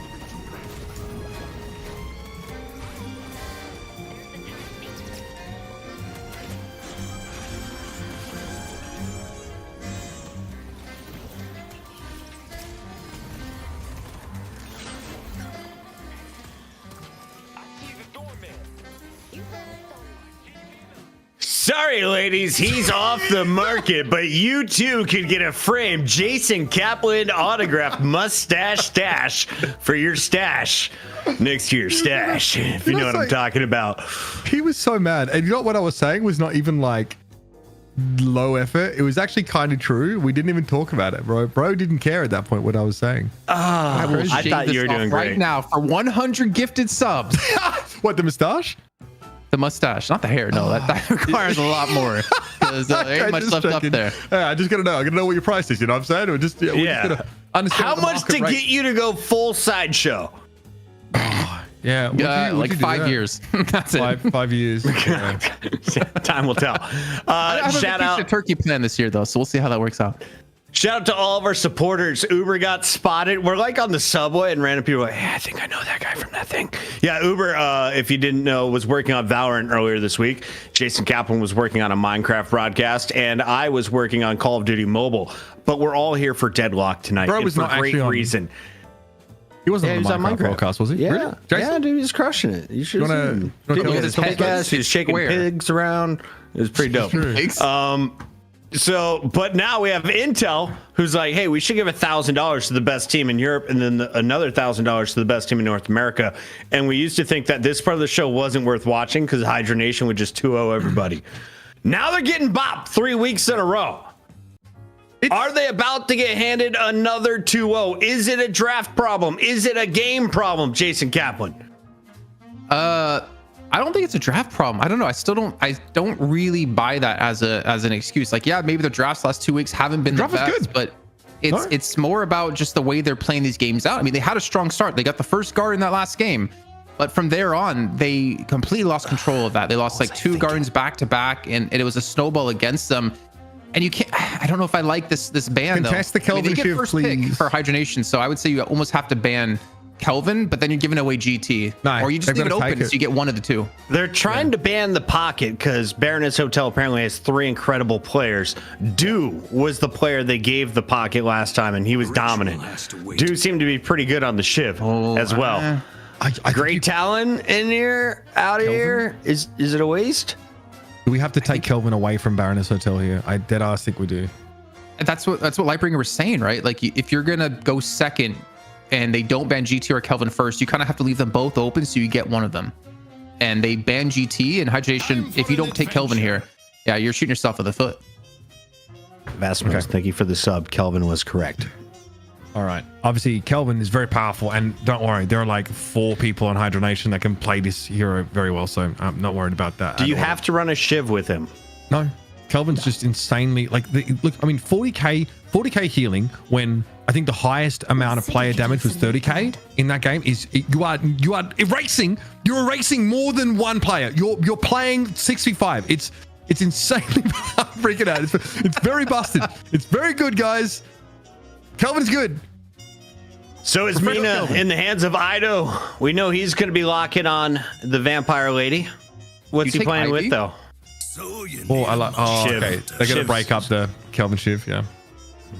They don't want to spend a ban. I think on the Shiv here if they can get it and make use of him themselves. I think both Kelvin and Shiv in a vacuum are still very solid.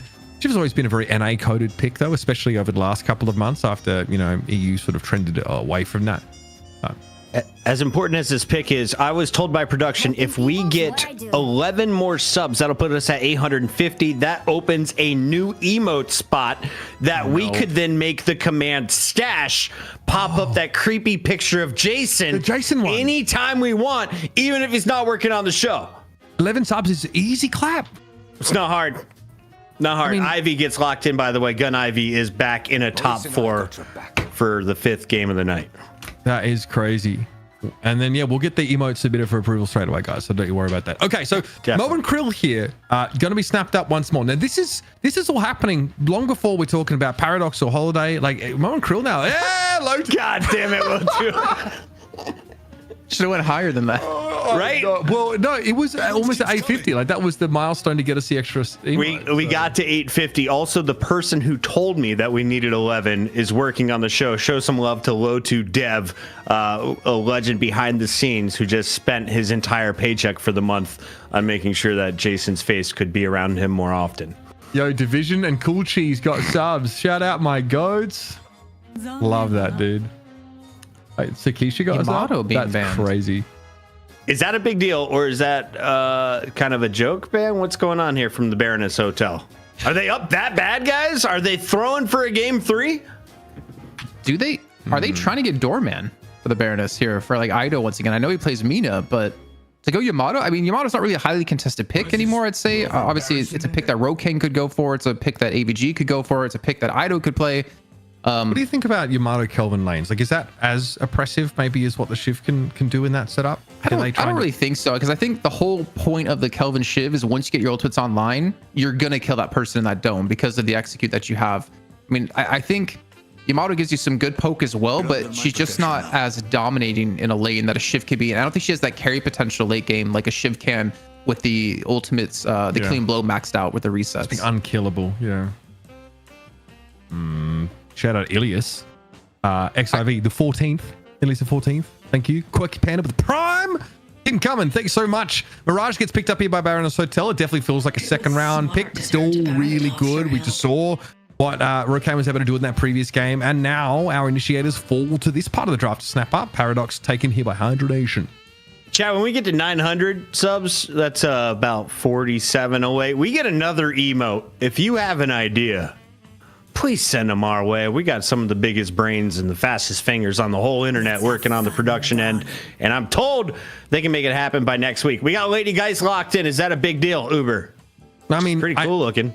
Yeah, look, I think if you want like decent sustain in those longer fights, someone who obviously really benefits from being in a Kelvin team, definitely going to be potent. I think if you want to have this strong front line, Mo and Krill, Lady Geist, Kelvin, this is pretty staunch. It can be tough to get through.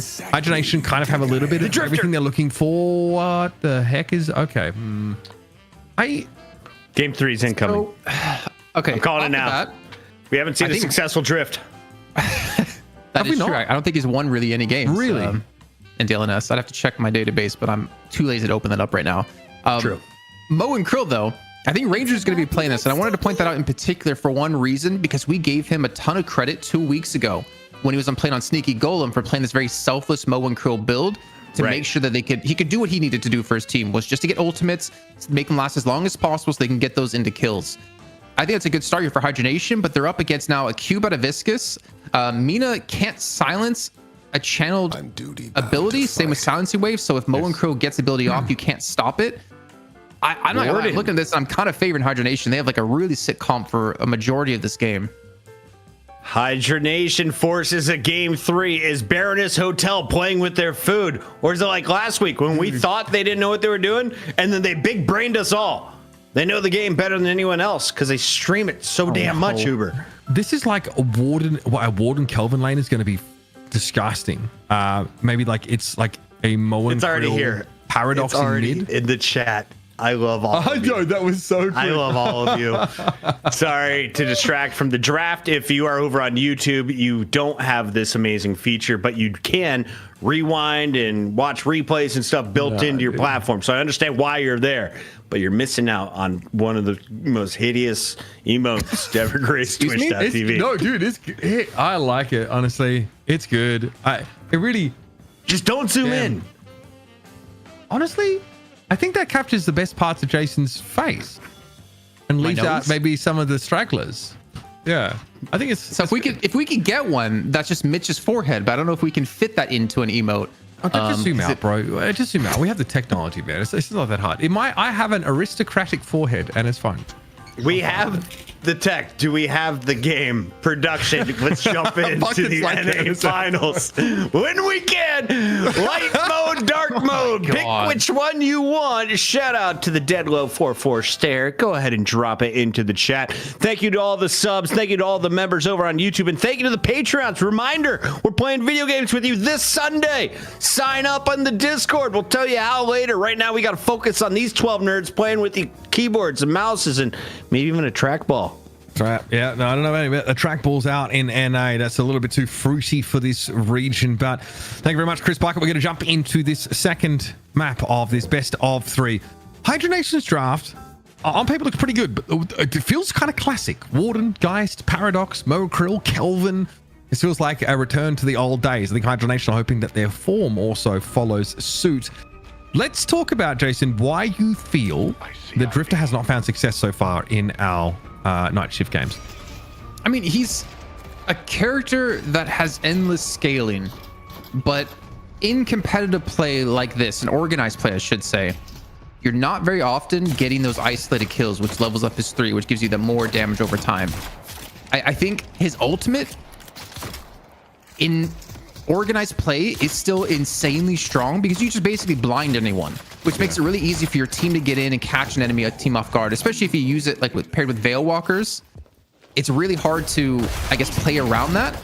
But him as a hero right now, it doesn't do, I feel like, enough. I think he's a pub stomping hero, but he's not really an organized play hero at the moment. Yep. Okay. Obviously, I think like being able to just secure bonus damage off Rend is really important part of this kit. So I'm glad you sort of bring up the Veil Walker synergy. Obviously, Stalker's Mark gets you in, but it doesn't really give you a way out. So you've got to be a little bit careful. You can see already, it was probably bound to be a tough lane for the Drifter, especially up against, so it's a Geist Kelvin. That's actually pretty that might violate the Geneva Convention, this particular lane. It's a lot of hope. I'm not going to lie. Yeah, it is. Like And the it's frost a lot of grenades, the SS sustain. bombs. Yeah, But even if you get on them, like even if you Mr. Blaze, let's go. Okay, that was This guy, he's can we just spreading like, the stare love in chat. Wants everyone to be able to pop my mustache in chat whenever they want to. Can I get a whole wall of Jason's face? No chatting. You can sub, but other than that, I just want Jason's face in the chat for the next minute. A moment of recognition to the incredible bro, I can't donations. even do it right in chat. God damn it, bro. I'm out of myself. Can't even use the emote. Dude, I can't even Triforce, man.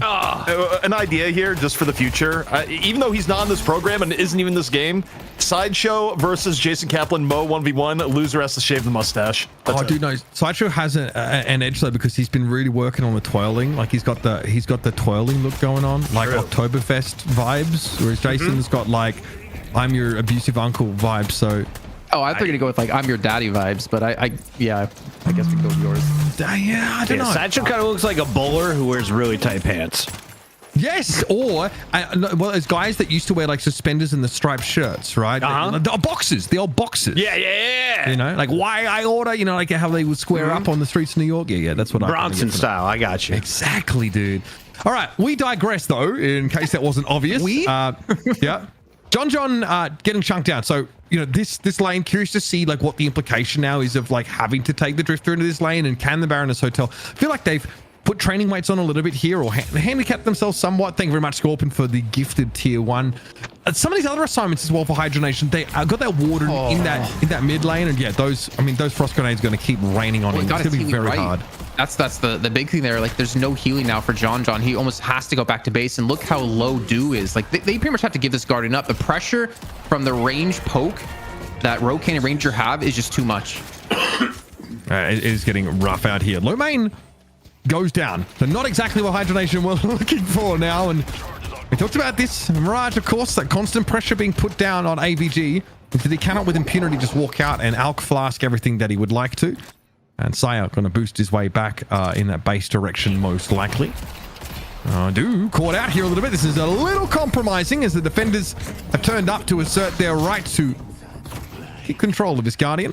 Given the guys might struggle to get away. Rokaine, though, slides on out of there. I'm trying to think I think they almost need to swap their mid lane over here. Like put Mirage Viscous over this left lane. But this poke is insane. Like you just can't escape it. You almost need to buy extra stamina just to continue to dodge away. And you're seeing the poke consistently come through. The healing, the sustain they're going to have in that lane as well, especially if you go for Radiant Regeneration for Rokaine. This lane for Hydra Nation could potentially just carry the game for them with how it's going so far. I mean, yeah, both these left and mid lanes, Jason, are looking pretty tough. And even, I guess, like a stronger lane for Baroness Hotel on the right. They've not been able to get a whole lot of Guardian damage there either. I think this mid lane, though, is pretty volatile, especially as ultimates get online, right? They're starting to do so now. Sai is first with a goo ball at the ready, but Paradoxical Swap's going to be able to start off engagements. We might see rotations into this lane by the Shiv, for example, of Dew. Rokaine already at 3.4k souls, AVG 3.3, so this mid lane looking pretty good for Hydra Nation. The Baroness Hotel on this right side of the map, no, they have to have a landslide victory here. I just like how they kind of realize the urgency of they're eventually going to lose their left lane at the rate this is going. So they almost need to counter push on this right side so they can match things and keep things equal. And that's a great use of the Sanguine. Help me out here. Sanguine retreat. Yep, Sanguine retreat. My man. Perfect. It's actually, well, it's a Sanguine advance, I guess, in this case, trying to use the Nox Nostra on top of it, looking to push Hydration out of this fight immediately. And actually, it's not going to be Ranger on the Moa and Krill. It's actually going to be him on the Kelvin. So I wonder if Hydration will go for more of like a damage build and not so selfless, since Ranger will kind of need to do so on the Kelvin anyways. Yeah. But yeah, this counter push and aggression out of Baroness Hotel, I think it's a really good read into what they need to do, because they know this left lane won't survive for much longer. Yeah, exactly. It definitely feels uncomfortable for them. But I kind of like Baroness Hotel trying to negotiate from a position of power on this left, right? When they do have those health pools in order to get some good shove up there. Just try not to take too much free damage. But unfortunately for Ranger, there is just so many opportunities to hit that one, throw out those grenades, and be a nuisance. Nice that Ren there up close by John, but it barely causes range to stop. Jason, request from the chat. Can you identify how well is Ranger playing on the Kelvin? He is the player filling in for Hydra Nation this week. The new addition is the new comp working out. The comp so far, I mean, I think they're doing what they're supposed to do on the left lane. They're already really successful getting their early kill over on To Do. I would like to see them take this tower to kind of free up Ranger to help out these other lanes, and then again be this like really snowballing force into the other lanes. But I think so far, I mean, the drafts look good in both games. I'd say it's looking throughout the whole day. I think so far it's been good for them, but I have to see them. I don't know. I wanted to say I have to see them win today, but to be honest, with Ranger only joining a few days ago, I don't want to be that harsh on them. I think it takes a little bit of time to get used to each other. Oh, that is crazy. There through the middle part of the map. Baroness Hotel actually getting pretty aggressive, and Sire was quite fed there, but just got rooted in place. I think it was Binding Word and, maybe set up there by the Carbine that, it was pretty easy just to pick Sire off. It's that early lane for Ivy being quite difficult that we continue to see surface in these games. So it is going to be loss of the Guardian on this right side of the map. It's much the same is going to happen, I think, on that left eventually. But there's a window here. There's a power play moment for the Baroness Hotel now to try and I guess just manifest this edge on the right side of the map elsewhere. Like try and maybe impose themselves on other parts of the map. Maybe even that mid Guardian now with 3 players. A player rotating in from the right could be big. I think the best case is you just leave Ido to farm. I talked about last game how Leffa was doing really well in farming. He was the only one on his team because he was left alone for the most part. Ido kept up with him. I think you send Scout away to go join some of these other lanes to look for some more Guardians, and then use that to snowball from here after. But we see the Dome come through as well as to swap on To Do. It's already a good start here out of Hydra Nation to turn this fight around. Yeah, also Life Drain there, of course, could be quite powerful for Rokane inside that frozen shelter as it is already. Ranger goes down. Do they want to pick him up? Wait a minute. Oh, Rokane realizes they've bit off more than they could chew. And again, we are just going to circle back for the kill. Do was quite low. It's a John. Sorry, Yeah. just I want to point that out because if he gets the kill, he gets the extra damage on his 3, which is massive. But how does Dude survive that? I mean, again, we know that Shiv has gotten himself out of some pretty ridiculous situations. Bloodletting is insane. That I think the damage deferring is something that is really easy to underestimate, especially when you can clear the deferred damage on activation. So sometimes you think that Shiv is low and it looks like a tasty morsel and they just don't die. That health bar just doesn't move. It's very frustrating. It's just one more hit, and I think that's why you saw, Rokane commit so deep and for so long right there. Now John, he's the one under attack with Dude trying to save him. You can already see 300 HP left for Ranger here. Frustrated comes through to heal him up, but he's got to be so careful he doesn't get caught by anything else. Yeah, John just couldn't quite get to his intended target here, but this is a good sign for the Baroness Hotel. They've been able to extricate themselves from a pretty weak situation on this left side, and they still have control of that Guardian. Do now is going to have to give up probably a lot of their health as a resource in order to protect this, but they're going in. Cold fronts are being popped by everyone. Now a bit of a standoff around the box here. The Essence Bomb being thrown at Do to try and waylay him as much as possible. Do is so desperate for this kill, and will have it. And it's going to be very, very low. Still not able to be finished, though, by Rokane. That's super worth.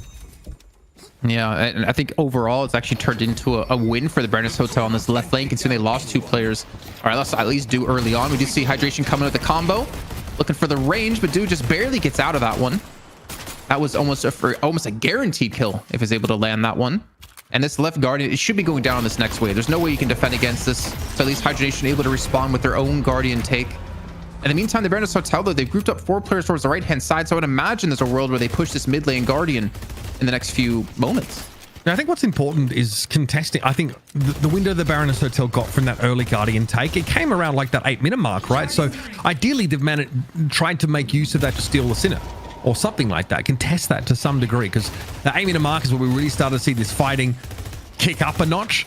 Hydra Nation looking to drift across the map here from the right side, as they can definitely sense things are getting a little frothy through that mid lane. And we're going to be on board with the low main, of course, as those buffs are about to be contested. So looks like Scout will have this one uncontested. They'll pick up that survival buff. On the right, maybe there's a little bit more consternation about it, but no big fight off the back of it. He's coming, though. Scout's looking for a fight over this left-hand side. Doesn't get the ideal position, though, to get a charge into a kill. Again, he doesn't want to be domed off or comboed by Hydration here, so he has to respect this. But the urn can be picked up, and with the left guard already being taken, it's not like they really have the threat of losing anything on this left lane if they do commit for the urn turn-in. I think Hydra Nation are trying to trade this for some Porker pressure, maybe. They're still shoving on that the left-hand side, rather. Eidorian, though, here on the right, with an Nox Nostra use there. Makes things uncomfortable for Ranger. He's chunked down and doesn't appear to be in a position to fight. Lefa had to airdrop the Kelvin out of there. This would have opened the way up for the urn were it not dropped, as Scout went towards mid and maybe noticed an opportunity to take a favorable fight. There was some walker damage taken on the left-hand side as a result of that urn take. Hydra Nation still have 2 players over there. I do like how they didn't commit for that kill on Ranger, because they knew if they got caught in a dome, it could be spelling the end of them. Low main's able to get a kill onto DMB, as we do see the chase down out of Scout over onto AVG. He's got his charge up. He doesn't land it, and they get the kill onto him. Wow. Sorry, it just turns out. Okay, bro. Glad you can make it. Oh, dangerous. That is bad. Seismic slam on towards low main. This guy is in deep trouble, and somehow the Baroness Hotel have been able to get potentially another kill here. That is a pretty sick frozen shelter, and it does give at least a stay of execution to low main, because the Baroness Hotel do not want to dive underneath this Guardian. Great save by Ranger. Important moment here for Hydra Nation. It ends up being a 1-for-1, but they do lose this mid Guardian.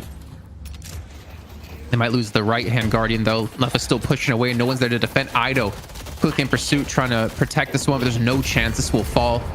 And that is the flex that unlocked. The first time we've seen in, I want to say, like the last 2 weeks, that Hydra Nation have been able to get the first flex thought of the game for themselves over their opponents. Yeah. Struggle Town. Make no mistake. And now that dropped urn from earlier is going to be contested. Pocket. Saw some big questions in the chat. What is this Mo skin? Jason Kaplan, for those who have never heard of Deadlock and Night Shift, how do they get their own Mo? Well, if you head over to our public Discord server by typing !Discord, you can find it in the announcement section. We had Ozzy make us a custom skin. He did the original Deadlock Fight Night one. This one, it's for DLNS, and also the Scorn is the DLNS logo on the ground. So you definitely want to pick. I've seen a lot of people using That's it. Sick. There it is. Super cool.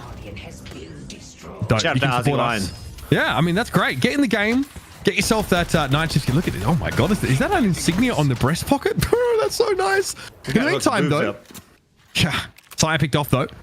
That is the Visk is falling by the wayside. There should be a response here. A good collapse coming across from DMB, though. Now, no Traveler available. The little glasses on Krill as well. They've done God's work here. We have to get more of those commissioned, I think. More.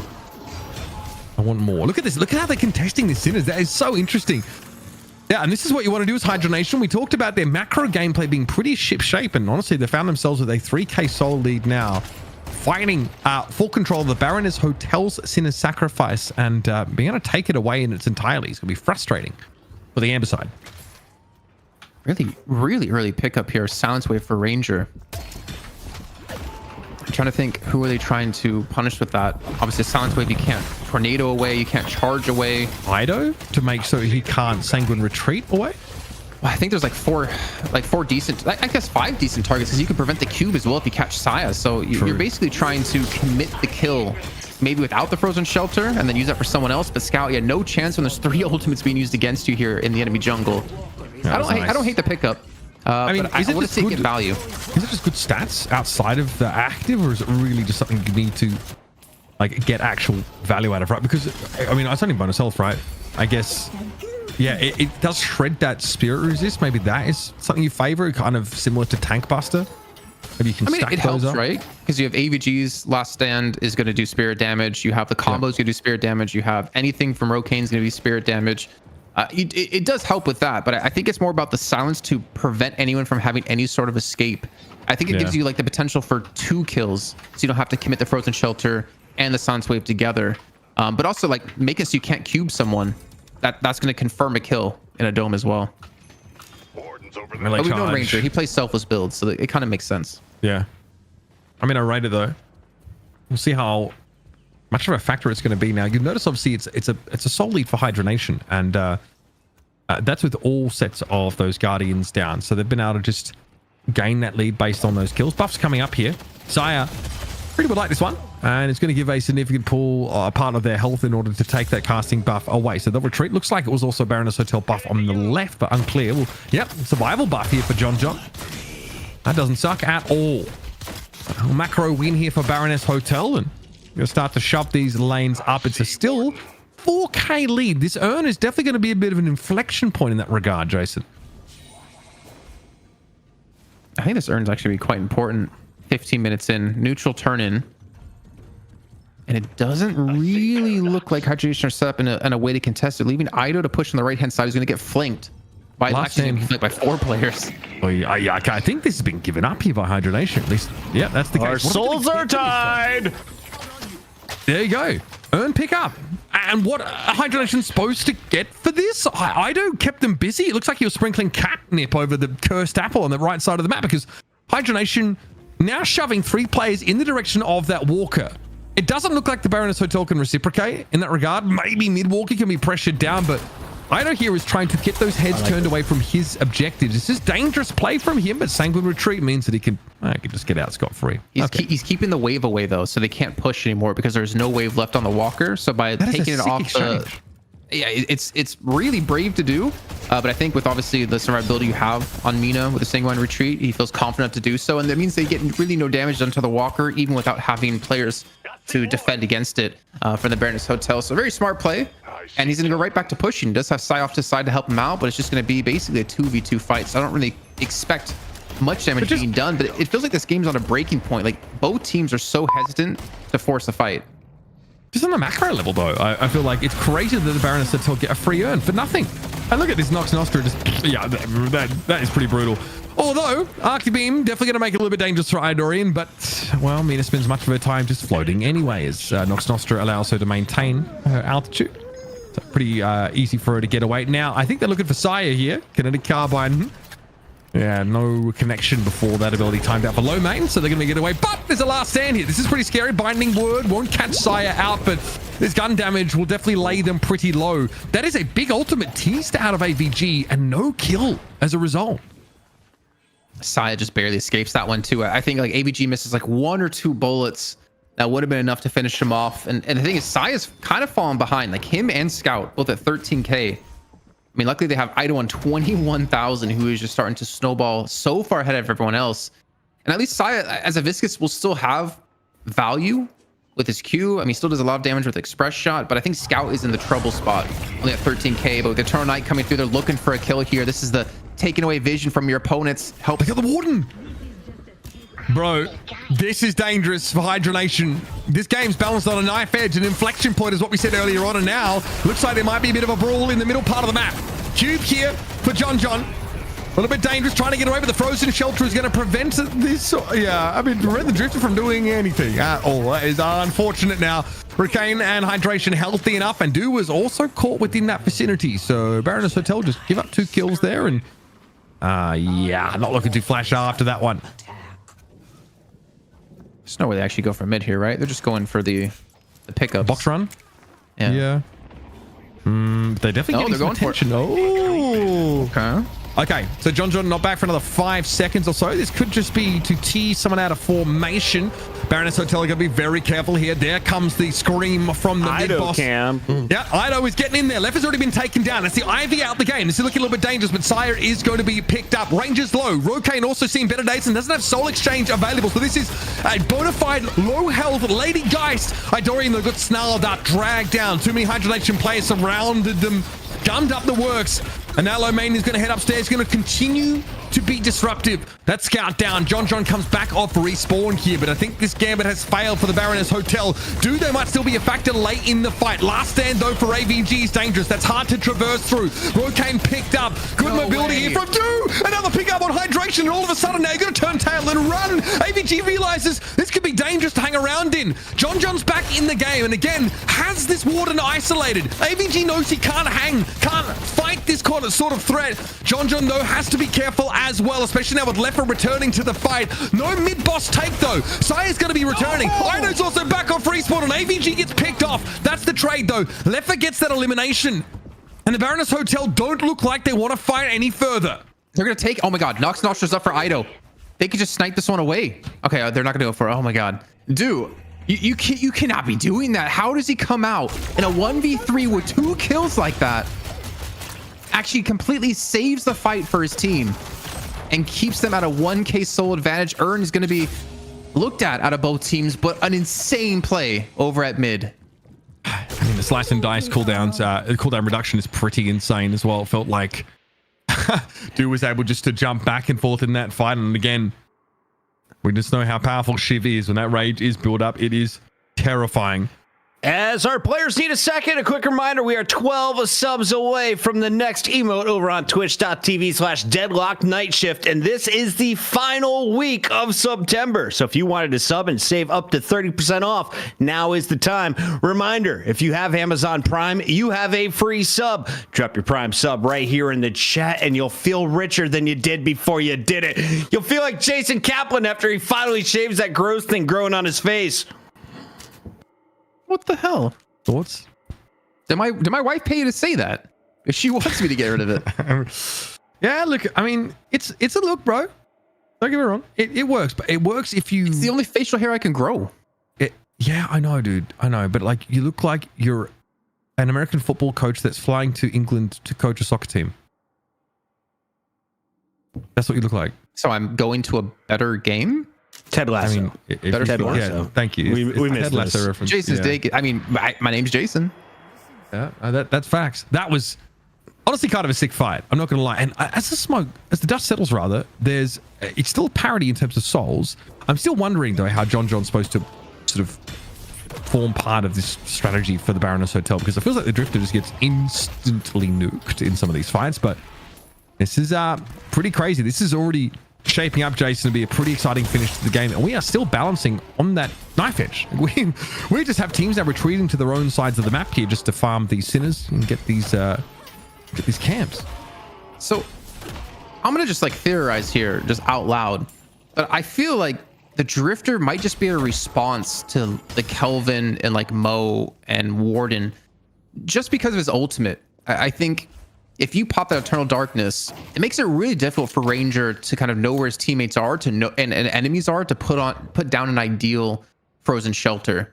And I think it's kind of similar to like Hydration AVG. When you're popping your ultimates, you don't know where the enemies are. And I think it's a decent counter to how those work. And I know obviously communication at this level is much different than what you get in your normal games. But I think it does add a bit of difficulty for Hydra Nation to make everything work well together to confirm a lot of these kills. Yeah. Big shout out, of course, to Hyposes and Descrate. Thank you very much for the subs. We are now 9 subs away from 1,000. Make it 8. Blue Shell, thank you very much for the Prime as well. If you got Primes, may as well spend them here because we aren't going anywhere, folks. Don't worry. There won't be any random name change and brand change in the near future. We've ensured that won't be required. So stick around. We're here for the long haul. Next week we're that thing on break for 2 weeks. Yeah, okay, the hiatus. Well, I mean, we'll be back after that, right? We're buying fedoras, boys. We're definitely coming back. Yeah, deadass. Yeah, I haven't worn a fedora in years. We're getting a wardrobe budget. I've been on Amazon and Temu all night. Dude, Shein though, you got to get Shein. Actually has some crazy. If you only want to wear a piece once because it just chafes your nipples really badly because it's made out of polyester, that's the place to go to. This I do like a good nipple also, chafing. so I do not get panicked player DMs. There's no break. We are coming live next week. And ZP is so fired up for the polyester, everybody. Here, like, this will blow up because of this. We're good for next week. This show has added like 10 years to ZP's age, and it was already getting up there, bro. That is crazy. Bro, There's a new wrinkle, and it's not on his face. that's crazy. That's crazy. All right, Leffa inside the frozen shelter here. Ranger keeping him in the fight. Ido, the one going quite low here, trying to get away. This is looking dangerous. So Seismic Slam comes on in from Scout, looking for a proper fight. Leffa's going to be able to airdrop on out of there, but it's not the engagement the Hydra Nation were looking for. Perhaps, though, this one's a little bit better. Big damage coming on the DMB. Earn take behind this now as John is buying, so that's not ideal. He's not really anywhere he needs to be. Attempted Earn turning now. Puddle Punch knocked him up. Do finally going down, and this time they're not able to be a real menace in these longer fights, and they're 40 seconds away from returning to the Cursed Apple. Not ideal as Hydra Nation now have that player advantage. Leffa was able to avoid the gank attempt, and that's a nice little shoulder charge there onto the Mo and Krill, but now DMB is fallen, and the Baroness Hotel might want to cut their losses. Yeah, they have to back away from this one. No way you can continue to fight that out, though. Honestly, credit to Scout in that fight. He's able to force Leffa out pretty quickly with just the melee over and over again, which prevented a lot of damage and probably could have made it a lot worse if they weren't able to force him to fly off the bat like that. But the Urn does get turned in. You see John trying to push the mid lane while all this is happening to distract them. Saya, he's got to be very careful here because the mid boss has already screamed once. And that's going to be Hydra Nation immediately going for the take. Yeah, all right. Mid boss is being looked at now as good as time as ever, to be sure. Tough for the Baroness Hotel to have much to say about this. Neat Central, thanks for the prime. Appreciate it. And this will be an uncontested pickup. That last fight, Baroness Hotel just trying to contort themselves into a number of different shapes to make this composition work for them. Was not pretty, that is for sure. Saya trying to get a Warden, a Walker for his trouble, and he does so. Nice pickup here for the Baroness Hotel. Keeps those souls relatively even, but it'll come at the cost of their Viscous. Still pretty big, though. A lot of map control. And again, the souls really aren't too far off now between the two teams, but this is Hydra Nation's chance to attack and look to take it to a third map. They're easily going to look to barrel down on this left lane Walker, and Dude's got to be careful not to overextend. He is pretty much by himself. I do at least keep the wave away for now. In the meantime, Ido is going to be away from his team looking to farm out the mid lane, and he might come in from the side with 31,000 souls and a Nox Nostra. He could put down some serious damage. But the not the mid boss, the rune spawning in the buffs. It's like left is in it the security of the survival, and the movement actually be quite nice for Ido, to be fair. Yeah, that the is stamina mastery too. Yep, bro is going to be in midair basically constantly. It's the Walker take here, though. Eventually, Hydra Nation with these rejuve buffs are going to make some use of it. Do the Baroness Hotel want to intervene here? Can they afford to actually take a fight? Looks like they might have found Leffa a little bit isolated here towards the middle part of the map. Now, they do have airdrop to get away, but it's dangerous. They're trying to go for the Stone Idol here. Maybe there's some backup that we're not aware of for Leffa. In they come. Nox Nostra going to silence him for a brief time. The love bites are hitting, but Ido is picked up by Rokane. So he gets back into the fight. And that was probably the Baroness Hotel's best chance of picking off an isolated player. But there were too many Hydra Nation players in close proximity to reinforce. I mean, Leffa's hitting this critical mass point at 32,000 souls. You see he was able to tank through that damage of John and Ido coming through. I think there's a slight misplay, though, because Ido got stunned up by the Stone Idol, which means he wasn't able to put out the damage right after he came out of it. And I think that would have been enough for the kill. But either way, Leffa does survive that, and he's hit a very high threshold of souls that becomes very difficult for anyone to 1v1 him anymore. Even the 1v2 you saw, he just won. Chat, we're only 5 subs away from a new emote. We need some new ideas to get it done. Put them in the chat right now. I have a feeling we have a game 3 coming. I mean, there are so many. We mentioned like one of my forehead earlier on there. I do think we need a pocket like in glasses emote. In Sunny's. I think that one definitely needs to go. I left him at Disney World, bro. I'm shattered. No way. Gotta buy some new ones. Yeah, the migraines gonna hit a little bit diff, bro. You gotta be careful. All right, here's that Urn. Making its way, of course, towards that turn-in location. Little putter punch to disrupt, but Hydration, oh, he wasn't born yesterday. Seen that one before. So safe turn-in for Hydra Nation. Not only do they get the Walker off the back of this rejuve buff, but they get a relatively uncontested Urn. And immediately, the Baroness Hotel, every time you look at them right now, they're flinching back to their side of the map, back to their safe jungle, as they weren't able to find a chance to isolate and neutralize an individual. I mean, Ido still feels aggressive to at least feel safe to push out these lanes by himself. Again, has a lot of mobility, has a lot of safety. But he cannot afford to go down, because if he's dead, I think the Baroness Hotel just crumble. They basically need him at this point, and you see so many silencing waves. I don't know how they get back into the game, the Baroness Hotel. Like, I don't think they want a long game against this Hydra Nation comp. So quick. I think that's bad. Like it's a Mercurial Magnum here for AVG, by the way. So looking very, very scary. The scaling from Hydra Nation is just, it's messed up, man. They can do so. We haven't talked about this Ivy being a factor in the late game. Ido can basically go wherever they please. They've got such great mobility, but when it comes to actually fighting, that's the problem. Scout, fortunately, does not have the benefit of a mobility buff, so they get caught out. And there it is. Flex slot opened up. One more to go here for Hydra Nation, as that is the final Walker crumbling. Yeah, but this is gonna be another flex slot opened up now for the Baroness Hotel, taking this Walker. This reminds me exactly of what happened when they lost the Sneaky Golem too, because they got caught overcommitting to these just random pushes. But this one's gonna work out, but Dude's gonna have to retreat back to base, or maybe actually push the base guards. There's a fight happening towards middle as well as left. John's getting worked, bro. It's just not happening for him. He's like 10k souls behind Leffer. Obviously, drips are pretty good against isolated targets. Not the gun Ivy, apparently. Saya caught out by a combo. Picked up, and this is going to allow Hydra Nation to maintain the pressure right on the doorstep of the Baroness Hotel. Yeah, I almost want to call this game now. 30,000 soul difference too. I mean, you saw the Nox Nostra out of Ido when they were defending the right lane Walker. Did nothing. Wasn't able to kill anyone. Low main just tanked through it completely on his 32,000 souls. I mean, if the Paradox on the other side has the same amount of souls as you know you're having a bad time now. And Hydra Nation, it looks like they've been able to bounce back from that devastating loss in the first match here to take it to a third. Yeah, I think there are a number of reasons for this, but their lane look much better. Oh, Nox Nostra there's going to claim Ranger. That's 70 seconds out of the game for him. It's pretty scary. But in response, John and Saya were taken down. We're out of the game, and there's Ido now gone for 70 seconds himself. This is the Baroness Hotel. They've been doing what they can to try and stay in this game, but it's gotten a little bit too far out of their control. Shrine on the right now, it's going to be taken, and the Amber base will be open for the taking. Patron going to be knocked here, and Hydra Nation likely will double back and wait for a Ranger to join them just in case, but they're in a very good position. Well, that combo is going to shut the shoulder charge down on the spot. Yeah, and I think Hydra Nation are going to go back into the fight here and just finish this one off as well, because they can commit to this. They don't have Rejuve anymore. They do have a decent man advantage, though. It looks like Hydra Nation is going to back off. The rest of this team hasn't done just yet. John, I really want to see the stats, and I'm not harsh on him, but I don't think he really did do much. With the focus lens picked up as well, he's looking for those 1v1s and looking to burst someone down in time, but I just don't think he has the damage here. I mean, that was evidenced, I think, of that little engagement with Leffer earlier on.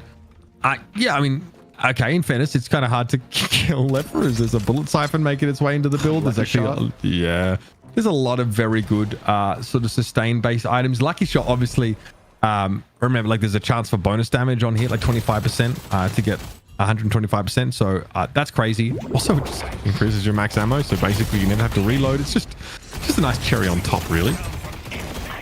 And this is the attempt too out of Baroness Hotel. Go for the urn, turn it in, catch up in souls, but they get caught out and they get forced into a fight that they really don't want. The thing is, like, with only 4 players, you have to just commit to a fight right now, because you know you can't defend your own base. Knockdown's a pretty good item, hey? In the combo. Was it knockdown or was it? No, I think it was just was that a combo off the top? The combo like has no vertical height limit apparently, so you can combo people who are directly above you from the ground. What? He's for real. There was no knockdown at all. You're dead right. Knockdown. It could have been. I don't remember seeing it though. Yeah, okay. I did see them slowly drifting down, but I think you're right. That's kind of cracked, honestly. Anyway, there it is, folks. It is one apiece now. That's game. I'm digging this, man. You know, what's so crazy to me about this, Uber, is you think back to the last year in Deadlock that we've been doing this now, a very long time. It was like a meme to watch the NA games. It was always a joke because it was always so one-sided. Hydra Nation would just smash everyone out there. Eventually, we had melee creeps rise to legitimately beat them, and then they eventually fell once again. It was always about EU as having the best teams, but man, NA is turning out to be one of the most favorite regions for me, because every week it seems like there's a new team that can contest the best and the best of the region. Kaplan, I saw a message. It was over on youtube.tv/Deadlock Night Shift that said, "Your father is Kramer from Seinfeld." True or false? No comment. No comment. For him to be like a tall Danny DeVito, you know? That would be pretty incredible to look at. In the meantime, we should take a look at some of these highlights because we're going to a game 3. Chat, apply. You are right. We're going the distance. Hydra Nation not folding as expected. A lot of people are saying they're done. Then they apologized midway through the game. Was it big brain engagements? Was it outplaying mechanics? What was the difference in this game number 2, Kaplan? Kelvin. I think it was just Kelvin, man. Whoever gets the Freezy Boy wins? I mean, not necessarily, but it just feels like there were too many impactful frozen shelters where they were so close to turning a kill, and it just turned things around. But it also split up the Baroness Hotel. I think it was just too difficult to deal with for them, and they didn't have the coordination they needed of like a buff enjoyers to use these silence waves to kill Ranger before he can get a frozen shelter off. Chat was blaming Drifter. Was he the solo problem in the Baroness Hotel's game plan? No, I think that also like this this Mirage lane for Baroness Hotel, I think, is the most important one in the game plan for them, because they're probably expecting to lose the Drifter lane, right? You're against not just Kelvin, you're against Kelvin Geist, so like you just don't win that lane, right? It's fine to have a weak lane. Leffer is on the right side, okay? That is a weak lane for Hydra Nation. It's really about, well, you're losing 2 out of 3 lanes here because your sort of Mirage lane just loses out. And honestly, there's some pretty close fights. It just doesn't really break in favor of the Baroness Hotel. And then, yeah, John, unfortunately, is just not able to do anything. Like, trying to solo roam, because there are so many parts of this game where it could go either way. Fuck it. And unfortunately, the Drifter difference just isn't felt. It doesn't seem like the pick that, you know, the Baroness Hotel needed there. Chat, let me know. Do you think it's Ido and the Baroness Hotel taking game 3? Or is it Hydra Nation with hydration on the Mo? Say Mo or Mina in chat. Let us know which way you got this one going. It's a game 3. Double it up on the kills this time. Hydra Nation, 216,000 net worth to the 183K. And if you're zooming in on your cell phone, don't worry. Kaplan's got all the big numbers you need to worry about right here for you. It's kind of against Rocane if you look at it. Most Look at the Rocane healing. And the healing, of course. Like the Mystic regen is massive, especially when you're playing against teams that are kind of grouped up, because your S's bomb procs it every single time. Ranger's still on 28k healing. So if we talked about in the last game, you know, Saya putting out 40k healing, Rocane and Ranger together put out 58,000, which if you look on the other side, it pretty much eliminates 2-3 players in some cases if you look at them. Radiant Regeneration is such a troll ability, item rather. It is just insanely powerful, man.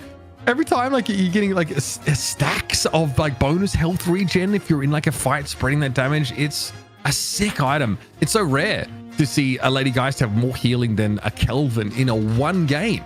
Dumb question from the Call of Duty guy. There's an anti-heal item, right? Like you can make sure they stop healing. Yeah. All right. Chat mentioned look at the other side. I don't see a heal bane. Chat's got big brains. I just act like they're my thoughts. Shout out to everyone who is pouring in. We are done with EU, but if you are on YouTube, you can just scroll back during the break, but then you might miss the start of the NA game. So you might as well stay for the end of the NA game, then rewind all the way back to the beginning of the broadcast and watch the whole thing over again. Or you can go over to youtube.com/Deadlock Night Shift and watch the VODs that are posted immediately after by Jason Kaplan. He also cuts out all of our interviews. He picks out the best moments. It does little breakdowns of the best items you guys can buy. Kaplan, what other content do you make? Is it ASMR, or what were you doing with the rubber duckies? Yeah. I thought that was a vacuum, like a random socket next to you. No, that's actually Solomon who does all that stuff. I just do the thumbnails and make the match recaps and some extra side content, which you can find over at Locked In on YouTube, because we're like 50 subs away from 1,000, which would be awesome to hit. That would be awesome. Uber, what the hell were you drinking out of? Like a Gatorade bottle, chug? brother. Yeah, here's the secret, man. The bigger the bottle, the better the person. No, the more you drink. Okay. So I don't have to refill this. Yeah, should I show you what color this is today? Compensating. Oh, that's crazy. What color's in the bottle? Don't do it. No. What color is? I mean, bro, you've been sat there for a while. That's what I'm saying. Thanks for the prime. Is the red in it again? Do I need to be concerned about you? Is it like a thick orange? Oh, yeah. Ooh, what are you drinking, brother? Ladies and gentlemen, kidney stones are no joke. See your doctor before it's a problem. Second, Sarah and Spy. Thank you for subscribing. I think your name has a Saharan in it. Saharan Spy. Yeah, close enough.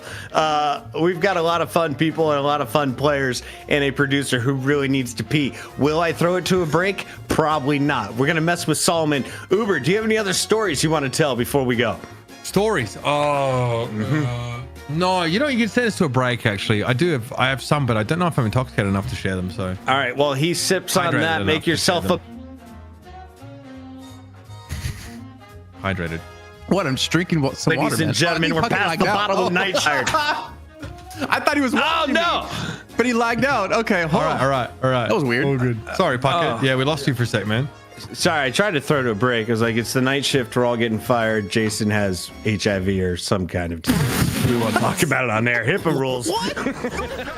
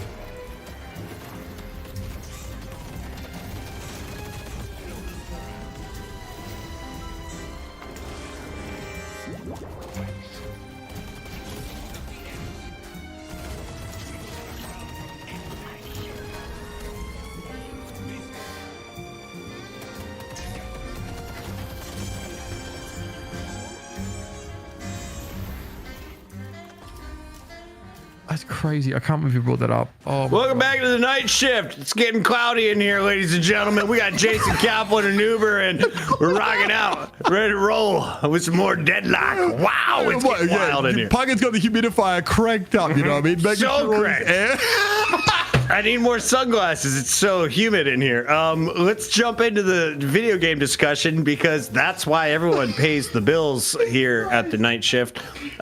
We watched the best of North America, and so far it might be Hydra Nation, or it could be the pickup squad that's rocking back-to-back titles. Well, really just one guy, DMB. He's going for the 3-peat. Does he get it tonight, Jason Kaplan? Yes, it's happening. Ooh, I don't know. That game. My was- wife says, yeah. stop yelling. We're putting the child to bed. Oy, oy, Sorry, oy. continue, Kaplan. Damn, that'd happen to me too if I had one. Get wrecked. I don't know if you're talking about wife or kid. Yo, pro tips from Uber. You don't gotta deal with it. Just don't, yeah, just don't have a wife, bro. Easy crack. You guys do this. I'm gonna take care of this call. Okay, yeah, Go yeah, ahead, you Kaplan. said Yeah, the you call. do great. Bye, Solomon. Okay, so in fairness, we Actually left. that's crazy. He's just I can't believe we've just produced him out of the show on a whim. Took a fat hit and then just went off the show. All right. Oh no, it was the humidifier, bro. Like the guy has upper respiratory problems. Like you can't just It's true. He didn't have You allergies can't- last week. That's yeah, fair. no, that's it. It's out there in Columbus, Ohio. I hear they've got like really brutal pollen going on. Let's jump into draft here, folks. Of course, for our decider match. Oh my God, what is this? We are at number 7, folks. Our finals match of North America, our night shift. Man, it's crazy to be back here for more. And the Baroness Hotel had a very strong game 1. Really one-sided. It was like a 25-minute game. They're trying to find back in game 2, but they're using a comp with a drifter, and it doesn't quite seem like they're able to put it together. However, we've got that behind us. We're off the silly sauce now. Let's see what the Baroness Hotel go for. Remember, Let's get back on the silly sauce. Pocket's gone. Mina's coming in. What's up, ladies and gentlemen? I'm back. It's crazy. Don't worry. I'm going to go put her to bed after this game kicks off, but that hasn't happened yet. So I'm here. Kaplan, it's going to get weird. They're putting away the drifter. I've been told they're taking it super serious and they're getting rid of the snow bro. So Kelvin's gone. We got no insta win. What do you do when it actually comes to picking characters, though? Great talent right now for Hydra Nation. That's What I was going to say is that, so because Baroness Hotel lost, Did you they just got waft choice your of own first- burp back into your face? Yeah, Did that's you just- unreal. Did you just try like Unreal. That's like circular, Bro, shut the He Dutch ovens himself, Uber. He burped it. He literally This guy at night with the sheet. Dude, Wow. I know everyone likes their own brand, but I didn't think it was from burps as well. Like that is crazy work. Oh yes, it's a great year that one. Oh, there's Mo and Krill, yeah. by the way. Krill would never even conceive of that thought. beef jerky and pinto beans. Wow, that's the good stuff. No, it's more of like broccoli and pork in a microwave with some potatoes. That's based. That's based. Yeah. It'd be rice for me, but that's based. So what I was trying to say though, before I like the smell of my own burp apparently, was that Baroness Hotel had the choice of first pick or second pick, and they actually ended up going second pick. So normally like, what we've been seeing is teams are heavily favoring like the first pick as a priority because you get to pick one of the strongest heroes that are left in the draft. But they give it up. GT is available, and yet Hydra Nation go for a Mo and Krill instead. And then on the other side, they still leave GT open with Mina and Paradox. Is there a consensus here that GT is just not that highly valued? But it's been getting banned. It's been in the banned first out. rotation. Yeah. Okay. Yeah. So there it is. I mean, Hydra Nation saying we get the Mo and Krill, and if they, I guess again, if you're going for the GT, you might open yourself up maybe to some other picks. But I mean, Shiv is still available, right? Yamato got banned last game by the Baroness Hotel. That's something that's worth considering. Abrams. You lock him in. Do you go for the Abrams keeps coming. Yeah, good call. I've watched this game. Seven weeks. I've been here for 6 of them, Kaplan. I'm learning. That mystery mist in your room is working wonders, my guy. Keep it coming. Keep it coming. Can we actually do something here, Solomon? Can we take the pick of Abrams out and put it back in? Because I don't think people heard that properly. Not easily? Okay. Yeah, don't do it. I don't. You know, you Not guys worth watch on YouTube. You can go back, check out the VOD, and go listen to when Abrams actually came into being picked. Because Abrams keeps coming. that is what it said. Lady guys. True. She had a lot of heals. Do you buy the anti-heals for this comp? Is it Well, they had required? anti-heal. So They had toxic bullets. Okay. Yeah. But But the thing was, there's just so much healing that it was just hard to stop, I think. And obviously with the Kelvin to support as well, yeah, I can get a lot of anti-healing, but there's just still so much raw output coming out that it's still really hard to confirm those kills. Yeah. All right, so no Warden this time. Put your whistle away. Last pick here. What's the ban? I mean, you can. I'm not even really Ivy? sure. Oh, shit. Shiv. Okay, I thought that Ivy would also be a bit more likely. That was Is so that a- highly prioritized by Hydra Nation last game. Is that a do target ban? Yeah, both of them are. Like a Yeah, respect, they maybe? literally both are. Okay. We've seen this. Like, I mean, I think Pocket and Shiv specifically are those kind of heroes that like they fit into really oppressive lanes very well, and they scale pretty powerfully as well. Shiv obviously like is pretty hard to kill. I think you have to take Ivy away from Hydra Nation here. I just don't think you can give him Grey Talon and Ivy in the same game. For me, that seems like a whole lot. And Hydration gets to be on the Abrams here again. I mean, they need something to catch. I mean, off Grey Mirage Talon. at some point. Like obviously you've got like good consistent sustained gun damage for Geist here on the Baroness Hotel, so you take the Mirage and have that yourself, still build that in. Grey Talon's great. You might want like another sort of late hyper carry, or you start looking at the Holiday or another form of Initiate here as well. I mean, that's the thing is that if we do see a Holiday or Bebop being, I mean, I think Bebop would actually be a really good pick for the Baroness Hotel for John. Oh, but it gets taken away. good. Oh, that's crazy. I think that's targeted. To be fair, John is a legendary Bebop griefer, so that's definitely something we often ask him, like how Bebop's looking whenever we get catch up with him. I mean, Viscous is still open too, which would be decent because again, if someone gets comboed or someone gets hooked, you're going to shut that down. But what I'm not seeing though at the Baroness Hotel is who's going to deal with Grey Talon. I mean, Billy's going to help, but I don't know if Billy's going to be enough to get into the back lines to deal with this when you have an Abrams front line with a Mo. I'm calling it now, guys. Baroness Hotel wins game 3. What would you do, Puckett? Let's turn around on you. What would you do if they don't? Put your money where your mouth is. If they don't, I will cut my hair properly and get rid of this mullet. That's great. Yeah, I'm willing to do it. Willing to do it for this show. Fresh fade like 2 weeks ago, bro. I bet you they even gave him a nose waxing and everything, bro. He's looking clean. Why we? Yeah, okay, bro. You go to the Turkish dudes, they like light the fiery thing, Armenian and they guys touch in the outside Burbank. of your ear, but it doesn't dude. burn because it's so fast. Yep. No, I get the wax on the ear, bro. It's crazy. There's your lash. Ladies and gentlemen, if we get to 1,000 subs tonight, Kaplan will pull out a razor and give himself the lash line. That's right. It's the night shift. He's got a razor blade in Italy. It's available to him right now. All we need is 101 subs to get to 1,000 over on twitch.tv/Deadlock Night Shift. By the way, it's up to 30% off for the next 6 days. This is the final episode in September. Take advantage on twitch.tv. Your casters for match number 3 is Jason Kaplan, currently with the big mustache and 2 eyebrows intact. You can change it all with a little bit of money. And the best caster ever, Grace Deadlock, when he's here. It's Uber. Oh, geez, that's high praise, yo. According to the chat, I'm just reading what they say. Thanks, chat. Love you, chat. Thank you. I heard that Lash was something that Jason was actually asking for in a couple of games ago, actually, to try and have that like level of access to a backline. So that may also have been taken away from the Baroness Hotel. Maybe Hydra Nation have realized that the Baroness Hotel don't have. Okay, it was the last pick, so Yamato also greatest caster in Deadlock would have known that it was the very last pick. I mean, and it wasn't to take it away from. I didn't even know that you could cancel the. I didn't know you can cancel Yamato's dash, like her engage. So like, we got some work to do, chat. I'm gonna be honest with you. All right, well, we're gonna get there. Don't worry about it. As soon as these guys start paying me, we'll be good. So the chat has requested that you call them ladies versus gentlemen. There's 5 female characters on one team. You're welcome. That's true. That's true. Billy identifies as male, though, no? So there's 6 characters on each team, Uber. Yeah, no, I get that. He was just clarifying. Billy's new. He doesn't know all the lore, Kaplan. He's not like you, reading the lore every day, getting ready for the show. Gotta have my Billy lore ready. I just don't want to misgender Billy in the current year. I don't want to do that. I just want to make sure. Okay. It's all above board, yeah. Seriously, NA, what takes so long to start your games? The draft was done hours ago. Peach Pear has subscribed. We did it. 900. well before this game was ready. We're at 900. We are 100 away from the eyebrow getting a brand new slit. Thank you to Jason Kaplan. You can follow him on Twitter and tease him there at J Kaplan. On the mic, it's Uber Shouts with the play-by-play. Show him some love. Game 3.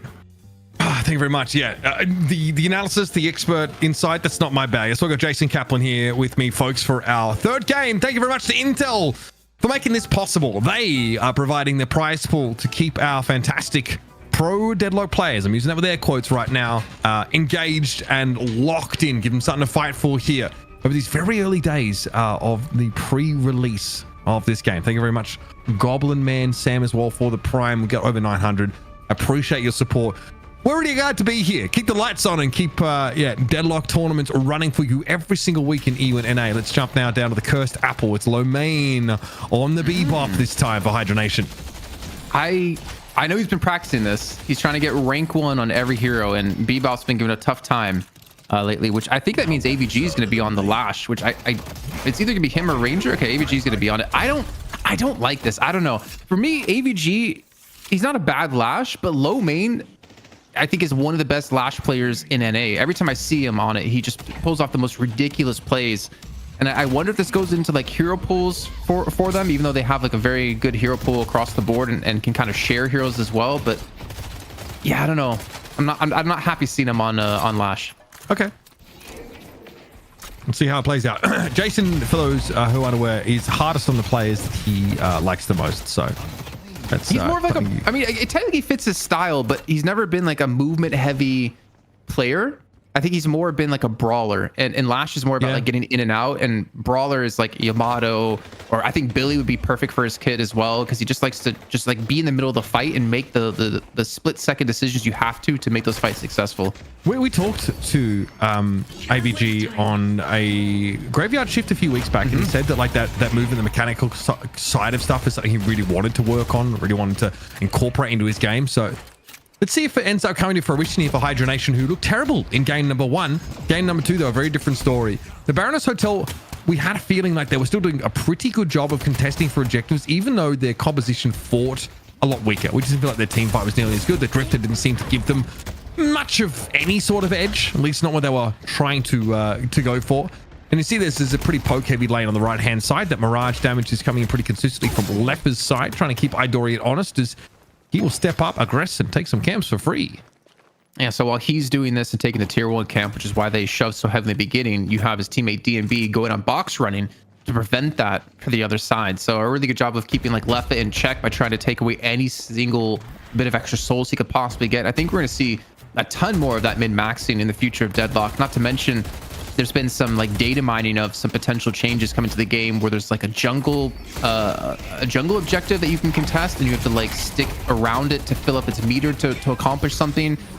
We obviously don't have the full details of it, but like this game has such a high skill ceiling that every little thing you do really is going to help you win these matches, especially the higher the level you get to. And that also means that like you're always rewarded for the time I think you spend like working on specific skill sets, right? It's all relevant when it comes to the competitive aspect of the game. That means if you want to be a Deadlock pro, this is the time to start right about now. Nice shoulder charge connection there, and inside the Siphon Life, the Geist was forced to spend quite some time there. So that are going to be used here, and they're going to be definitely dodged away from by Hydration as Lomain wants to keep that pressure ratcheted up here on that part of the map. I mean, there's really not much scarier than a hook into a shoulder charge as well. Like Lomain and Hydration have so much potential for kills in that lane. I mean, obviously Ivy, a little bit hard to kill because of the stone form that you have, but there's still always that potential, especially on a John before he gets his ultimate online. DMB there not quite able to land that slam. That blasted buff is pretty good when he starts weaving some of these melees.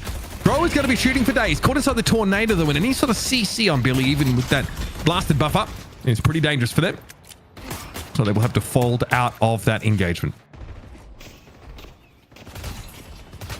Also, just in case people didn't hear earlier on, while we do have, I guess, a quick moment here, on Sunday, we're actually going to be doing a game night with the talent. I believe DDK, Jake, and ZP will be around to play with primarily our Patreon supporters. That's your first way to get in. So if you're interested in playing on those matches at 1 p.m. PST, 10 p.m. CEST on Sunday, we'll be doing some in-house 12-mans on stream.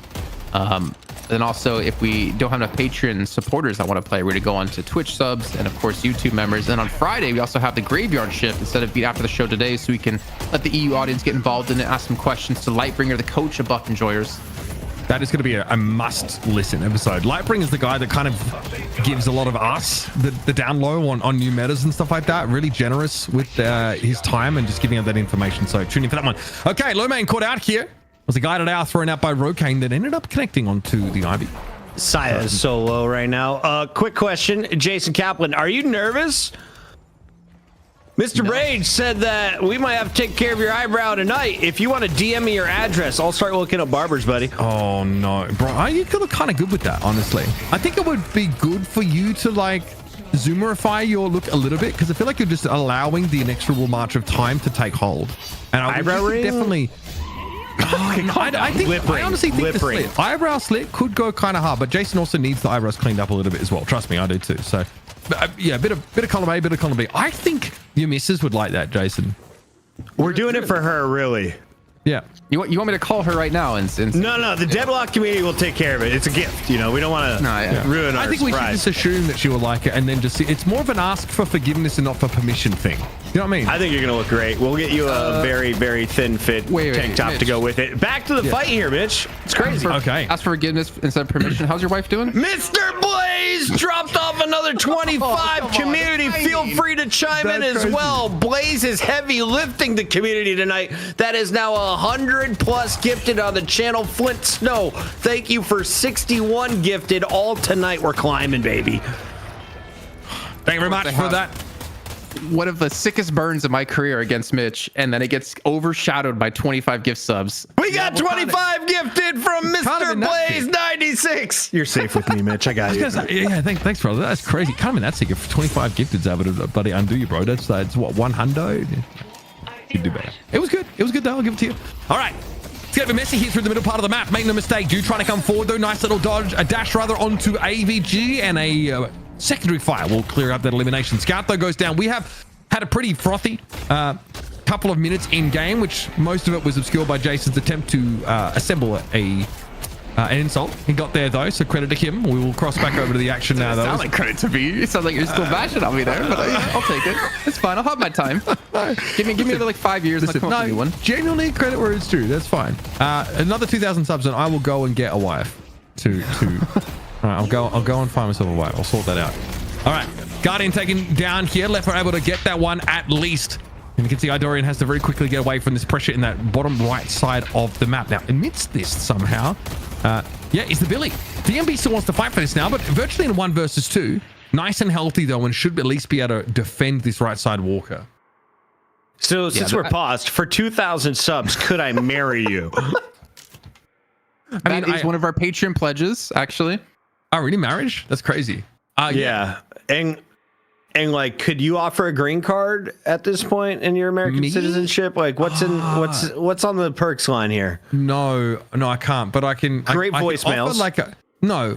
I can offer like a broad sense of disdain and general detachment, like emotional detachment. Yep. Just like general like avoidant sort of attachment style. If you're into that. Mm-hmm. So we can organize like regularly scheduled love bombing, and then I will just sort of go off the boil entirely and just lose myself in my work for ladies. 2,000 subs. This could all be yours. The game's live again. Thank God.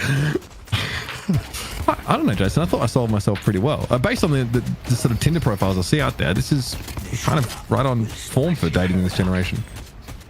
No? Yeah, I date you. Okay, there you go. Like that. All right, back into the action. 8 minutes now, so we are getting to the pointy end of things, and those sinner sacrifices are going to start to be contested. Still, of course, a couple of minutes away from those buffs spawning up, but straight away, Leffa gets in the direction of that first sacrifice, and I think DMB is mindful of this, but not in a position to do a whole lot about it. Chain Gang not available for him, so he'll just take the camps that he can access for the time being. Shoulder charge there, connection on the John, but he still wants to fight for it. Kudzu Bomb also a problem there. Uppercut from Lomain, but he took a chunk of damage, and this is not enough to stop the Baroness Hotel from mauling that left side Guardian. Now, one thing we can't forget about is that Sai has played Gun Ivy not too long ago, and it was pretty damn good, to be perfectly honest. It was when they were playing melee creeps against little troops. and he was carrying the game. They eventually lost out when it came to the macro later on. So he's off to a pretty decent start, as well as Ido yet again, currently at 7.6, and obviously the Guardians being traded in the left and right lane for both teams. We're going to see the push coming out of the Baroness, getting the middle Guardian down, but AVG is able to chime in, at least turn this into a kill. I mean, you can see how important the Bebop is for just guaranteeing these eliminations, right? There was a hook into a death slam. Now Shadow Transformation on the high ground for Dewey. Wants to fight for this, but it's dangerous here. Lomain still healthy enough to go for it. Trying to zap the Yamato down. Dewey falls, but it's the cost of AVG. Shout out to K-Dog. Thank you very much for the prime. And now we're fighting over that buff area, but they're not spawning for another 40 seconds. It's just where the battlefield happens to be right now. That is a 2-for-1 trade favoring Hydra Nation. Well, what do they do off the back of this? They're likely hoping for that mid guarding, but I don't think that's going to be an option now. Especially with Lomain being as low as he is, and Scout now on the scene, ready to fight. 15 seconds until that paradoxical swap is at the ready. And look at all this dodging, ducking, dipping, diving, dodging. This is insane. Lomain trying to go for the hook. Is there any follow-up to this? No. Just accepting his fate, I guess. That backstabber put in work, though, for Scout, so he could see exactly where Lomain was going to make sure he couldn't escape from that. So you're talking about that 2-for-1 trade. Eventually comes out to be 2-for-2, as all souls are tied up between the two teams. Mid lane, actually the Guardian in favor so far of the Baroness Hotel. So Hydra Nation technically can be in the lead if they can take down one of these Guardians here. This a replay coming through. I'm not sure what this was actually but I guess we missed out on it. Oh my god, Ido was just playing with them. This is Leffa trying to secure this kill here, Ido. Oh, no way. Oh, no way. Oh, I'm so mad. Leffa at least had to get him through. Yeah, got him through the veil, but still, that is crazy. Glad we were able to capture that. Big shout out to Prod. Still though, best in the business. Generally, Locked alpha, by the way. Dude, I've worked with like the most like decorated like production teams in the world. They can't spin a trick on a dime like our Prod can. All right, Lomain picked off though, hoping for a hook of their own, but it was not to be. It turns out that paradoxical swap we talked about earlier on finally got its use. So now power play opportunity here for Baroness Hotel, but they still need to think about defending this mid-side Guardian. Hydration wants it though for himself, but it's a Guardian for a Walker trade. That's not stonks if you're Hydra Nation. Yeah, a favorable trade for sure for the Baroness Hotel. Giving up your mid lane Guardian when you still have one Guardian left anyway. So you still in the end prevent them from getting a flex slot, and you get a flex slot yourself, especially if Ido can finish off this right lane Guardian. That's going to be 2 flex slots now to the 0. This is a phenomenal start with the Baroness Hotel, and now they need to make sure to protect this left lane Guardian. Yeah, Ido goes down. That's fine. His job was done. He did exactly what they needed him to. Even Al coming through. That was meant for Ido. It's going to go over onto Saya, who's trying to run this urn. And you're damage on Scout. Time. Yeah. I mean... Sorry, Scout. Yeah, we're going to be looking, of course, though, for this great talent in the late game to be pretty terrifying. Obviously, being able to chunk you down really quickly. And that's why it's so hotly contested. Committing 4 players to this lane too here, Mitch. They really want to make sure this Guardian does not go down. Oh, turn this into a kill. A great swap on Hydration. Yeah, I mean, guaranteed, of course. Bro's dead. Yeah, Ranger is he's in trouble. And now, of course, Hydra Nation turning up a little bit late. Are they going to try and make a fight of this? There doesn't really seem to be an opening at all. Nice carbine connection there for Scout, guaranteeing the swap, guaranteeing the pickoff, and also probably guaranteeing this urn for Ido. I mean, Hydra Nation are trading this out. They're looking for that Guardian and letting the urn go in for this. AVG's going to go in with the Death Slam. Get to catch onto one directly into a charge on John. That's not the target you want to hit onto, though. And they're actually not going to be successful to get this. They get really nothing off this at all. Pretty much no damage done to the guard. In the meantime, the urn has been secured for the Baroness Hotel. And potentially even due to push in... Well, he's going to be in a 1v2 on the right-hand side, so I don't think he's going to survive this one.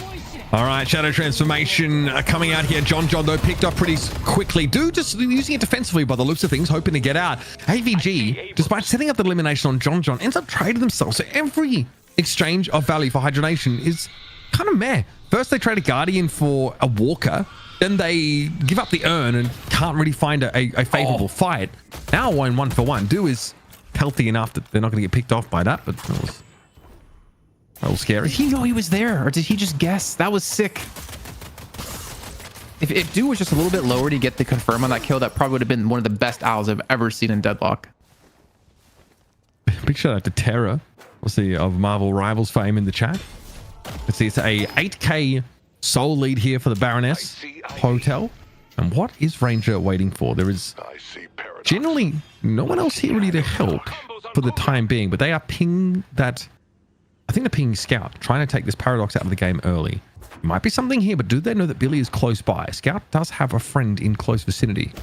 All right, well, there's the Mo. Looking for a combo, I'm sure, but Scout was able to slide away. So that's the Paradox living to fight another day, but there's going to be a fight elsewhere. Surely some convergence here. I can see that AVG is looking for something, Jason. An engage opportunity with that Lash connecting on a DMB who does not want to deal with it. Charges away. Though. He used it before on the Guardian, and they're able to defend against it. The Warp Stone. He has no way of getting out of this one at the moment. Stoneform will recount in a few seconds to keep him alive, and they're looking to turn this fight around here, Mitch. Okay, DMB wants to fight here. Blasted obviously active right now, but the disarm is a bit of a problem to try and fight through. 10 seconds away from that shadow transformation just to buy a bit of time, and Baroness Hotel be ready for the fight, but no! Hydra Nation already have found Scout and DMB. Now, in fairness, Scout, one of the squishier people on the team. Still a chance for the Everside to make something happen here, but they are down 3-1 exchange so far, and Do only just now has this transformation active. Gonna pop it. Hopefully this is the opportune time. Looking for the pick off though on AVG, but they were able to slink away because obviously Shadow Transformation holds you in midair, and now the tornado comes through. That is going to be a tough one for Do. Just a straight up solid team fight win there for Hydra Nation. Finally they're winning some value exchanges. Yeah, I think Do got a little bit cocky there, trying to go in for that kill into AVG. Just got juked a little bit by movement. Wasn't able to get the flying strike and to confirm it into a kill. And unfortunately for the Baroness Hotel, nothing was really accomplished off of the delay in that fight either. Ida was busy buying, I think busy farming some souls as well, as he's up to, 15k. Not the best position he's been in before at this point in the game. His size at 16,000. But I feel like it's a little bit of cockiness out of both teams, like overcommitting for some of these fights and some of these kills that we've seen in this series so far. I think Hydra Nation, not that the Baroness Hotel aren't taking it seriously, but the Baroness Hotel is just like it's like a pug team, right? They're not actually a full-on team, and I think they're trying to get under the skin of Hydra Nation here and frustrate them. Yeah, pug team, but they're full of pretty insane individuals, right? Also, Veil Walker, pretty busted when you're running the air. Get across the map pretty quick. They want to fight for this. John, does he know what's coming? Unclear. No chance. No opportunity to make use of Soul Exchange because it wasn't on cooldown. Or rather, it was off cooldown. Either way, couldn't use it. Here's the Death Slam coming in. Scout and Do both knocked to the ground. And a Hyper Beam off from the side here. Lomain trying to add his hat to the ring. Throw his damage into the mix. It's going to be Scout run down by AVG. Another very good fight for Hydra Nation. And that one feels like it might have put them in the lead. Souls-wise, not so much quite yet. But they've had two very successful all-in engagements. They need to get this Guardian. They're going to leave behind Rokane, who's going to confirm it. So they finally get a flex that unlock. But Sai, in the meantime, I think he might just commit for this. Get a second Walker of the game down again, opening up a lot of the jungle around the map here. He gets that one for free at 6,000 souls too. Yeah. I'd imagine a Siphon Bullet's going to be coming in here sooner. Maybe actually, he's not even going the. Actually, no, he has Tesla, so he might even go Capacitor first. Well, we got a chase here on the low main. Should be an easy enough pick off, given the mobility that Mina has at her disposal. Yes, that is a bebop down. Something the Baroness Hotel did really well in the last game is even after a lost fight, Jason, they always take something, right? This time they get a Walker. They are split pushing a fair bit with, this Ivy who has a lot of mobility with airdrop to get into the fights. But it's tough to have to match the mobility of someone like Leffa, right, on this Mirage. So it does feel like Baroness Hotel have been fighting a player down in a lot of these engagements and just biding their time to get Saya into that late game hyper carry form. He's getting close. 22,000 souls already. Over 1,000 souls per minute. Picks up Capacitor. I really need to go look over that list to memorize what Capacitor works against in the game at the moment. It's just non-ultimate buffs, right? Yeah, but there's some finicky things with it, I believe. If I remember reading the list back not too long ago. But obviously it's not necessarily for that. It's the slow you get from it is insane. So it's 5 easy to chase or run away. Yeah, 5 second slow. Oh, are you bringing that because Lomain appears to be rushing it? They have a Tesla bullets already, so I thought they were trying to pick that up. Does Lomain have one? I don't know. I saw a Tesla bullets from, so I don't know if they were trying to rush that as their second major item after Veil Walker. It shouldn't be for Lomain. I don't know which build he's going for, but it's not. He went for it, so I guess. Can it take away Stone Form out of Ivy? Is that a buff? Maybe. Is that really why you want it though? No, it doesn't. It doesn't stop life jungle siphon, quicker, right? Because it doesn't. Okay. Weighted shots. So I don't know. Wait. Does it stop blasted from Billy? Does it turn? Yeah, I think it cleans blasted off. That's pretty good. But like typically the BUP builds we would see would be like weighted bullets as well, like weighted shots to really pump up his single target damage. But they might not be using him in that sense. Watcher's Covenant, I guess, gets turned off. I think that's pretty minor, but can be relevant. To be fair, like late game, it's pretty big because it's a lot of healing you can do. Like any healing you do as IV, you also apply to your Watcher's Covenant target. True. Yeah. I mean, that's kind of why this like hybrid is build of Ivy, where like you do like a surprising amount of healing even though you build gun. You said doo-doo. Thank you, Puckett. I wanted to say that, but I didn't want to be the one to do it. Oh, is that an American thing? You guys are on the same wavelength, bro. I don't think he's building capacitor for that though. I think it's more of like to help wave clear as well, because it's like a mini ricochet or like a equal ricochet, because it helps the jumps to clear camps really quickly, and he needs to farm really fast as well. Okay. Yeah, just wave push. So we've obviously been sort of discussing this now. You notice that despite having lost that last fight, the Baroness Hotel have still been posturing fairly confidently on their on this left side of the map in terms of a scout trying to step up, take some of these camps. It's because obviously it's the Paradox who can set up a pick opportunity for the guys, assuming you can get there in time. So either hit by the owl, it's going to be a full engagement off the back of it. Is a chain gang that's going to tug everyone in.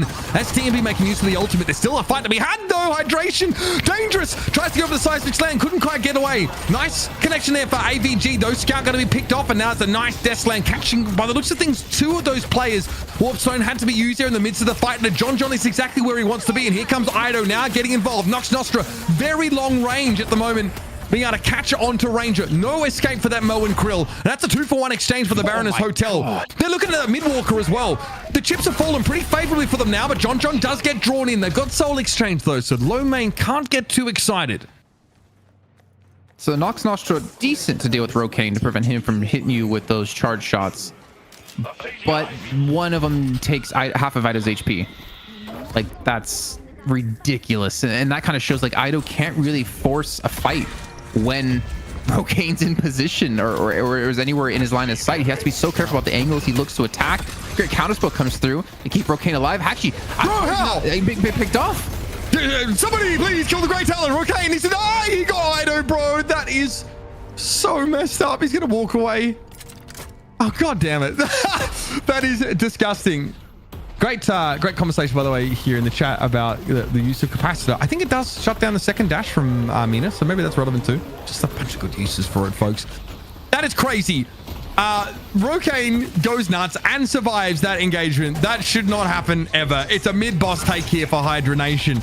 And I feel like the bell might be tolling for the Baroness Hotel. It looks like the eviction notice has been served. Reju buffs 1, 2, and 3 go to Hydra Nation.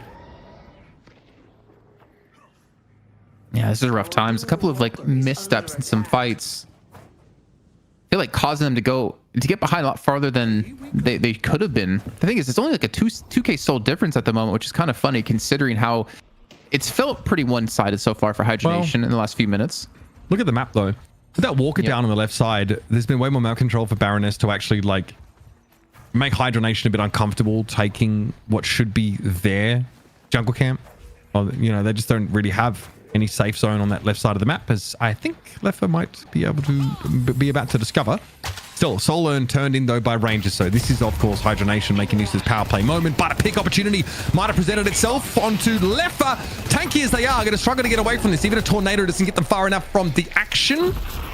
We're going to pop right back down. Of course, there is one rejuve buff burnt, and Leffa will finally be forced to sit and spawn.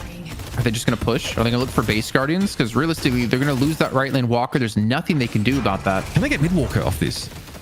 Potentially. I mean, it's going to be a 2v2 there. I think they're looking for the base guardians, and they're still going to get a flex stop from this, and they're going to force Hydra Nation to come back to deal with this one. A shout transformation. It's got to be used by Dude to stay alive here, but he's so low in health. Yeah, bro, this is just a stall, surely. Yeah, he just started hitting the walker, so you can see where Doo's bread was buttered. Okay, base guardian. Not taken in the end by the looks of things. Actually, no, it was. Sorry, on that left-hand side. Pardon me. So, something, at least some wriggle room here for the Baroness Hotel. Got themselves a flex slot for their trouble, but now they're going to defend that mid-walker quite doggedly. And Hydra Nation will be back with Leffa in the game, who doesn't have Traveler, so has to use the zipline. But they'll be ready to throw down here in mid. No Death Slam, though. Even though he has Majestic Leap, they don't have to be too worried about him.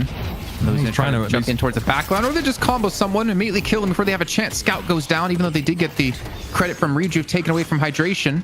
They're going to lose Regi. They're going to lose hydration here. He's going to get popped straight. That soul rebirth effect, it doesn't really seem to help him there. Is he? Never mind. Yeah, bro got away. Okay, bro got away. And here it is. Baroness Hotel wanted that last Regi buff taken away from Hydra Nation. Rocane Hydration went very low.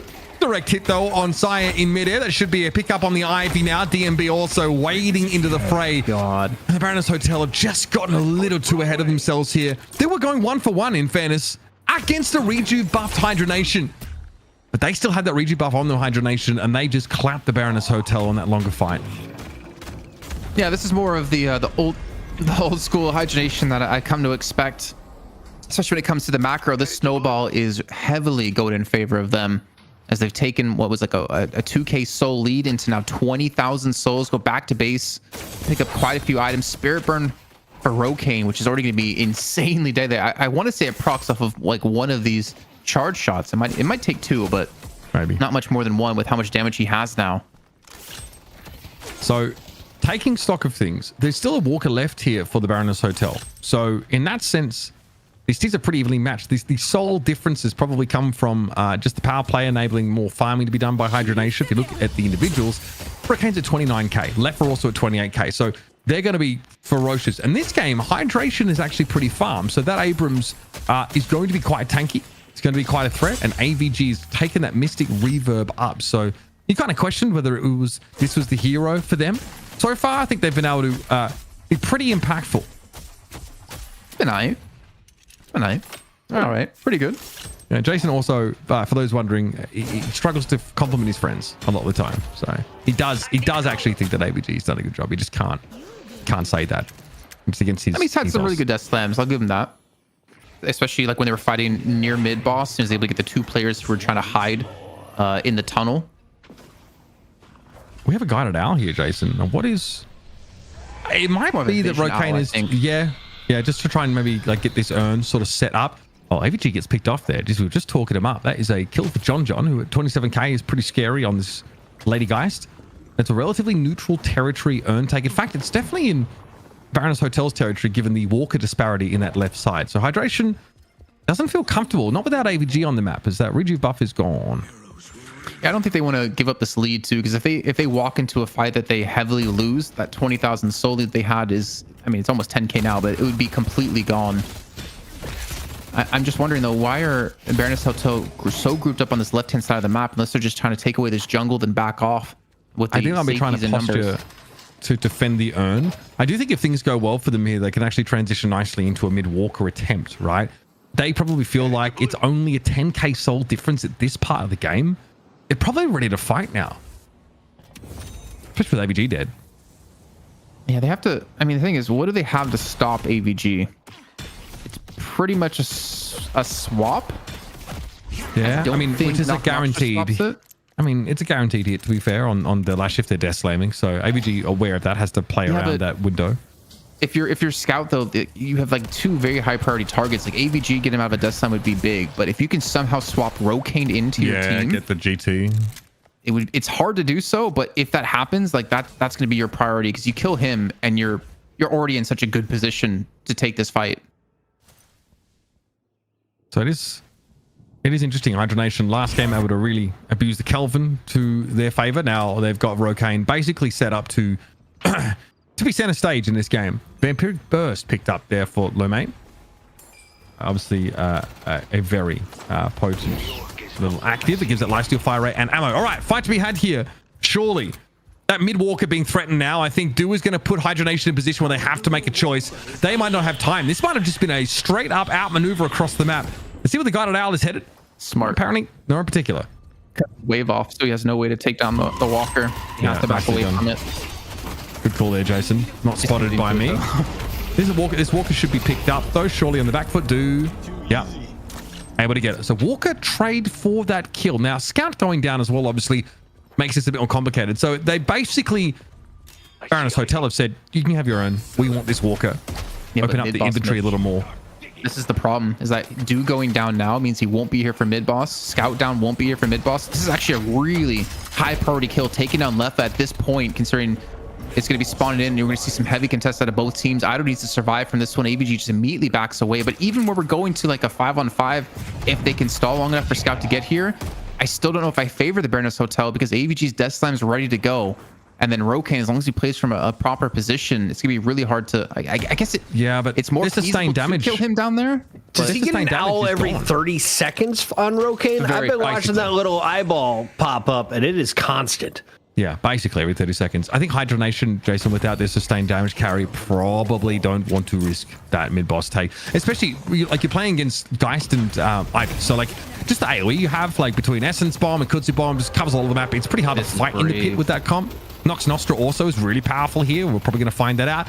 Mid-boss attempt is going to go down pretty quickly. This could get ugly, though. Here's a Hyper Beam coming in from the top rope. That's low main now trying to pressure down this mid-boss. Dive goes in there for AVG. It looks like he was able to pressure on Scout's position. The mid-boss is being left for the time being. Hydration got caught out. There's the paradoxical swap, and in goes Ido. Things faring pretty well for the Baroness Hotel so far, and that's the pick on Rokane. There's no real damage left. Leffa has to come to this fight manually. He doesn't have a Traveler available, so there's no damage left at all for Hydra Nation in this fight. It's just AVG to rely on now. Leffa is late to the party and realizes there's really nothing at all to do. It's a free for rejuve bust for the Baroness Hotel. Death Slam comes in. AVG hoping to make something of it here, but it was always going to be a 1 versus 5 virtually. It looked good for the highlight reel, but ultimately it achieves nothing. I for some reason I was like almost expecting Mystic Reverb to just pop off and start seeing heads popping off as well in that fight. But I think that fight was won off of Scout. I think he hit a paradoxical swap onto Rokane, put him in a bad position. They immediately killed him, and there was no chance for us to Hydra Nation to do anything about this. Honestly, the Baroness Hotel might be able to win the game off of this play alone. Hydration died so early as well. I don't know what it was that had them caught out, but yeah, it's going to be an instant patron knock, and I think with the amount of time here the Hydra Nation still have to come back into the game. Yeah, it's going to be respected by the Baroness Hotel. Also, buffs are up, so we can, there's a casting buff, I think, available here. I might have eyes for that one. And you can you've got to be careful. This will be a nice little cache of souls off the but it won't put you super far ahead. It's that rejuve buff the Baroness Hotel have to maliciously abuse. Look at all the camps that are back up over the last couple of minutes. Baroness Hotel are positioned to start to smother. And Sire has hit that 40k souls, now looking terrifying. Well, what's also terrifying is that off of this last fight, we have 3 Spellbreakers picked up now for Saya, Ido, and DMB, which just eliminates a lot of the damage Rokane's going to be doing. So it makes him a lot less impactful in these fights. Yeah. And they don't have to worry about his damage that much anymore. Yeah, I mean, negating that first instance of burst damage every, 10 seconds is, there's a fight happening. And it looks like it's going down. Combo catches onto Ido here, who's been honestly on the receiving end of some of these situations, but Rokane actually went down. Ido just going to come back up. Of course, there's rejuve buffs to spend. Hydra Nation trading 1 for 1 here is not going to be enough. There's Hydration, though, in the mix. Going to be able to jump in with that seismic slam, but AVG and Lowman get picked off. Shadow transformation feels superfluous, but Dua's going to pop it anyway and go for it. GG's already coming out from Hydra Nation. Jason, it looked like they had this game. They had that first mid-boss, and they weren't able to do enough with it. The Baroness Hotel have come together and once again put their best on display, showing out with some really great macro. Feels like Sire was always able to trade a big objective every time Baroness Hotel lost a fight. That match, it doesn't feel right to see the Baroness Hotel win, but they made the ballsy play to go for mid-boss. Scout, I think he caught an amazing swap onto Rokane to open up that fight for them to take the victory once again. They were behind. Rokane disconnects here. And team changes incoming, ladies and gentlemen. You heard it here first. Saya, John, Scout, DMB, Ido, Do, causing breakups, causing chaos. This is 3 weeks in a row for DMB. $3,000 in a row. He's rivaling the best from Europe. I mean, I'm pretty sure VP had like 10 in a row, but I think the sentiment is definitely fair. It is pretty insane that the Baroness Hotel have run it back, showing us that it's not a fluke. That's kind of crazy. This team is cracked. What a crazy game. The Ivy pick was huge, and I can't believe we saw GT get beat. Rokane had 10 kills, 2 deaths. Wasn't enough. They called him the raid boss. When the raid boss died, the game was over. Jason, let's take a look at some of the highlights here. Walk me through the big plays. I mean, I have to cast my mind back because there was so much action happening nonstop here. I think the general thought in my mind is that like Hydra Nation were in the driver's seat for a decent amount of time. Obviously, the Baroness Hotel, they were able to get the first Guardians down. They had 2 flex slots unlocked before Hydra Nation had a single one. And then Hydra Nation were able to come back. They were able to build up what was like a 21,000 soul lead off the back of taking Rejuve and all the farm they got from that one. But all it took was that one fight in pit on the last mid boss to completely turn that advantage they had completely around and get the Baroness Hotel another victory under their belts. I mean, are we seeing the new super team? Is Melee Creeps going to be alive after this? I really don't know anymore. I'm sorry, but like, dude, Sire is player of the match, like easily. It is crazy. First, the Kelvin game, right? All in capitals. Like that was just an insane showing. Here, I'm pretty sure Sire solo took 2 walkers this game. Just split pushing a side lane, doing what he needs to do just to sort of get farmed up. This is awesome Death Slam, but it just doesn't mean anything. It's like that just did no damage in the end. Sorry, ABG. It's good for like a highlight reel. You know, we got more upcoming Deadlock. You know, watch this. Which I said show. that. I did say that for sure. I mean, it is nice. But Sire for me, like obviously in a slightly different role here on the Ivy. Unlike Leffer in the last game, who was on Ivy, Sire has 19,613 more objective damage than Leffer was able to get, I think, in that previous game. So that's, or maybe it was game 1, I think it was. So that's good. Pushing down those objectives. 2 walkers, bro, is crazy. You're getting a ton of souls. You're getting super fed. If that game goes like any later, it's really going to be the Ivy show at that point. Ido wasn't able to flex nearly as much in that game, but a crazy getaway, I think, between him and Leffer before. Like, Leffer would have just punched the monitor at that point. Like, that looked very frustrating for the Mirage player. Baroness Hotel, man, these guys are super legit. I'm very impressed. I think this is the first time we've seen a graph at the bottom of the screen bounce this much in a game. Typically, it'll bounce once when the enemy team comes back, but to have it go both ways like this was just ridiculous. And it kind of shows that you're really not out of the game because all it takes is that one play. Dude, a 17.3k soul swing at 25 minutes, excuse me. That is insane. That is so crazy. That was, I think, that mid-boss take. I think that really, you can see that there, of course, just after 20 minutes, that mid-boss take for Hydra Nation. And they converted that pretty well until they sort of didn't, because you can see like there are still yellow objectives being picked up between 20 and 25 minutes. Like, why is this being allowed to happen? Like, you can't let a team get back into the game while you have Rejuve buffs up. Crazy, 2 man. less kills and the Baroness Hotel walk away with the W. Was Hydra Nation playing with their food? Was it an individual mistake? For the noobs watching the stream, Kaplan, how would you summarize that matchup? I think, obviously, it shows the Baroness Hotel is a very strong team, but I don't want to count Hydra Nation out because obviously it's them playing for the first week with the new player on the team. He's doing all the drafting for him, I believe. He's also making a lot of the calls as well. So I think we saw some growth out of Hydra Nation, which is great. I would like to see what they're going to do next week, though, once they've had a little bit more time to scrim and kind of get settled between each other. But either way, I mean, the Baroness Hotel show they're the real deal, and there's a lot of potential out there in North American Deadlock. The draft has been quite fun as well today. Great talent eliminated all until this last match. Rokane playing his heart out does not earn your MVP award. Instead, it goes to the other side. Who earns it? It's got to be the one and only Saya. Incredible Kelvin play, as you mentioned, but most people will remember the game we just saw. The Gun Ivy has been so impactful in the last 2 weeks, Jason Kaplan. Yeah, I think it's kind of a shame because Saya within Melee Creeps was kind of overshadowed by so many other players like Pashi Pop and AVG and Low Main and so many other players. But I think he's like really proven to us that he is a fantastic player who has so much potential. And his reads, like here, the initial play that we saw that almost wanted to make me give him MVP right off the get-go in map 1 to save Do. Daddy's was here. Amazing. Damn, it's super sick. And Do ends up taking over that game, by the way. And it is moments like this that can really echo throughout the entirety of the match. So this is pre 10 minutes that this happens, or right bang on 10 minutes. And that, buffs are up. They're just taking the buffs off the back of that. It's such an important moment to have this level of intervention. So I was really, I just think that their game sense to be right where they needed to be in that game was huge. And 40k healing, right? You really doubling down in that support role. I do think to some degree, like just abusing some of the really powerful numbers that Kelvin offers, and that utility is pretty insane. Like this frozen shelter is just, I mean, it's chef's kiss. It was perfect. It completely gummed up the choke. Nothing Hydra Nation could have done about it. And watching this game, I thought it was sort of over. I thought it was over after that first game. I didn't think Hydra Nation would break back in. Credit to them, but we then got to see Saya just work the map, take 2 walkers in that last game. I think Kaplan, how many subs away are we from you putting a little dash in your right eyebrow? Ain't happening. I think our subman of the night, Mr. Blaze, has gone to bed. 69 more subs. Somebody's got to hit us with some nice before the show is over. Uber, we got to pay out $1,000 more to the Baroness Hotel. Is it time to start the discussion of, guys, I know we were supposed to just be here for a little bit, but like maybe we should do this full time. I mean, it's funny, isn't it?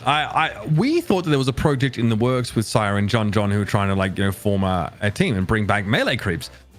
You are already sort of showing up and dominating here against this Hydra Nation team. I do think that you're catching Hydra Nation on a downswing. They lose and then they make changes, right? So it means that usually it takes some time for them to work their way back. But hey, they got themselves a map. They got to pick the Kelvin.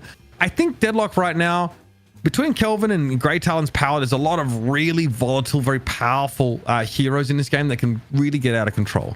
And this game is very much like a butterfly effect. Something happens early in the game that really can affect things later. So I'd like to see the Baroness Hotel stick together. But honestly, if there's something else in the future for John and Cyan, then so be it. Those guys are incredible. As long as they stay in NA and keep playing so we can enjoy it, I'm fine with it. The eyebrow was an inside job. Melee creeps, it is Saya, Scout, John on melee creeps, but they also have Fish Cake, Rhino, and then there's one person which I don't think you know about that's joined the team as far as I know and I can see. Buds is on melee creeps. Legendary Buds from the Overwatch battery on a team, bro. That's crazy. I'm hyped for that, bro. I love that guy. He's like my favorite Deadlock streamer for sure.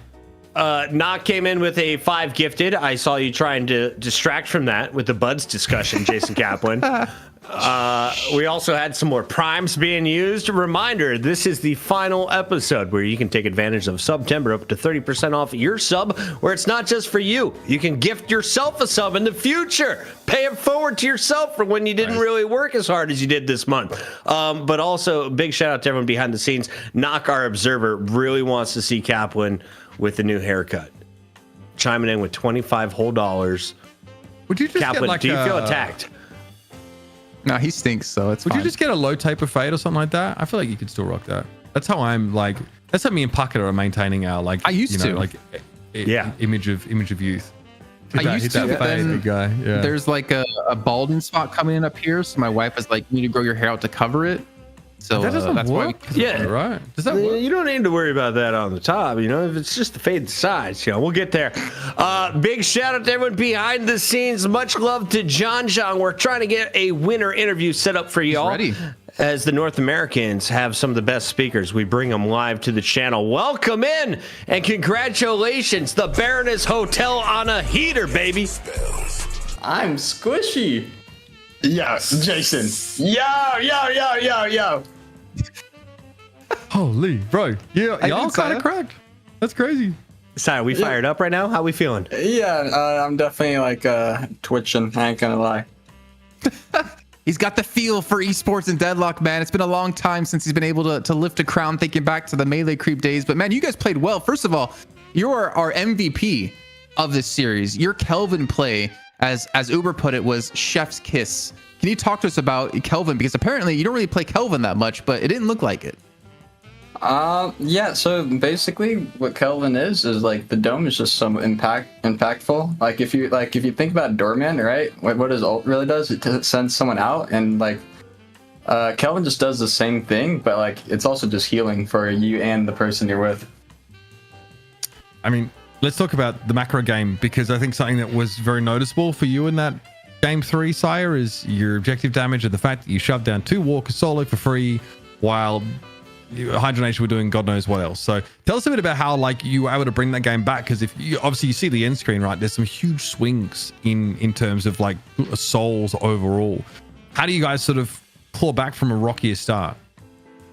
I think it comes down to like there was just trading. Like for example, we saw them all on the map, so we just said let's go take a walker. Yeah. So I wanted to ask you a little bit about this squad. We know you have a full-time team, but this was a pickup squad that is finding success. What do you think it is about playing with this group of 6? Is it just less pressure when you guys get on to play for night shift, or what is working with the team right now? I think they're all like very mechanically talented, and like they're all just there to have fun. And who brings the most raffles to the squad? Who's keeping you guys giggling over there? I'm gonna say Do. Is Dew the best Shiv in North America? Without a doubt. And what is Saya the best at in North America? Asking people what they feel like playing today. Okay. All right. Kaplan, all yours. For him, right? If you watch Ido's stream, he's just waiting for Sai to tell him what Ido's playing in that match. But I don't know if like Sai, I don't know if a lot of people know this about you, but you also have like a full-time job, so you do this in your free time. Is there like what would it take for Deadlock Esports to get to for you to full in 100% full-time playing Deadlock? I don't know, probably like tournaments around 10K. Well, we got some news for you. No, I'm just kidding. Go ahead. Right? I was like, break it down, Jason. You got 10K coming next week. Not yet. We're getting there, guys. Don't worry. But go on, Sai. So tournaments around like 10K, right? But like, how consistent are we talking? Because it's a big jump to go from having a full-time job into like esports is my job now. Yeah, I think probably like the biggest thing is I do work with middle schoolers, so there's like a connection I have with them and everything too. So I think that'd probably be like the hardest part, because I am kind of like their like leading figure into their little world of esports. Oh, that's so sick. That is so cool. You got any sick middle school slang we can drop on the next show? No. I hear it enough. I don't need to watch this back and hear that. Skibbity 4-5, something like that. All right, still on guys. Skibbity, or have we moved on?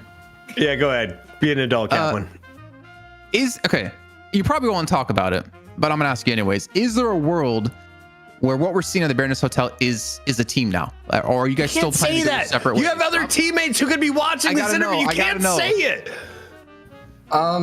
There's definitely an idea of a mix and match between MLC. Okay. And the other team that I'm currently operating. So it kind of just depends on circumstances on how the fully fleshed out team looks. Okay.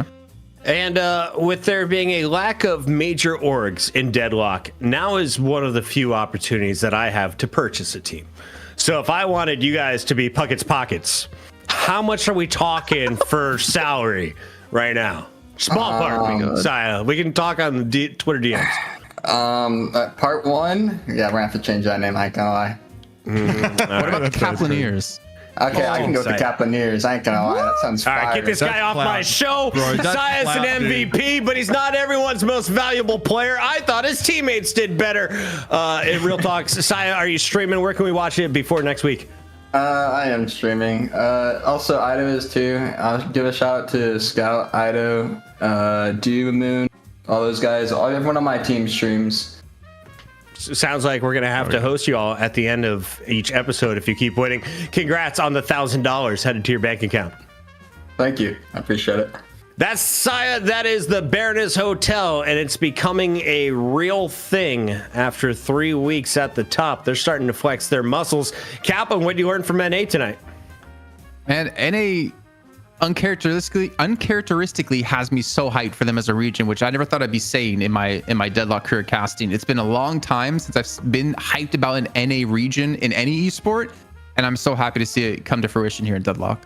Uber, you've been away from Batgirls for a little bit. How did it feel to come back? Yeah, very good. Honestly, it didn't get any page tonight, so honestly, there's still a couple of boxes yet to be ticked. But if Jason, if you got the cosplay, mate, we can hook it up a little bit later on. But no, look, honestly, I'm interested to see what happens when these regions do get a chance to start clashing, because I always hear from European players like, oh, we don't think that NA has the quite right understanding, or the way they see the game is a little bit sort of less evolved kind of thing, which is rhetoric we always sort of get. I will say NA is a lot of fun right now. It's really volatile. I think it's safe to say, where like household names like Hydra Nation are getting dragged out into the town square and have the tar beaten out of them. But I'm here for it. It is good TV. It is good TV. The TV continues every Wednesday. You can tune in. We kick off at 4 p.m. Eastern, around 10 o'clock, depending on where you're at in Europe. And a reminder, we have all of these VODs up on YouTube, youtube.com/@DeadlockNightShift. Jason Kaplan does all of the thumbnails, and he can also tell you about some fun we're having, because we got a graveyard shift coming on Friday, and then our friends are going to play video games with you on Sunday. It's crazy, Kaplan. Yeah, so we wanted to give some EU some love because obviously when we do these shows, we always put the Graveyard Shift after DLNS ends, and it's a little bit too late for people in EU. So this Friday, we're having Lightbringer, the coach from Buff and Joyers, join us. I don't know the actual time, but make sure you follow our Twitter, so we'll actually post for you guys to find out. You can come watch live in Discord. You can watch on streams, but if you're watching Discord, you can actually come in and ask questions to him or to the talent there to discuss things with you. And then, like you said, on Sunday, we got DDK, we got Jake, we got ZP playing some viewer games, 12-man stacks. If you're a Patreon follower or subscriber, you get first priority into joining these games. Make sure you head over to Discord for more information. And if you're a Twitch sub or a YouTube member, you also do have a chance, but it comes down to Patreon getting priority first. Just a reminder, the Night Shift is a community-run show. We work for you guys. Thank you for all the support. You guys are insane. We gathered over 300 subs on Twitter alone tonight. Mr. Blaze 96 dropping off over 100. Flint Snow, our second place hero, gets the silver medal on the night. And Lotos, working behind the scenes, as well as Knock, threw away their money on a show they have to work on next week. I guess they love it like we do. Uber, final thoughts on our matchup here as we close out Shift 7. I want to see Hydra Nation step up next week, not only with good drafts, but also macro that stands up to what they've had historically. We need to see them keep NA moving forward, mate. I have a request. Hydration used to play DPS. He was like the guy that you had to watch. He was the star player on his first Overwatch team. They paid him a lot of money because they saw his young talent. He's now old talent. I think he's still got the gunny. Can you let the kid flex for just one episode? I haven't seen it yet on the Night Shift. Maybe number 8 is the one. On behalf of everyone behind the scenes, thank you for watching. We'll catch you next Wednesday and on Friday and this Sunday as well.